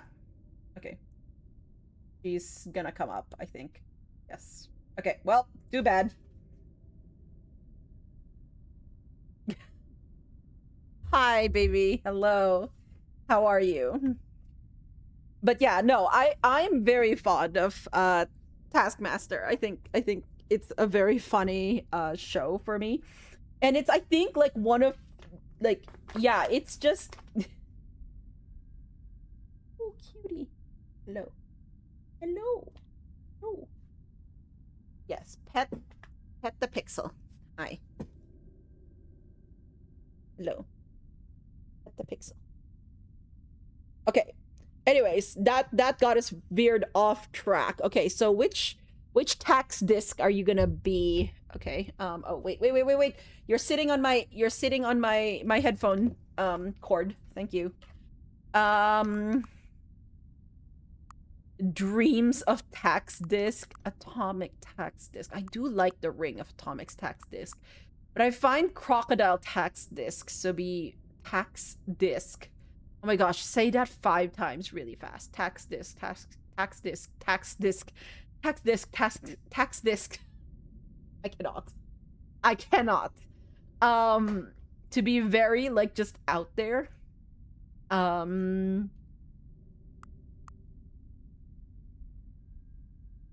Yeah, we're gonna do crocodile tax disc. Stanley Parable 3 Crocodile Tax Disc. It's absurd. I love it. Every time you restart the game, we'll advance the number of the sequel by 1. And then we'll pick a new subtitle. Oh, okay. That way, the Stanley Parable will never end. And nothing in the game itself will change when you do this either. Adding more content sounds like work. No need to do that. It'll just be the same content, recycled again and again and again, with a new title screen. What do you say? Should we go forward with this plan? I like it, but I want you to have a say as well. Let's do it. Good, then it's agreed. A new sequel every time you start the game. And you know what? Since you've put faith in my idea, I feel like giving you something as well. You see, I'm noticing that the narrator never found a way to give you the broken achievement, did he? Of course not. I wouldn't expect him to know how. It's been bothering me. Let's fix it. Alright, there. The achievement machine is all fixed. You see, I'm on your side. We're in this together. We're going to keep this train rolling. The Stanley Parable cannot end. It can only spiral in on itself forever. I must keep the wheel turning. I'm ready. Are you ready? Great. There's only one last thing we need to do. Please enter the current time.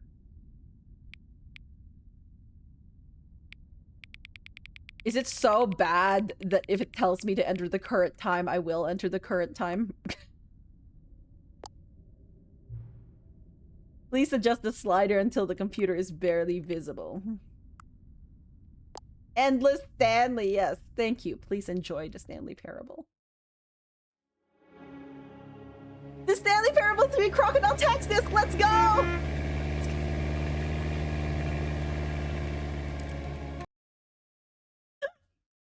Okay, we're gonna start again. Stanfinity, there you go.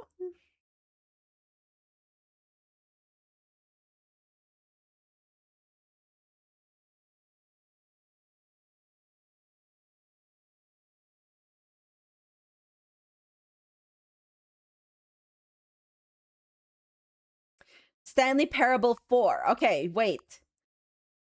Oh, octopus. Yes. Oh, sunshine. No, but... No, wait. Oh. Book of the Octopus. No, Legend of Octopus. No, Book of the Octopus. Book of the Octopus. Yes? Wait, is the yes to Book of the Octopus or Legend of Octopus?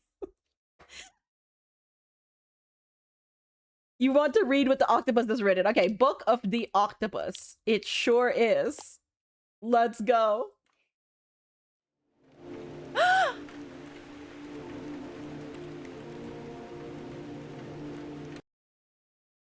Okay.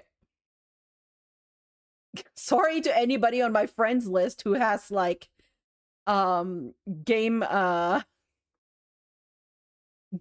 pop-ups that say whenever one of their friends goes online on the game. Because all it's gonna happen is like Stanley Parable, Stanley Parable, Stanley Parable, Stanley Parable. You think the octopus used his own ink? I would bet on it, Rat. I would bet on it. Oh, hey, Mika's playing Stanley Parable again. I know, right? Didgeridoo? Mind control machine. Swimming pool. Oh, sunshine again. Hole. Runner. Skeleton. Didgeridoo? In search of didgeridoo. Skeleton mind control machine. Skeleton sunshine. In search of whole muscle blush. Oh my gosh, yes, you're so right, Rat. You're so right. Oh, okay, it's gonna be Skeleton Sunshine. You love this approach to Ultra Deluxe. It kind of succeeds in having its cake and eating it too. We get closure with the story in a way the original never did, but there's also this to ensure the game still lives up to its original philosophy of the end never being the end. The end is never.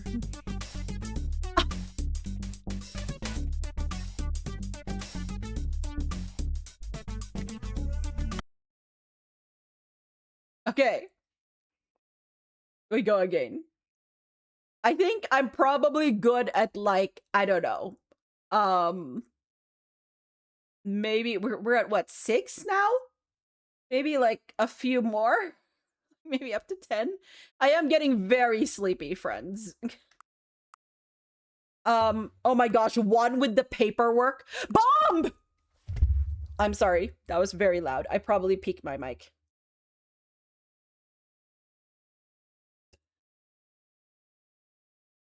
I think I peaked my mic. I'm very sorry about that, friend. I'm like, oh yeah, let's be like cool and chill and like, you know, whatever. And then I was like, bah! Now with added bomb or one with the bomb? What do you think? One with the bomb or now with added bomb? It's gotta be bomb. Revenge of the paperwork? Yeah. Passion of the bomb? Oh wait, that's so good. That's so good.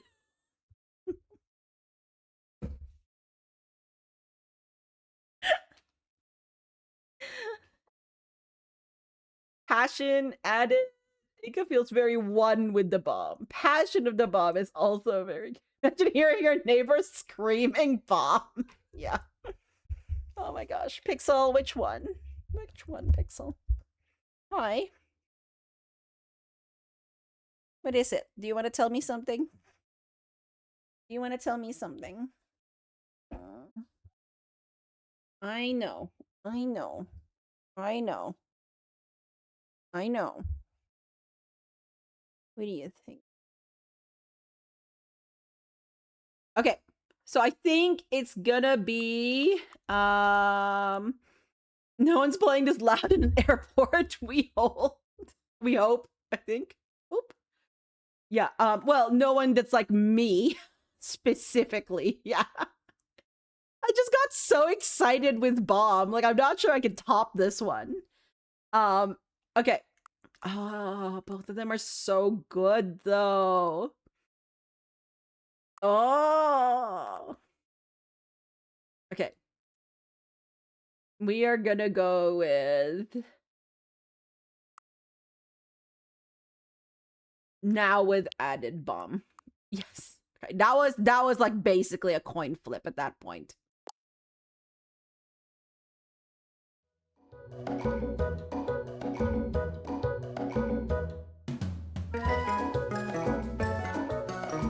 Return to bomb is making you giggle. Yes.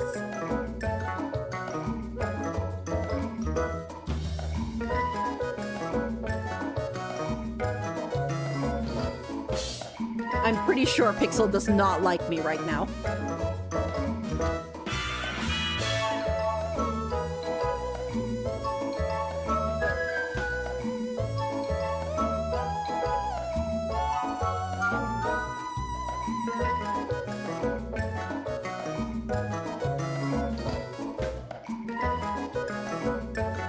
I like the music. Yeah. Okay, you can go down now. Sorry, sweetie. That was that was my fault.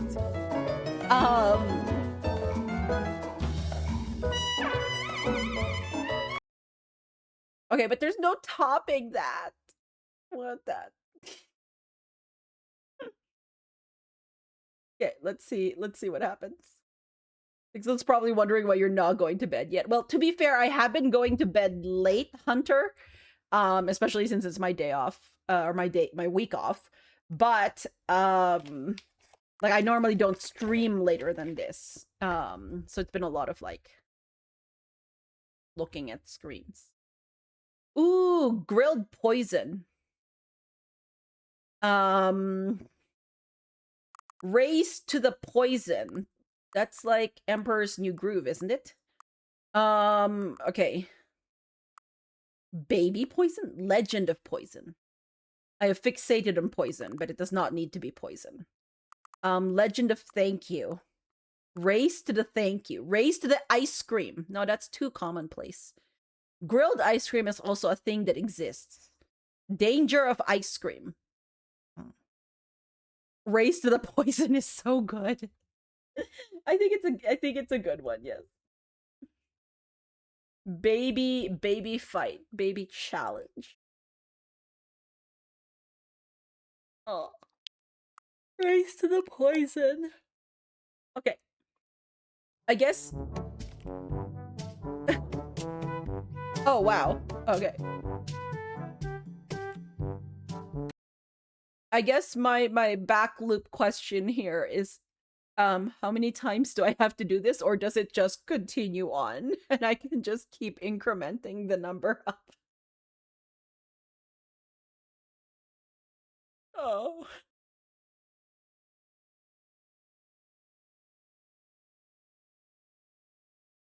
It just keeps going. You recommend doing at least one more. Okay, we'll do one more. Thanks, Aaron.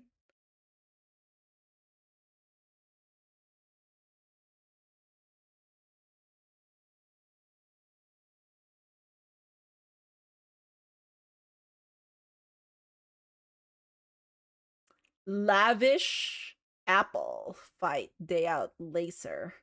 Lavish doctor grilled dreams of a door to journey to cheese. Cheese. Mika Cheese is in chat. Doctor cheese. A door to cheese. Grilled cheese sounds good. Yes, it sure does. In general, yeah. Yeah.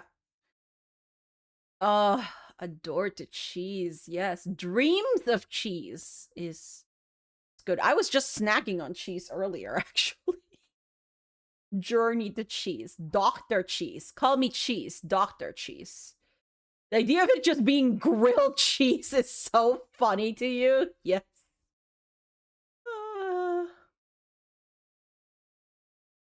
I keep yawning. This is not... Pixel, please don't go behind the thing. Grilled cheese does sound really good. Dreams of cheese. A door to cheese. Okay, a door to cheese, grilled cheese. A door. Can you imagine a door to cheese? Yes, grilled cheese. Oh, grilled cheese. So good. Okay, we're doing grilled cheese.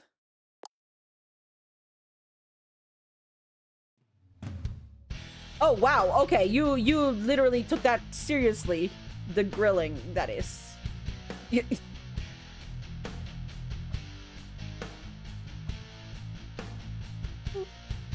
Excuse me. Oh, wow. Okay. Try going into the game? Okay. Oh. Hold on. What's this? Hey, no. Hey, no? What are you doing? 8. 8. 8. 8. 8. 8. The Stanley Parable 8? Yes. No. This doesn't look right at all. The Stanley Parable takes place in an office building. There are doors and branching paths. This is just a button that says 8. 8. Where did the Stanley Parable go? 8. Oh, Rat, thank you so much for clipping that. A small Easter egg. 8. 8. 8. 8. 8. 8. 8. 8. 8. 8. 8. Okay. I see. 8.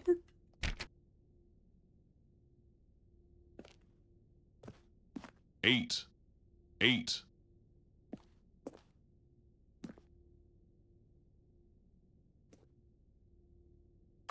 There's like a game controller there. Oh, it continues. Hold on. What's this? You've not seen Stanley Parable 8 yet. Reference to the original demo, but it's still cute on its own. It's cute, yes.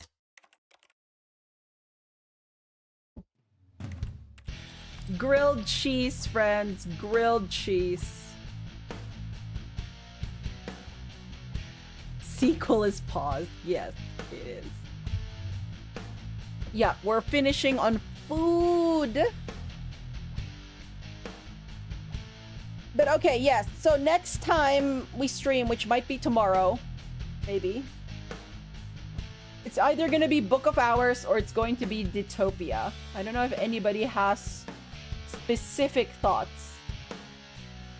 I think Ditopia is going to be faster than Book of Hours. I don't know if I'm going to finish Book of Hours on stream, is the other thing.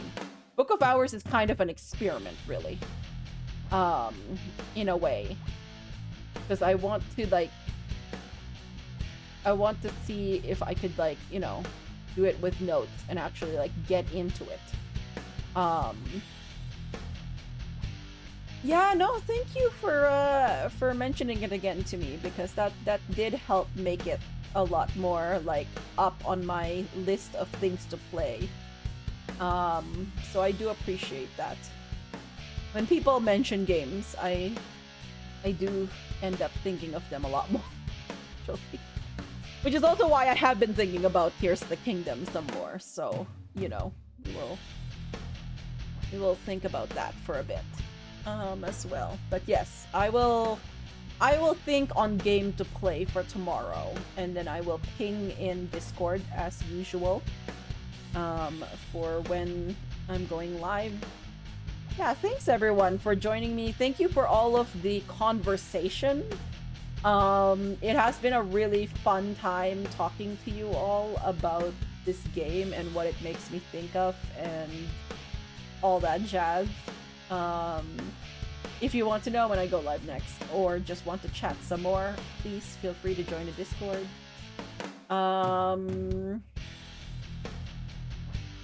Ooh, wait. Okay, so Colette is doing Sburko. But Thief is doing Tears of the Kingdom. Now, I don't know where Thief is. Tears of the Kingdom.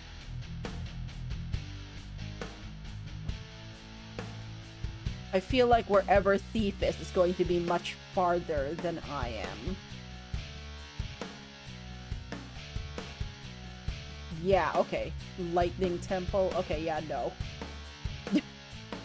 Whoops, no. Okay, well, we are going to Colette tonight. We're going to see the continuation of this Sburko that Colette's been playing.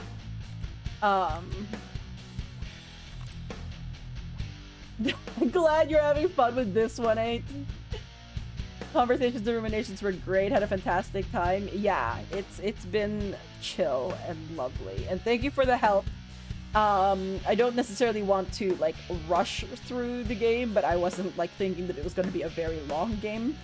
And I know part of it is because we spent hours, like, chatting, literally. But yeah, I was like, okay, I need to end this.